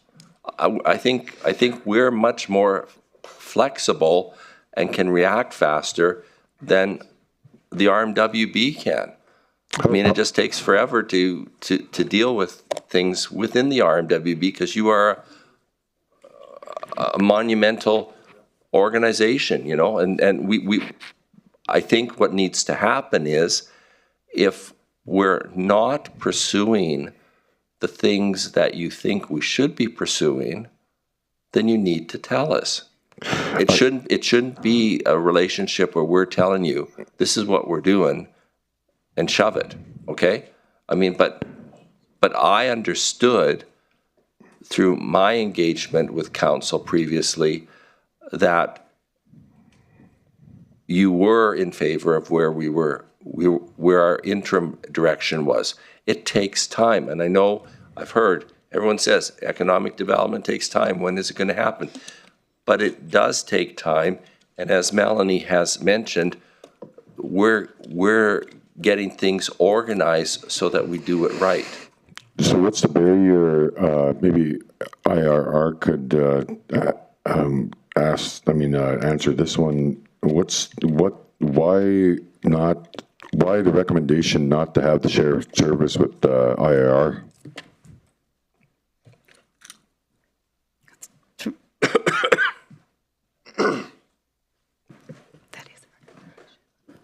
I'm not IRR, but, sorry, go ahead. Yeah. Through the chair to Councillor Cardinal, I believe going back probably maybe a month or so ago when this was discussed with several different departments, it was a matter of waiting for the forensic audit and the internal audit before there was any decisions made. So now would there be a shared service recommendation from IRR for economic development? Because there's indications that IRR is not going to support economic development. Well, having this, through the chair to Councillor Cardinal, having a shared service agreement is something that the CEO, I guess, will look at down the road. But in regards to that shared service agreement, the role of IRR is to work with Indigenous communities, Indigenous leadership, and it's like I've said many, many times, we are guided by the TRC. We are guided by the calls to action. And you guys have heard me say this many, many times. we're also guided by the councillor's strat plan. And so we've got a good direction on what we follow. Now, we also have annual reports that we've just finished the fourth one. And I don't know if Mr. Cooper is aware of some of our annual reports or you guys are. But part of the role with IRR is to work in these areas.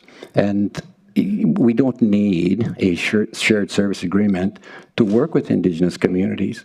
And, you know, we've had a conversation, and the fact that sometimes I think some of the biggest barriers with what's going on in Indigenous communities with economic development, what they're doing, what we do, is perhaps the barrier has been a lack of communication, like two ships passing in the night. And that can be rectified. We have a position in IRR that is strictly a call to action for economic development.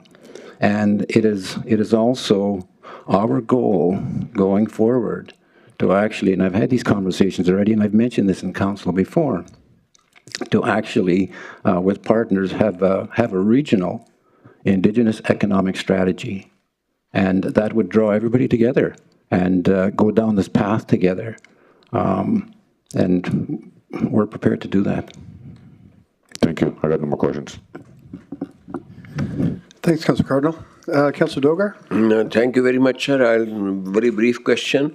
Are you getting some help from the province? How much it is?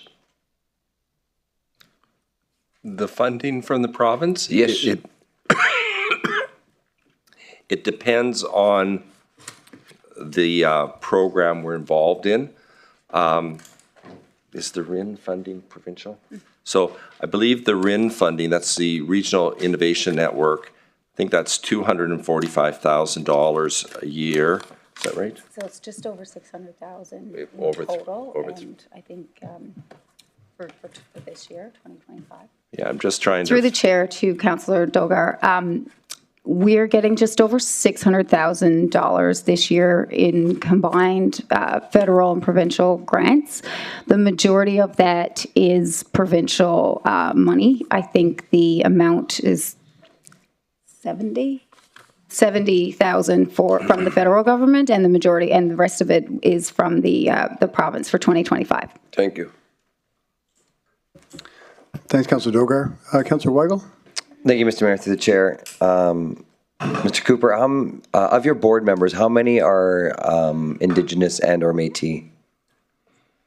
1, 2, 3, 4, 5, I believe. Do we have 5, 6?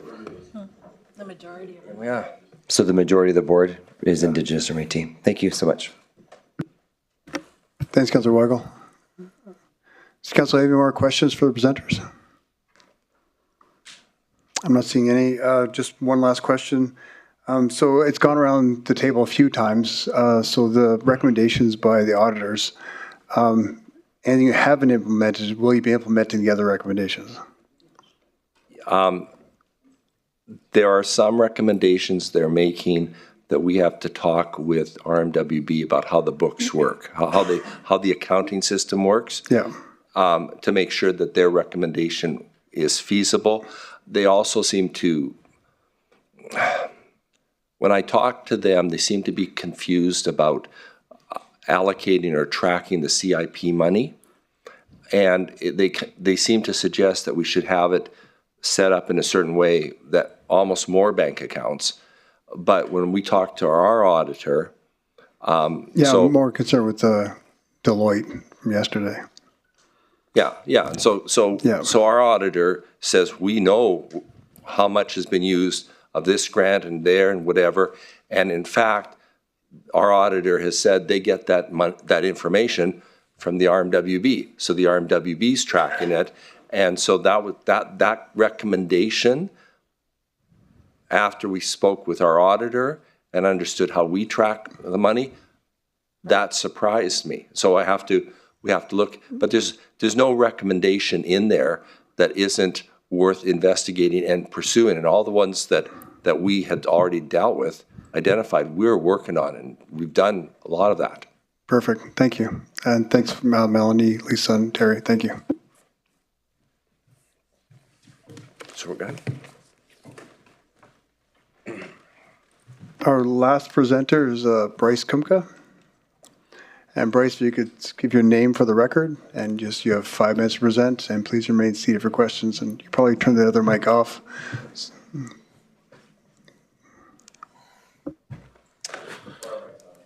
Oh, is it? Okay. We get some reverb, that'd be fun. Just give me a second here. Well, good evening. My name is Bryce Kumka. This is a topic that I've presented on a number of times in the last 10 years. As Councillor Boucher mentioned, he and I and 2 other wonderful gentlemen were asked to take a look at the different options, and we believed at the time that this was the best journey forward. We intended with all best intention to have this as a fruitful endeavor, with the understanding, as Councillor Boucher mentioned, that this was going to be an expensive journey. This is economic development on the scale we were talking about in a region as large as ours is not something that's inexpensive or simple. It's also not an easily measured task from a KPI perspective, or key performance indicators perspective. It's something that you need to use a lot of anecdotal economic data to measure the success of. And I think although there's been a lot of water that's gone under the bridge, and some of it's pretty murky from my perspective, and even with the forensic audit that we've seen, I've only seen the redacted version, so there's a lot of black ink there. But there's a lot of noise around this. There's this expense account items. We're talking about trips to Las Vegas that I don't think the public knows anything about. So I think in that perspective, those are all things that happened in the past. We can't fix the past. We can't change the past.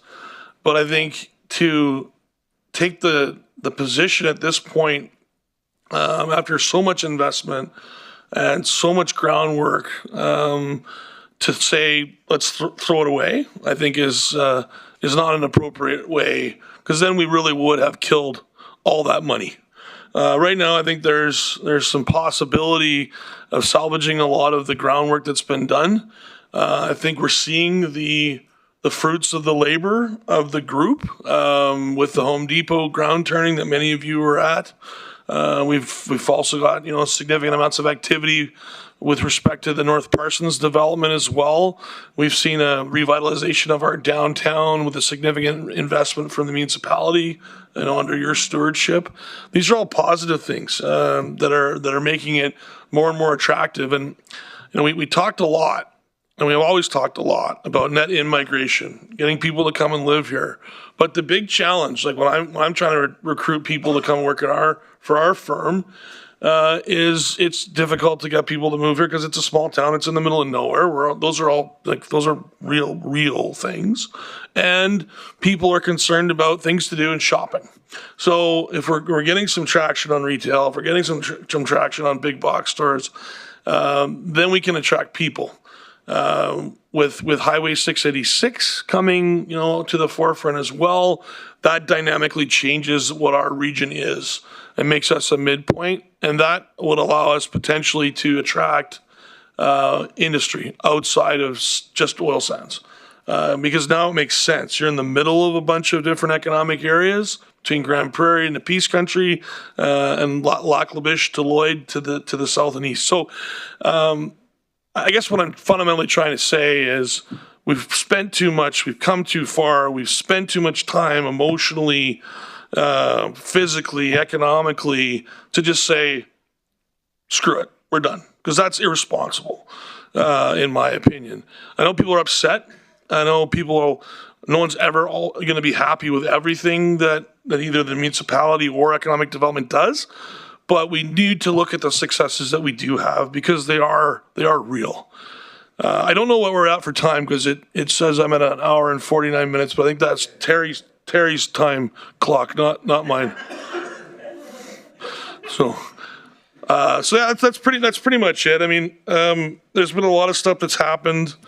I think that the whole notion that the original group talked a lot about was keeping this independent and arm's length from the RMWB, so they could go to the IRCRC convention and they could take somebody out for dinner and they could buy a bottle of wine or a shot of tequila or whatever they got to do to get the deal done.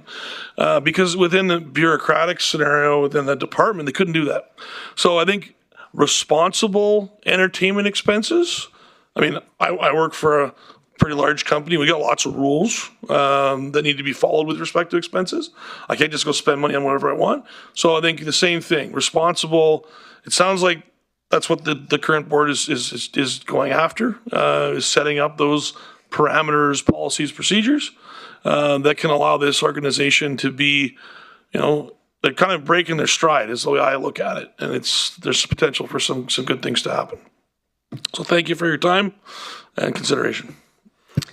Thanks, Bryce. Appreciate that. Appreciate your knowledge of the subject and your background on it. Does council have any questions? I'm not seeing any, so thanks, Bryce. Okay, that was easy.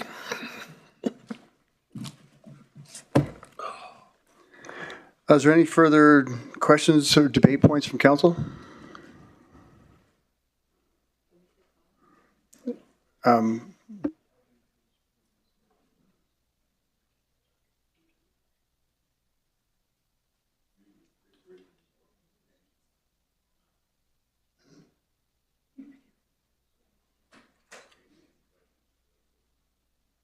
Right now, it's both questions of debate. The motion's already on the floor. So debate points, questions. Councillor Ball? Yeah, you have as in the last 4 years, the button's still in front of you. Councillor Ball? The button is still in front of you. So we're in debate now, obviously. Right? Yeah, the motion's already on the floor, Right, so, okay. yep. Just checking. So I haven't chimed in on this for, well, obvious reasons, but I can certainly appreciate you okay, Robbie? I can appreciate there's lots of opinions and lots of passion about this, but my problem with this is I feel that this council is trying to do the job of the board. We brought this board on 5 months ago to look after ECDEV, and that's their job. It's not our job. I get we're at the table, but we're only a voice at the table. And we need to give them that opportunity to do their job. What I support moving forward is that we kind of slow down the growth of ECDEV, proceed forward, and demonstrate that we can actually get a few wins. Fort McMurray does everything so big. Just blow it up. Or just make everything monstrous. And sometimes we succeed. Well, it looks like this time we might have failed. And, the past is the past. Was there a mess a couple of years back? I think we can all appreciate it. There was a bit of a mess, and we're continuing to talk about it. But we need to set some attainable goals. The board needs to do that. They need to work with their team and just see what they can do and what they can produce. Tone it down, narrow the focus, and get to work. I get that Councillor Cardinal wants to get rid of ECDEV, but if we don't have a solution to replace it, why are we getting rid of it? You can't just dump something and then create what's going to replace it the next day, the next month, the next year.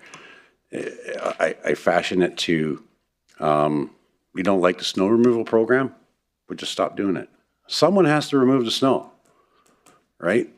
So someone has to do economic development. It's never been meant to be a profiting corporation. It has always meant to be supported by various levels of government.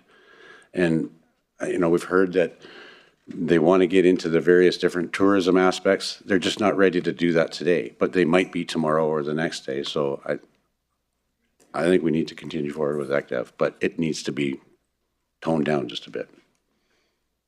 Thank you. Thank you, Councillor Ball. Councillor Dogar? Thank you, Mr. Mayor, for giving me the opportunity. Once I studied this organization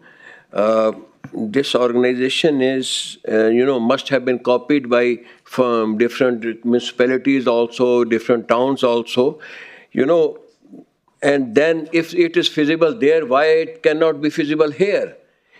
Certain mistakes are there, certain errors are there. Those errors and mistakes has to be overcome with efforts. I started trucking with 5-6 trucks, but I failed. But certain mistakes I come to know. Now I will try to improve it. Same way, this organization, we have to give them some time. I have hats off for the volunteers who such high-profile people are in the community and giving their time. 10 of them, once you read their, I have kept a record of them, and not record, but try to know something about them. And I have hats off for them, and we have put them under trial. This motion is bringing them to a trial. The volunteers of any community, any organization are to be respected. They want only acknowledgement, not the money, not the fraud or anything, pilferage. See their profiles, economic profiles. They can buy many councillors like me. But this is an institution. Institutions are made. Individuals come and go. Institutions are not demolished like that wind it up. Institutions are patronized. They have to be given water and fertilizer. So if I had been at the place of the presenter, Mr. Cooper, I would have said, don't please ask me questions before my arrival. Before this forensic. However, tell me the mistakes, errors, that I shall improve it. So please, we look into it. We respect them. We only acknowledgement we can give them, and surely we must give them at least 1 year and keep monitoring them. 3 of us, 3 of the members are there, mayor and 2 councillors and 1 CEO. They are all intelligent enough, professional enough to find their mistakes. CEO is a very high-profile official in any community I have seen. And all these directors are of his level, not of the level of manager or a labor class. Just see. They need acknowledgement. They should be treated with respect, not that they're kicked off after 5 months. Thank you very much. I am for to keep this organization and keep it at least 1 year. Give them a free hand. They should select their CEO themselves. They should hire and fire themselves, not we. Thank you. Thank you, Councillor Dogar. Councillor Grandison. Thank you, Mr. Mayor. Very briefly, everybody knows that I was the first guy with my hand up 4 years ago when we started all of this. And everything went the way it did. We took this board. We got rid of the last board. We put this board in place. And I really like Terry's analogy that we haven't even given them time to put their skates on. And I agree with that. They need an opportunity. We've given them their marching orders. We've asked them to do the job. We've given them the tools to do the job. Let's let them do the job. So I will be supporting maintaining ECDEV. Thank you. Thank you, Councillor Grandison. Councillor Benjoko. Thank you, Mayor Bowman. It's a difficult evening for us, and someone has to do the work. We've heard it a few times, and thank you again to the board and all the staff doing the awesome work. We would have loved to see more things happening, more impact made, and things like some stores that we expect to spring up, they haven't. But I can also see that a lot is being done. We just haven't seen the results yet, I hope. Mr. Cooper said again tonight, it doesn't happen overnight. We've heard that a few times. And I hope we are getting close to where we can see we can now see some concrete results. I would agree with my colleagues. 5 months is not enough to clean the mess. We've also, even the forensic evidence shows that there's a lot of work to be done, and I hope that we can see some changes to procedures or to ensure that there are checks and balances. And tonight, I also felt challenged because they actually threw a punch at us. We need to also do our due diligence, and I hope we do that. The community is watching tonight, and I know people are fired up to know what's going to happen. Voting for me tonight, like I said, is a difficult night, but I have to look past what's easy. It's difficult, but we have to do it. We have to remember, for me, to remember the stability and instability of our 4 years, and now is a few months we're all warming up either to run for election or to run away. And then we want to make this change. So that's really tough. 5 months, we call this men of integrity together and women of, high-level people. They're spending their time, which is money, to help us. So I think with all that, it's going to be difficult to dissolve economic development. I would, however, hope that the people who are working for us, who are helping us, that we would see the changes that we expect. And doesn't come overnight, but we're hoping that it will come soon. So that's my 2 cents tonight. Thank you. Thank you, Councilor Banjoko. Councilor Weigel. Thank you, Mr. Mayor. I think we started 4 years ago when we realized that things weren't going well. It was one of the first things that we realized, and that's why we held back the economic development money in the first place. We knew that there was an issue. When we started pressing in, we got the feedback that we weren't allowed to be involved, or we weren't welcome there. And I think it was at that point that we started down this trail. We've continuously moved in the right direction, and I think sometimes we talk about how we haven't done anything, but we've actually been continuously moving in the same direction. We didn't believe in the last board.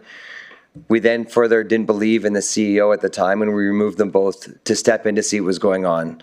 2 of us stepped in, me being one of them, stepped in to see what was going on, and we saw a mess in the finances and the way it was happening.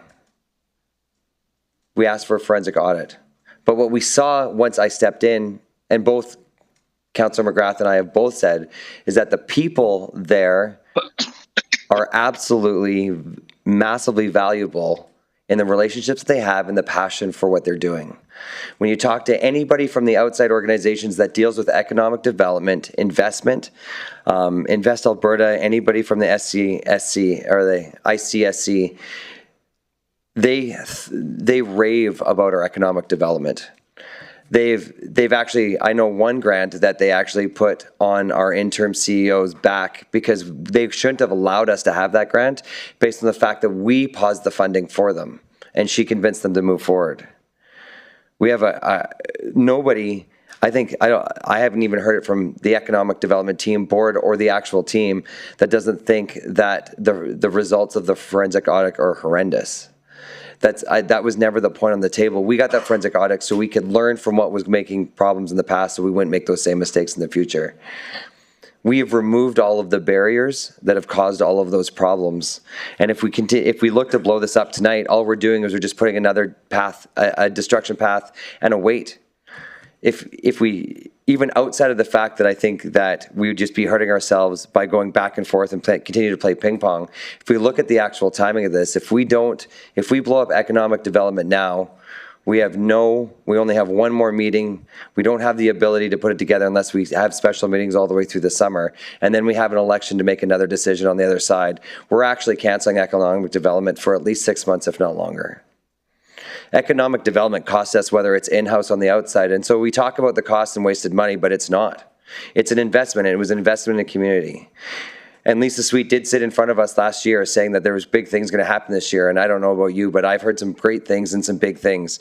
I've met the Site Link people, the Home Hardware people, Invest Alberta, Alberta Tourism, and they're all raving about Fort McMurray, which 4 years ago when I got on this, they weren't. And so for me, I think that we've moved ahead. I think we've moved in the right direction. I think we need to continue down that path. It's been an ongoing effort. I think we've asked time and time again what they're doing, and I think time and time again they come to the table and give us a long list of things that they're getting done. Stuff's getting done. Is it perfect? Nothing's perfect. It's easy to sit here and pick out the things that aren't getting done, where it could be different, where it could go wrong. We could do it for any business or any person. But to continue to blow things up, I think, is just going to put us back in, and we're going to put it back in-house until we don't like it back in-house, and then we're going to do this again. I think we started this with 4 very smart people that knew what they were talking about. I actually wish, in fact, that they would have stayed on the board and actually driven it forward to be able to see what would happen on the fruition of this, but we're here. We chose to create a new board. We chose a forensic audit, which then made us lag in the ability to fund because they couldn't get the audited out. That was based on our forensic audit, and that timing was our fault. So everything that we're in right now is due to the decisions we have made, and I don't regret them. I think we've made the right decisions. I think we've continued to move forward, and I think all we just need to do is press the button to continue to move forward in the direction that we're going to see more results. I will be voting against this motion. Thanks, Councillor Weigel. And I don't see any other lights on, so I'll say my piece before I go to Councillor Cardinal for his closing statements. I'm at a lot of the meetings, and I do see a lot of the board members taking up a lot of their time volunteering to be doing this and putting a lot of effort into what they see the future of this community as. And we talk about everything we ask for. We ask about retention, bringing in new people, working with the industry for localization, seeing what the people in the community want to see here. They're all looking at those things. And these are a lot of successful business people that have been here for a long time. And not only is one of the most indigenous people on a board in the RMWB, there's also other representation from other cultures as well. So it's not just one trick pony. There's a lot of representation from the entire RMWB on that board. So I'm at a lot of these meetings, and as well as Councillor Cardinal gets involved. Councillor McGrath, as you know, is very dynamic and involved in those meetings. So we never have to ask what he's thinking. He's definitely letting us know what he thinks the direction should be. I won't be supporting the motion, but I will say, as I know Councillor Cardinal is one of the most passionate people when it comes to his community, when it comes to Indigenous tourism. And I think with the content of this board and working with IRR and the knowledge they have, they can bring that forward. My personal belief is the only tourism we have here is Indigenous tourism. That's my personal belief of this region. We're a region you don't come to visit. You come here for a reason, and we can make this community a destination for Indigenous tourism. So I am in line with Councillor Cardinal on that, and sometimes he can be accused of being over-passionate when he has something in his hat, but I won't be supporting the motion because the model we have right now is what we voted unanimously for and put it together. And then we ask these people to volunteer to be on the board and do this work, which they all are. And they've only had 5 months to do this work, and I think they've met now more times, I believe, than any other meeting, anything else they're involved in. And as their chair mentioned, he's putting in over 250 basically billable hours he would have had in his corporation, but he's volunteering because he loves this community and wants to see it move forward. So I won't be supporting the motion, but I do appreciate Councillor Cardinal and his passion for the community and his passion for Indigenous tourism, and I think that'll still move forward. Councillor Cardinal, would you like to have a closing statement?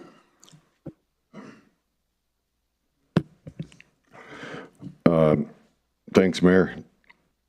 Well, first of all, I ain't nobody's puppet. I brought this motion forward because I felt that some stuff needed to be done internally. People need to be held accountable. I was heavily involved with the choices of who sits on the board. At that time, I didn't know anything about the forensic audit.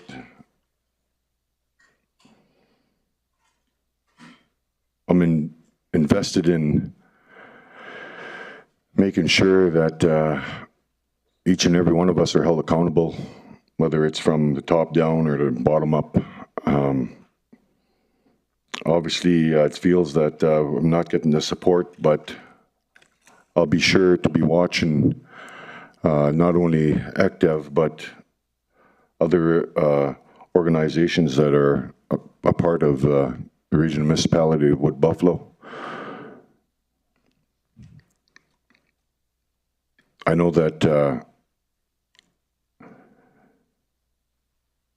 Bryce had mentioned expensive initiative that ECDEV is. A lot of the funds that are generated through, and funneling through ECDEV can be used to help children, homeless people in the rural communities, build houses for them. All this $34 million that we spent. Reconciliation at its best comes with the Indigenous people that fought for a spot in this community as long as I can remember. My mission is to make sure that their voices are heard and the calls to action are met.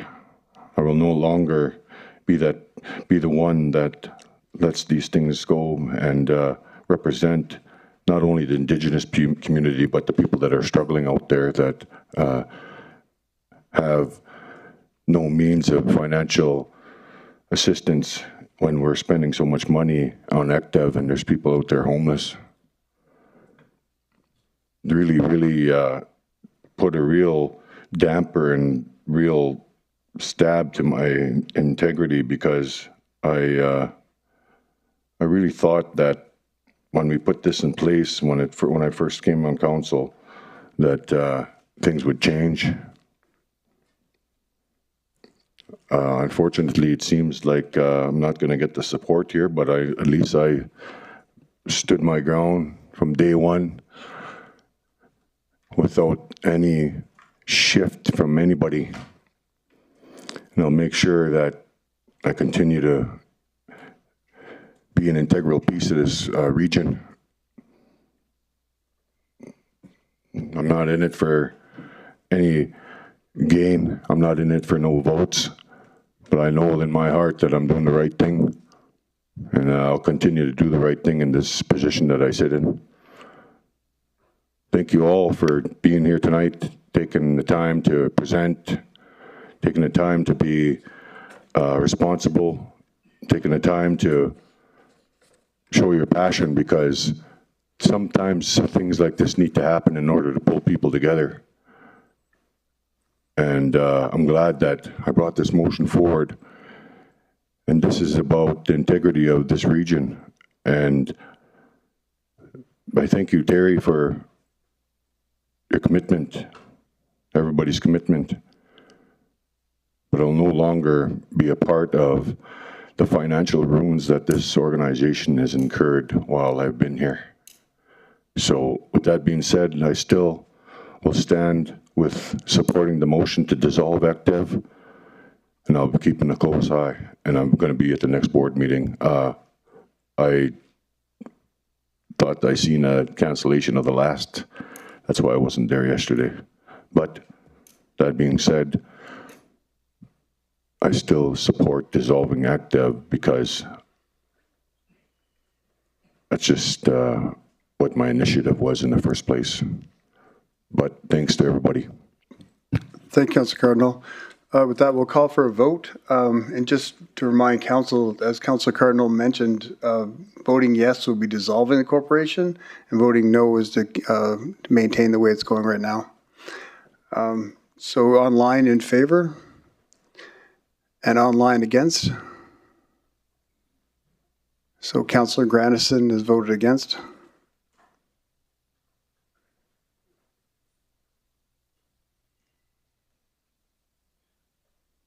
What's that? That I got that right. Yeah. Yeah.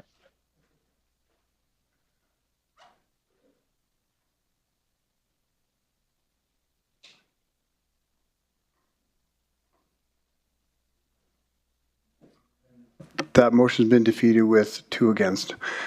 Thanks, everyone. Let's take a 5-minute break. Resume back here, say 9-minute break at 11:20. Thanks, everyone.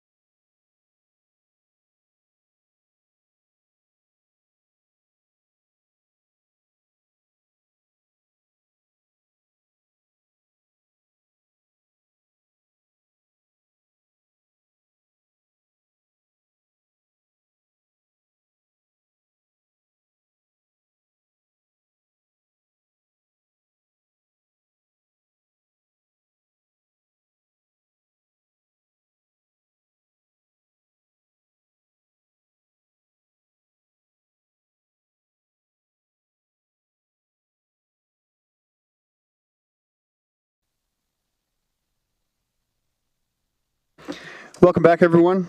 Moving on to item 5.2, remuneration for council. I'd like to ask Councillor Weigel to read his motion, please.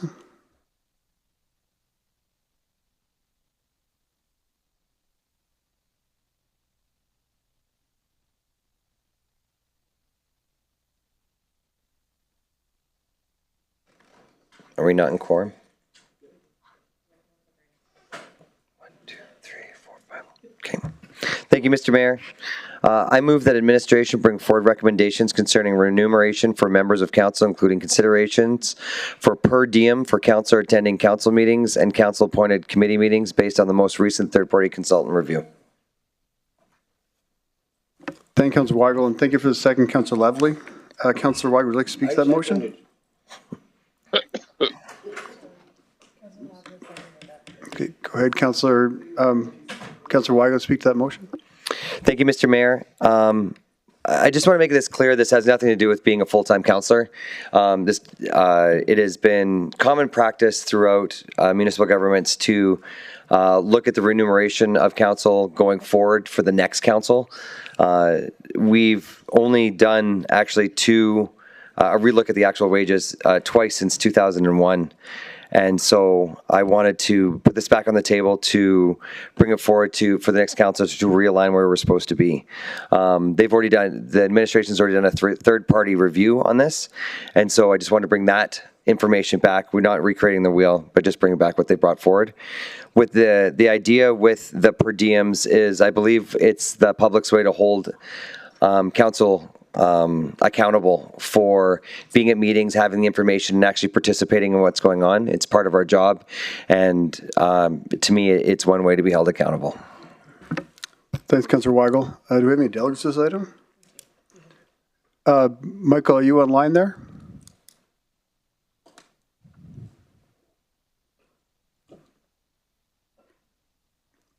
Mr. Ferrer, are you online there?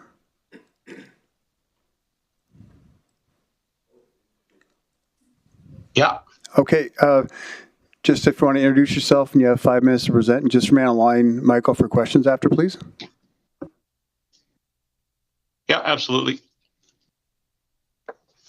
Again, thank you for having me, Michael Ferrer, resident.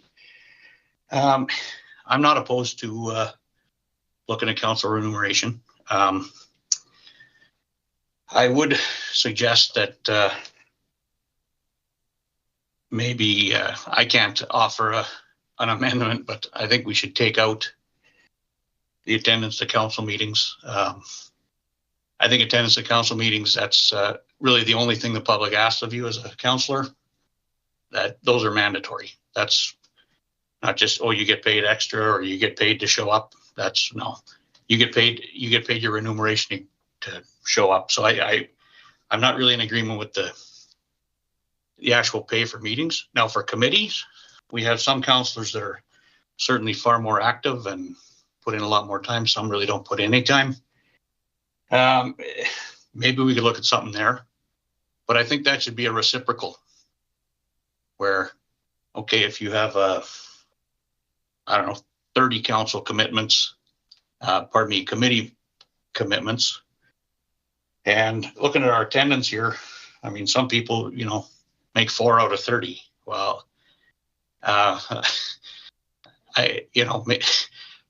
maybe we should make it so that there's some meat on this. So, you attend, okay, you get a per diem. You don't attend, would you pay that back? I mean, if we implemented this retroactively, there's people would be owing money leaving today. So,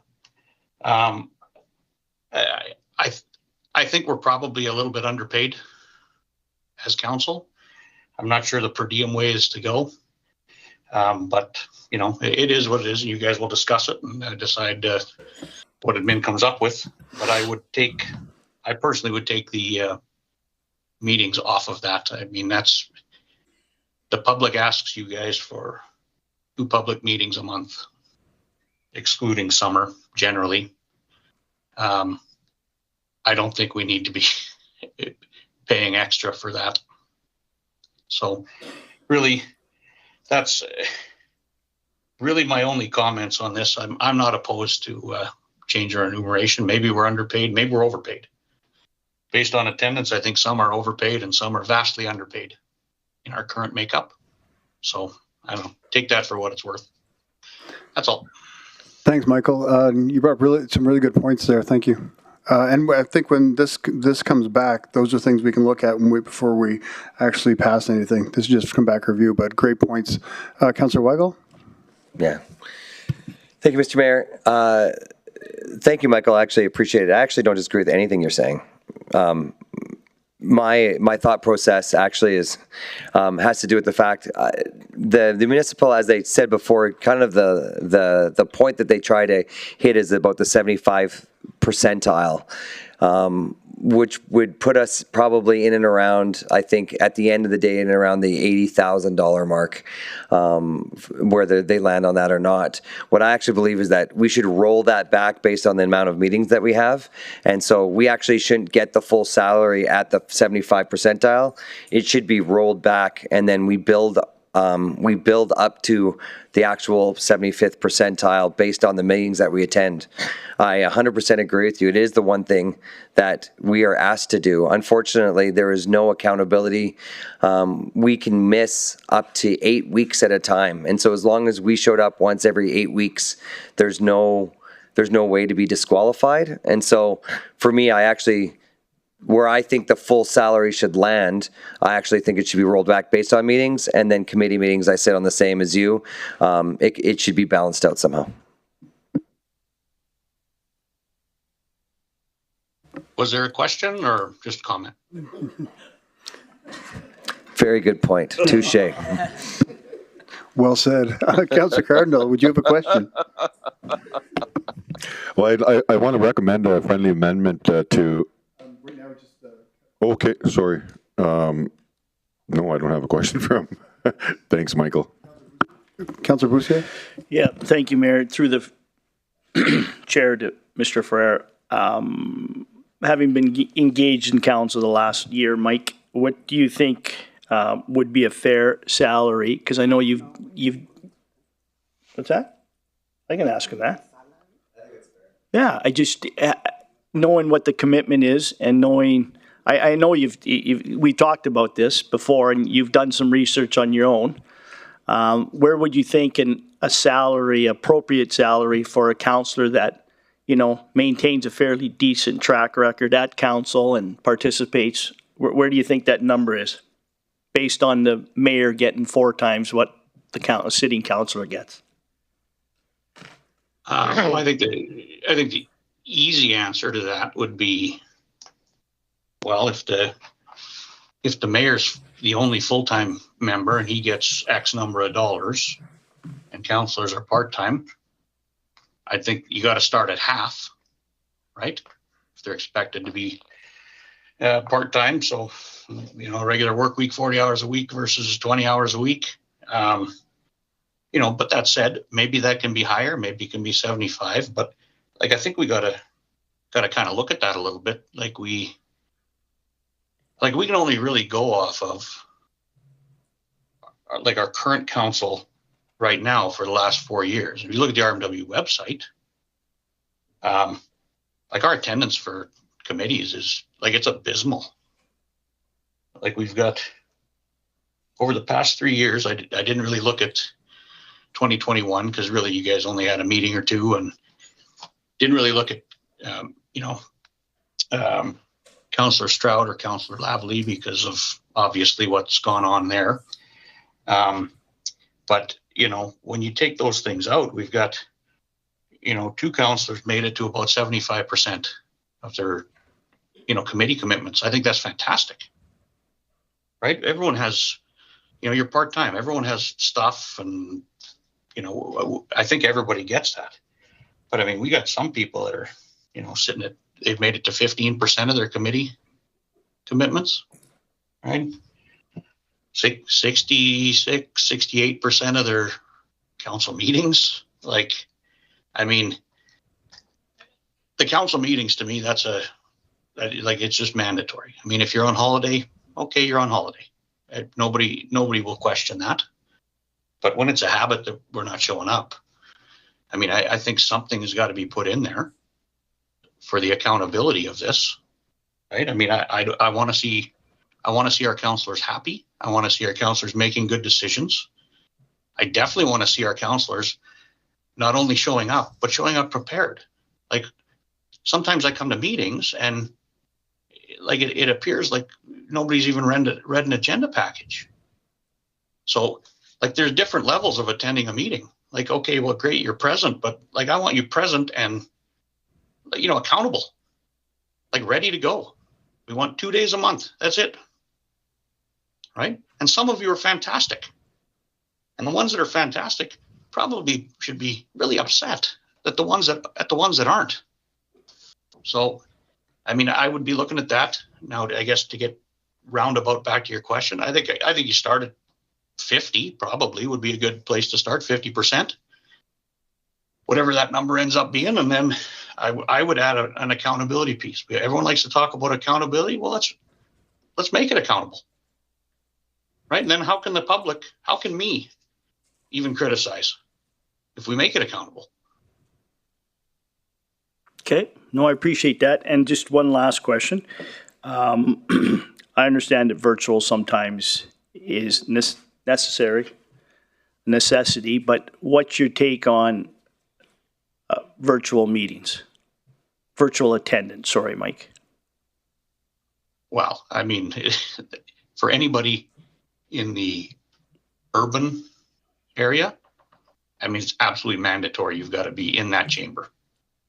I'm pretty sure, I don't know where it is, but I was looking through some stuff there on the MGA, I think it was in, and I was under the impression that attendance in person is mandatory and attendance via online is for special circumstance and requires approval. I would imagine some of the people that are always online probably don't have a stack of approvals, would be my guess. I know we kind of maybe made a few changes there with, you know, COVID and social distancing and all that other stuff, but, you know, we're far removed from that. And we like to use words like we were just talking about active. We like to use words like synergy. Well, synergy means having people together to have a conversation, right? I'm having a conversation with you now looking at a camera, but I'm not having the same conversation as I'd have to you if I was sitting beside you. Okay. Right? And I expect my counselors to have that. So, I mean, that should be mandatory for those people. We can make some special exceptions for maybe some of the rural, you know, Sapre, Draper. I mean, we call them rural. If you're there, I think you can be at a council meeting, same as me. I mean, I live in Eagle Ridge and people on Draper live closer to City Hall than I do. Okay, no, I appreciate that, Mike. Thank you. Thanks, Councilor Boussier. And thanks, Michael. Do I have any other questions for the presenter? Okay, go ahead, Councilor Cardinal. Hey, thanks, Mike. I got one question. So 50% of what? Oh, sorry. If I said just, I thought I clarified. So I'm not sure exactly what the mayor makes, but let's say it's $150,000. I think you have to start, council should be looking at probably 50% of that as a starting point. I don't think you're there right now. You're probably at a quarter, I think Councillor Weigel said. I mean, I have no problem with councillors getting paid. And we ask a lot of them. And, you know, but I think we do have to put some accountability in there if we're going to make a fairly substantial jump. But to answer your question, 50% of, you know, whatever the current mayor's salary is, I think that would be a starting point. Thanks for the clarity. That answered my question. Thanks. Thanks, Councilor Cardinal. Any other questions for the presenter? I'm not seeing any, so thank you, Michael.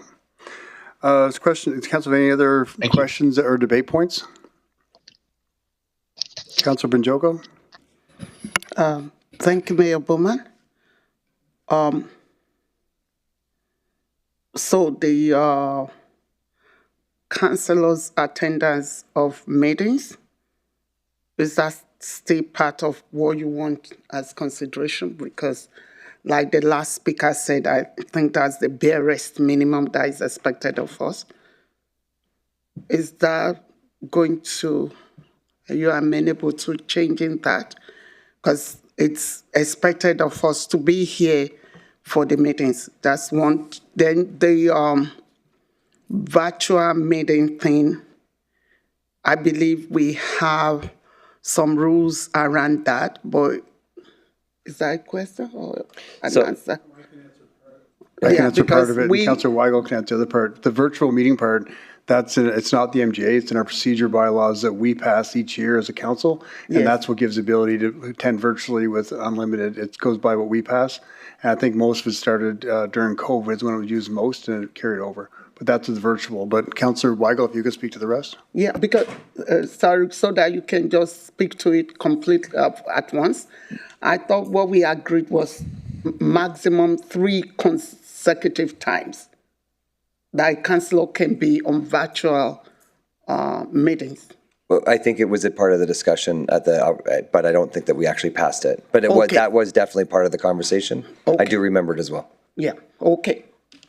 All right.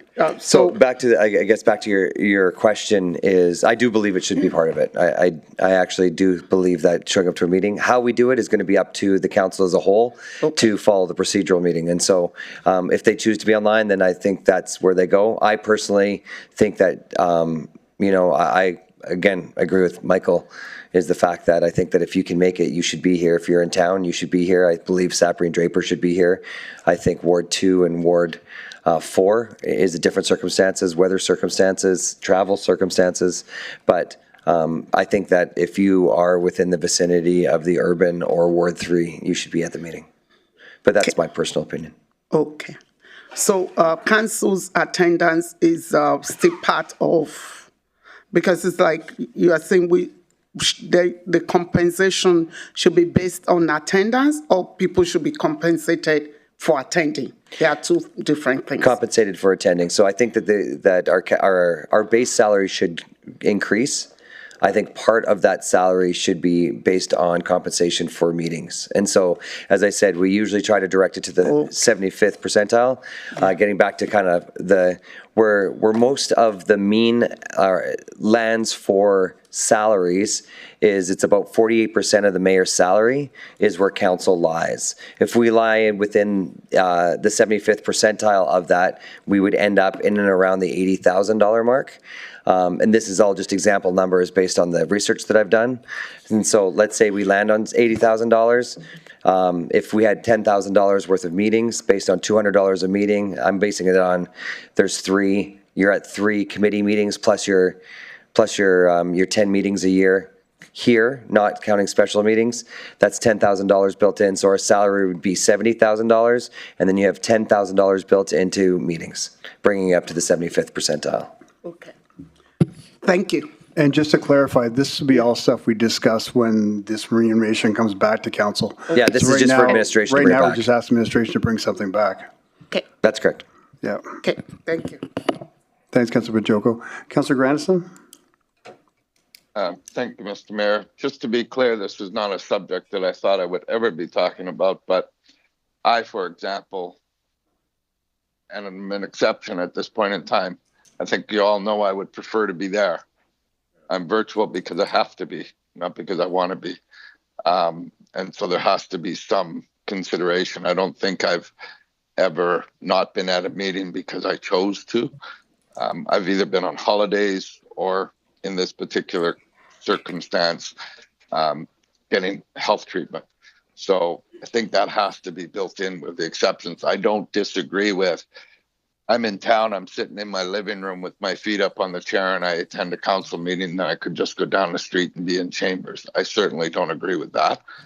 But we do have to keep in mind that there are some circumstances that we may have to consider allowing. I 100% agree. Yeah, obviously outside of there's medical, there's family reasons, there's many different reasons to be online. I wouldn't take away from that. Thanks, Councillor Grandison. Did you want to? Thank you, Mayor Bowman. Through the chair, I did just want to clarify, and as per the motion that references a recent third-party consultant review, that this item was to come before council in February of this year. Then that was removed from the agenda. So there has been a third-party comparative analysis done. So that's what administration would be working with and bringing things back to council. So I just wanted to clarify that. Thank you, Mayor. And that's why that's what I said. Thank you. Councillor Cardinal? No, am I debating? Yep. Okay. Yeah, Motion's already on the floor, so you can debate. I totally agree with the motion and for the next term, right?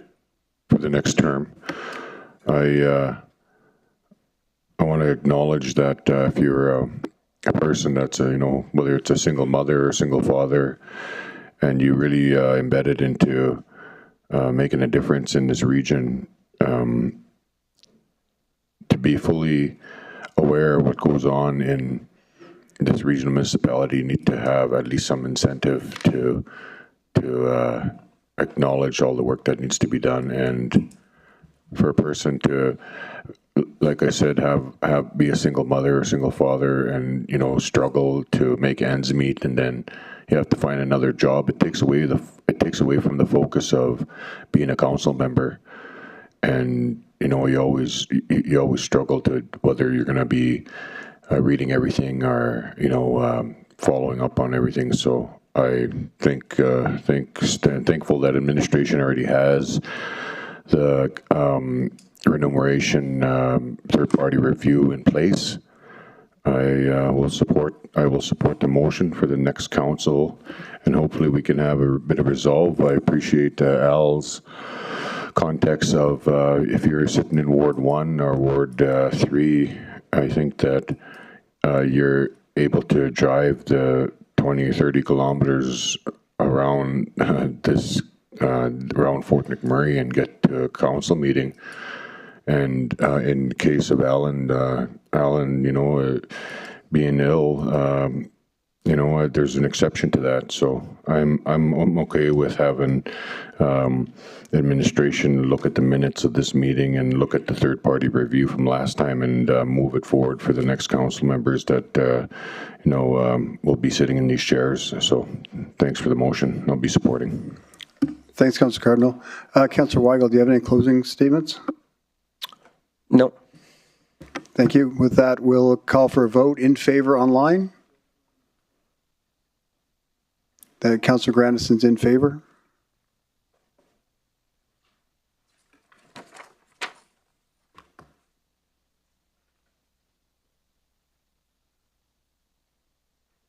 Oh, sorry, Lance.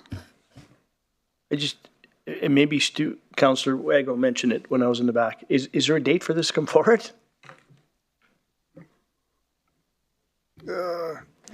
No, that would be an amendment I would definitely be agreeable to, because it needs to come back to the last council meeting. So if this could come back on September 9th, that'd be swell. Yeah.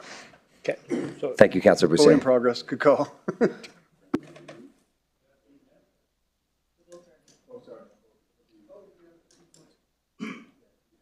So, through the chair, just to clarify, the intent would be to bring back the information that we had prepared in February. So there would be probably September 9th would be reasonable, yes. Thanks.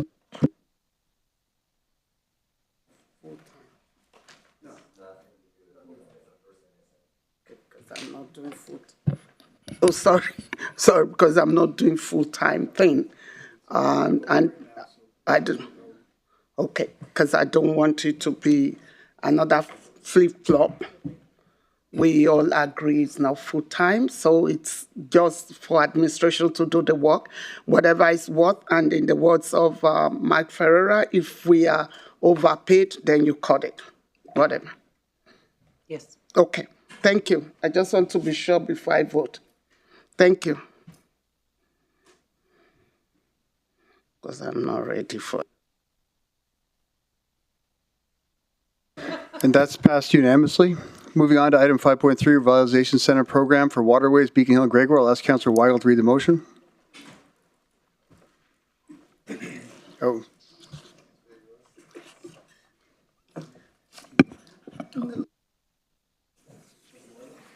Thank you, Mr. Mayor. I move that administration develop a revitalization program for Waterways, Beacon Hill, and Gregoire based on the Downtown Revitalization Incentive Program, DRIP, and report back to council in September 9th. Thank you. Would you like to wait for a second? And that's seconded by Councillor Cardinal. Thank you. Would you like to speak to that motion, Councillor Weigel? Yeah, thank you, Mr. Mayor. The idea behind this was speaking with residents and just constant conversation about the Abisan, Gregoire, Beacon Hill area. Obviously, there's still a lot of backfill in the Beacon Hill and Gregoire houses that have not been filled. And one of the incentives back there is the amenities that surround them. They've been one of the biggest hits areas due to the wildfires back in 2016, and there hasn't been a program yet to kind of get them back on their feet. Now, I know there's been conversation kind of throughout for like a region-wide, which I'd be open to, but the basis of this on right now, the purpose of that coming forward was surely to revitalize that area. Thank you, Councillor Weigel. Councillor Ball? Thank you, through the chair. I guess to Councillor Weigel, you mentioned that open to the region, so would we be looking to do an amendment on that? Are you open to doing an amendment? I'd be definitely open to an amendment. All right. Do you want to propose an amendment, Councillor Ball? Propose an amendment? I certainly propose can, one. Yeah. I'd replace develop with review and bring forward options for development of, and replace Waterways, Beacon Hill, and Gregoire with the region. Right, versus giving opportunity, I guess. I mean, what were the numbers? Was it for every $5 that was spent? I think there was, for every 5.1, every dollar that the municipality spent, 5.1 was created. Right, and I mean, that could be utilized in places like Thickwood and Timberley and Dickinsfield as well. Right? I think it spurs economic. Was there? We'll just wait for that motion to come. Wait for that amendment to come up so we can get a second for it. And some, I assume some of the options could be like putting thresholds on what we'd be willing to spend and so on, because I don't think we'd want to go to like 500 million. So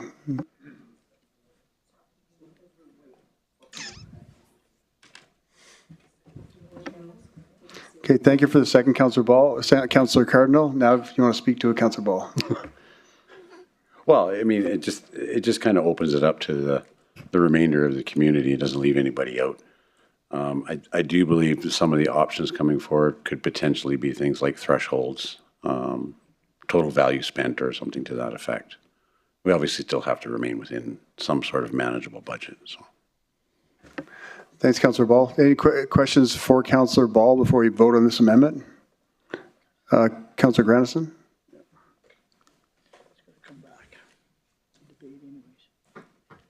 I think maybe on mute, Al. Thank you, Mr. Mayor. Sorry about that.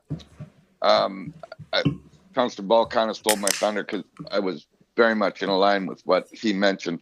I've said this all along, that we're focusing all the money in one area when many areas we have many areas in Thickwood that are old and need some uplift to be successful as much as we do in other parts of the city. And if I was a business in Thickwood, I'd resent my tax dollars going to fix businesses downtown when mine was suffering.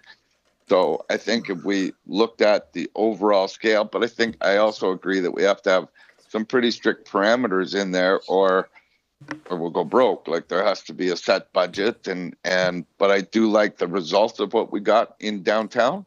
And I think if we had that in Gregoire and Beacon Hill and Thickwood and the older areas in particular of our city, because the newer areas are following current standards. So they're already there. So I absolutely love the idea and support it. So thank you. Thanks, Councillor Grandison.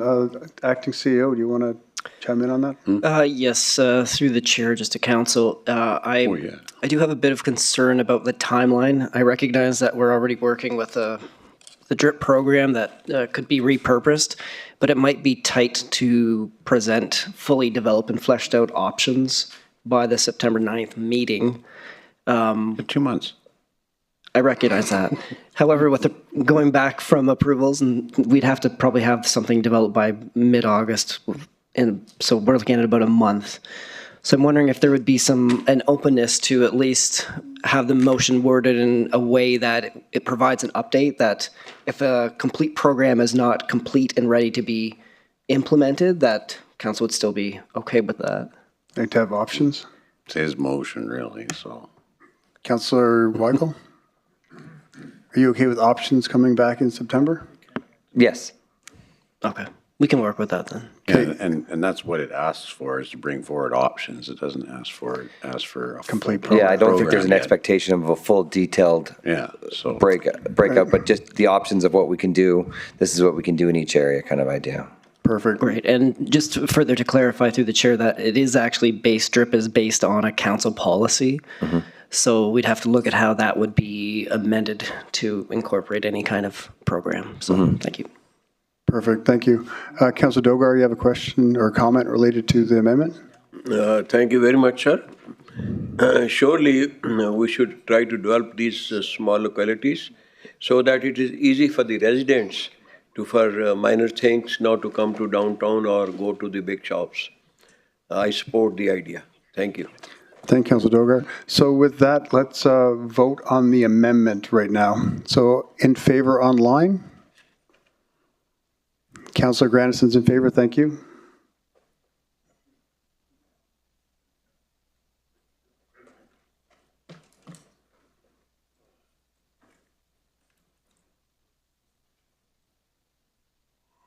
This now puts it in chip too, right? Everywhere.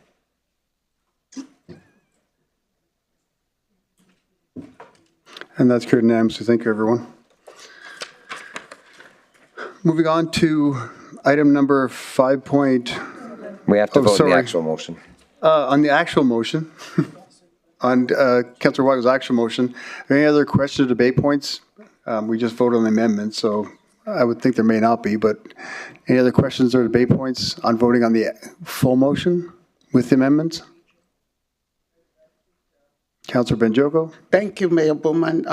Not a question, just a comment that I think it's a great idea to consider a region-wide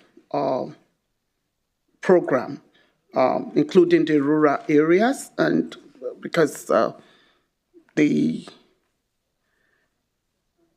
some of the businesses are hurting so much, and any little help will be good. And especially some are also new and struggling and all of that, and I hope that this will help. So certainly I'm in support. Thank you, Councillor Benjoko. And I want to thank Councillor Weigel for bringing this motion forward and Councillor Ball for the amendment, because I do believe it to be a region-wide program is needed.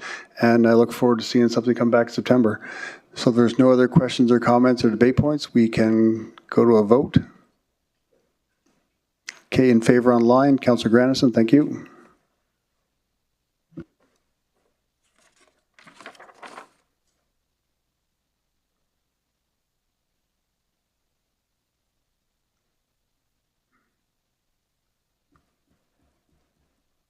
That's carried unanimously. Thank you, everyone. Moving on to item number 5 point something. I don't know what it is anymore. Winter Road Advisory Committee. I'll ask Councillor Cardinal to read out his motion.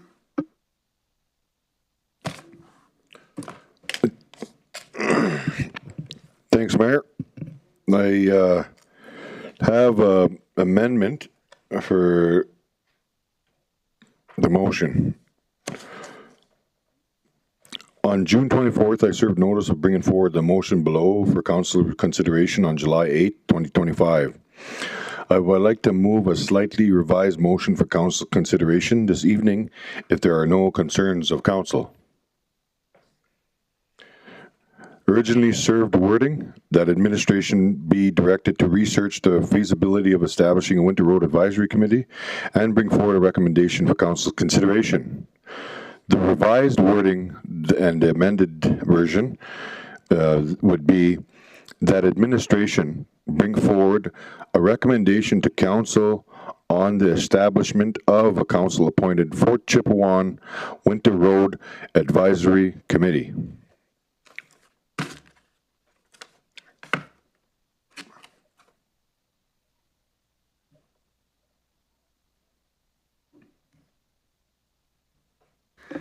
Thank you, Councillor Cardinal. Thank you for the second, Councillor Boussier. Councillor Cardinal, do you want to speak to that motion? I do. I've been contacted and called out many times on some of our local community members in Fort Chip that have previously worked the Winter Road, see some barriers and safety concerns on the Winter Road, and they kind of want to be a part of it, just like any other committee. And they want to basically be heard and be appointed by, a council-appointed committee, and hopefully that I can gain some support in this and involve the Indigenous community members that asked me to bring this motion forward, and I look forward to hearing everybody's comments and questions. Thanks, Councillor Cardinal. Again, as Councillor Cardinal just mentioned, as comments, questions, debate points, I have just a quick question for IRR. I thought we already had a Winter Road Committee, and I thought it was successful. No, we don't. Through the chair to the chair, back in March, I believe it was March the 24th, I spoke to this, and in the sense that it's not a council approved committee, but what we'd incorporated based on community feedback was an advisory group consisting of 3 people. And we have met with them. They have given advice on the Winter Road. So that's one aspect of it. But I think what the councillor is asking for is a council-appointed committee. Okay, perfect. Thank you, Director Fraser. No, that's great, Ken. I just thought we already did it, but and I think it worked well. But I would definitely support you in a council-appointed committee for this. Councillor Granson. Thank you. Yep, my volume's on. But yeah, my only question is, I would hope that it would be people related to the Winter Road with some understanding, because we have so much difficulty now filling we're getting so many council appointed committees that we're running out of, people wanting to be on council appointed committees. But it sounds like, what Kendrick is saying is there's interested parties up north. So I would hope that it would target that area. And that there would be an enthusiasm to participate. That was my only comments. Yeah, I thanks for the question, Councillor Granison. I just basically wanted to change it to where it's fair and everybody. I know that we've discussed and we kind of had some feedback from the community members, and they're like, I want to be part of the advisory committee. I want to be part of the advisory committee. And then we spoke to the gentleman that spoke to me, and Director Fraser. But I felt in due process and fair process, I needed to have it to be a council appointed committee where everybody is appointed like any other committee. So. Just do it properly that way, and hopefully we can get some the community's safety concerns met. Thanks, Councillor Cardinal. Councillor Walkwin. Thanks, Mr. Mayor. Is there a specific number for the committee that you would like on this advisory, or the Winter Road Committee? Well, I think it would be, a councillor and maybe 2 other local community members, and I'm guessing maybe IRR could chime in on this with sit down with one of the administration as well. Oh, okay. So I guess after the feasible study, then that would be recommended. Okay, thanks. I support it. Thank you. Thanks, Councillor Walkwin. Councillor Dogar. Thank you, Mr. Mayor. It is very, very important committee, and it should have some syllabus also of training the residents or also of the drivers also. I remember I narrowly escaped a big accident. I, as a trucker, had been logging transportation on Ice Bridge, and I didn't know that only one truck has to pass at one time from the bridge. And the moment the front, truck went, I also followed him. People, started crying, oh, what the hell this is, what the hell this is. But I couldn't listen to anybody. 2 trucks fully loaded with logging. Thank God that we survived and it didn't break. Such sort of awareness training has to be done. Good, well done, Councillor Cardinal. You carried the day. You balanced the previous. Thanks, Mayor. Thanks, Togar. Councillor Lovely? Yes, through the chair to Councillor Cardinal, you mentioned Fort Chip Winter Road. Would this be overlooking the other winter roads like Laloche as well? I'm able to. IRR probably joined. I can get Director Fraser to. Yeah. I never thought of that, actually. Through the chair to Councillor Cardinal, yes, it could incorporate the winter roads. Now, just looking at your motion there, administration to bring forward a recommendation, I think we can go past that. If you're looking for a council appointed committee, that we go right to that, because we're already now into July, and we're going to have to start meeting in the not too distant future in regards to the winter road. I think the sooner, if that's the direction council wants to go, I think the sooner we get at that, the better, as opposed to bringing it back to administration for a recommendation. Just make a decision. Yeah, I'm okay with just making the council appointed committee today. Is that what you mean? No, just if you take out recommendation, I think that will bring back a committee in September. Correct, Dennis? That's correct.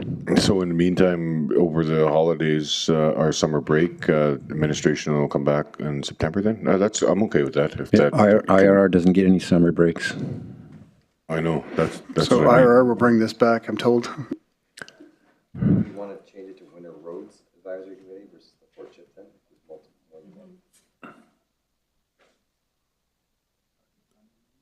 I don't know if how we're going to do the.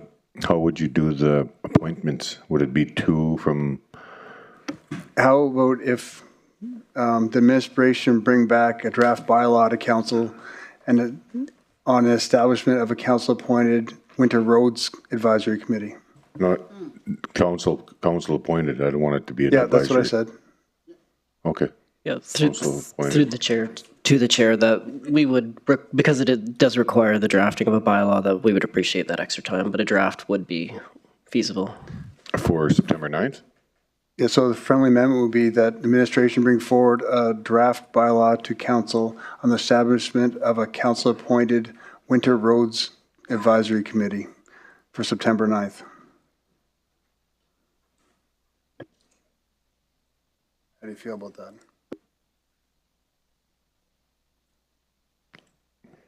Are we going to make it Winter Roads rather than? Okay, I'm okay with that. Thanks, Councillor Lovely.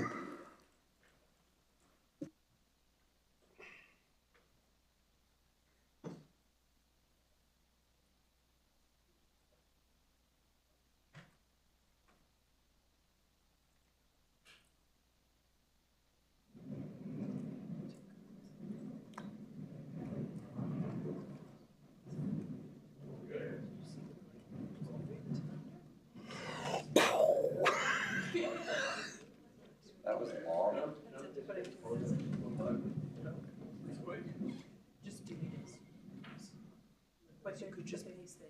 The gods of Ekdev are upset. No, just kidding.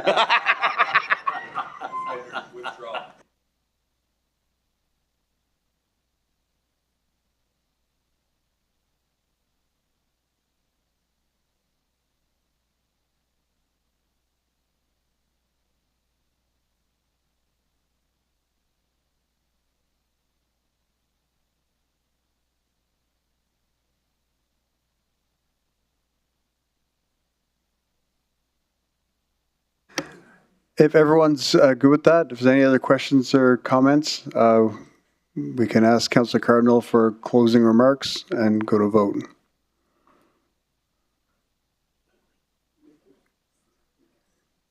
Go ahead, Councillor Cardinal.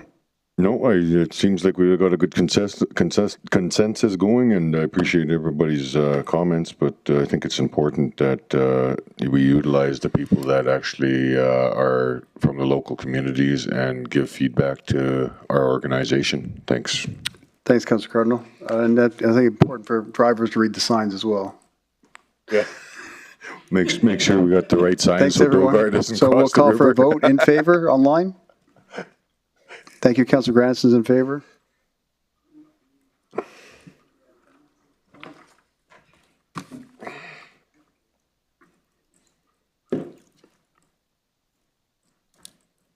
And that's carried unanimously. Thank you, everyone. Moving on to item, I don't even know what number it is, 5.3? 5.5, feasibility study for a Monument Hill statue. I'll ask Councillor Cardinal to read his motion. Oh, where is it here?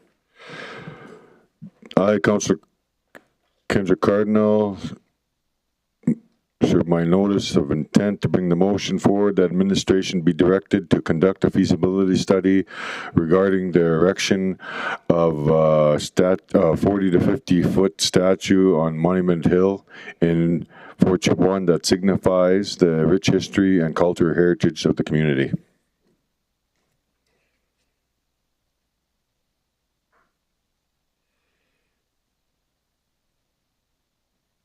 Amendment?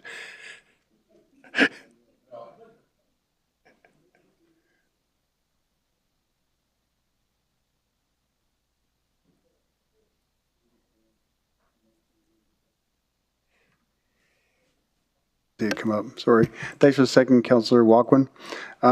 Councillor Cardinal, can I ask you for a friendly amendment? Sure.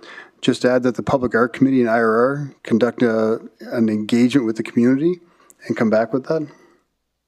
So the community is engaged, the community just can decide what will be something that works for everybody? Well, wouldn't they do that anyways? I'm just saying the Public Art Committee the Public Art Committee and IRR to go to engagement with the community. There's a difference between a feasibility study and an engagement. Okay. Feasibility says, can you do it? Engagement says, what do you want? Yeah, I'm okay with that. So just be after community. And I'd like to amend it to 30 to 40 feet, not 40 to 50. Okay. So, and they'll come back with something. 30 to 40 feet, and just add that Public Art Committee and IRR conduct engagement with the community and come back with that recommendation. Okay. I'll wait for the recommendation to come up. I mean, amendment. Yep. Councillor Ball? Yeah, thank you. That's what I wanted to talk about. The size. I know. Like, does anyone here, I don't, does anyone here have any idea what a 50-foot statue might cost? Like, we're talking millions. I was at the West End, right? and Millions. there was a statue there, and I took pictures of it, and it was probably 20 to 25 feet. Right. I think that's probably more around 30, like a 30-foot statue, which would be this 30 high, feet right? is 3 stories. Yeah, I know. Right, like, that's pretty tall. So it's not that I'm against the statue, but I think if you include in the motion that it has to be a 30 to 50-foot statue, then they got to look at nothing but a 30 to 50. So Yeah, I'm thinking okay. we just get rid of the size and we say statue. Okay, I'm okay with that. Right. Yeah. Because like a 50-foot statue, like, wow. Oh, it would need a full foundation and everything. It'd be crazy. Thanks, Councillor Ball. And I love the Councillor bear in Grandison? Denver. Thank you, Mr. Mayor. Where I have no difficulty with the statute, but what I do have difficulty with is us doing it. To me, this is a collaboration between all the 3 nations and the municipality working collaboratively to identify the history of the community, not just one party, but all parties. And it's all too often where there's the expectation that the municipality does it. But there are 3 nations up there, and there are 3 distinct nations that have their own history and want to be identified and recognized. And us building a statue doesn't make any sense without their participation financially as well in erecting something. There are 4 levels of government in that community, not just one level. And so I do have difficulty with that. I don't have difficulty with being a partner in this kind of endeavor, but I do have difficulty with being the only partner in this endeavor. And so if we were on our own doing it, I can't support it. But if it was a collaborative thing, we talk about truth and reconciliation. That's a collaborative event. That's us doing something collaboratively together to recognize the history and stuff, not just one party. So that's my comments on it, sir. Thanks, Councillor Grandison. Does any other council have any questions, comments, or debate points? Councillor Cardinal, do you have any closing statements? I do. I think the reason why that I actually brought the motion forward was because I think the municipality, us as a governing body, is non-biased, and sometimes I think that it takes certain leadership qualities from an organization like ours to be able to move something like this forward. And I don't want it to be a one-sided to where the nations start to butt heads over what kind of a statue to be put there. I think it's probably easier if we do it this way, and hopefully we can get the support and accommodate the statue being built at Monument Hill or wherever. I know that I done a Facebook post, and some of them wanted certain parts of each nation on there, and I didn't want it to be that to where it caused a bunch of friction within the community. I kind of just basically wanted us to lead it, and then we get the feedback from the community itself rather than the nations, because we all know that sometimes people butt heads and nations butt heads, and I just want to make sure that we just move it forward, and hopefully we can get it passed and just build a statue that resembles the rich history, whether it's a trapper holding pelts or traps or snowshoes or something like that. That's not one-sided and biased to one nation. That's the reason why that I think that us as a municipality, and not only that, we spoke a lot about the TRC and how much it means to us as a municipality, and us being leaders in that. In those calls to action. So, and also acknowledging the history that the community has in Fort Chipewyan, and also economic development was speaking today. It would be a tourist attraction in the future, and people would like to stand in front of the statue, take pictures, and speak about the history that in Fort Chipewyan, and I think it's a great idea, and hopefully I can gain some support from you guys and get it passed this evening, and let's build a statue and keep on rolling on. 50-foot canoe. A 50-foot canoe. Thanks, Councillor Cardinal. Councillor Grandison, do you have something else to add there? Yeah, I do. And I don't disagree, Kendrick, with most of what you say whatsoever. The issue I have is, so the municipality runs the rec center, the municipality runs the pool, the municipality runs the water treatment plant, the municipality does this, the municipality does that. At some point, there has to be a collaboration, and I know there's friction.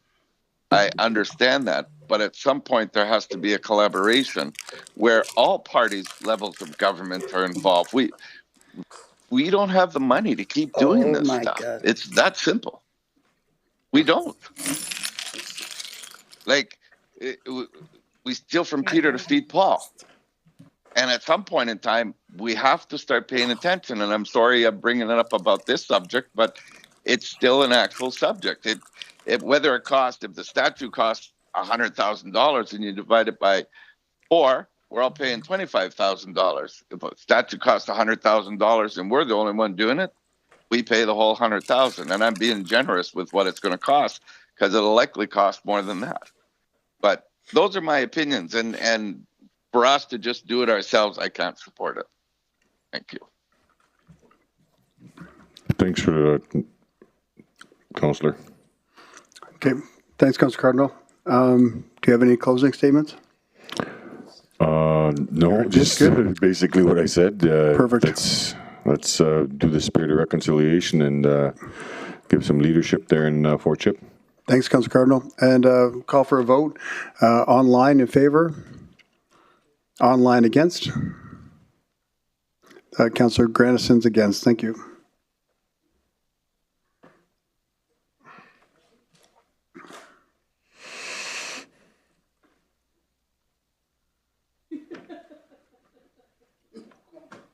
Who? And that is carried with 1 opposed. Thanks, everyone. And thanks, everyone, and thanks to staff for staying late tonight to finish off this meeting before summer break. Thanks for all the councilors to show up tonight and all the work you put in over the last 4 years. Have a good night. Marcy Cho, Kinniscumpton, and Bun Nui. This meeting's adjourned.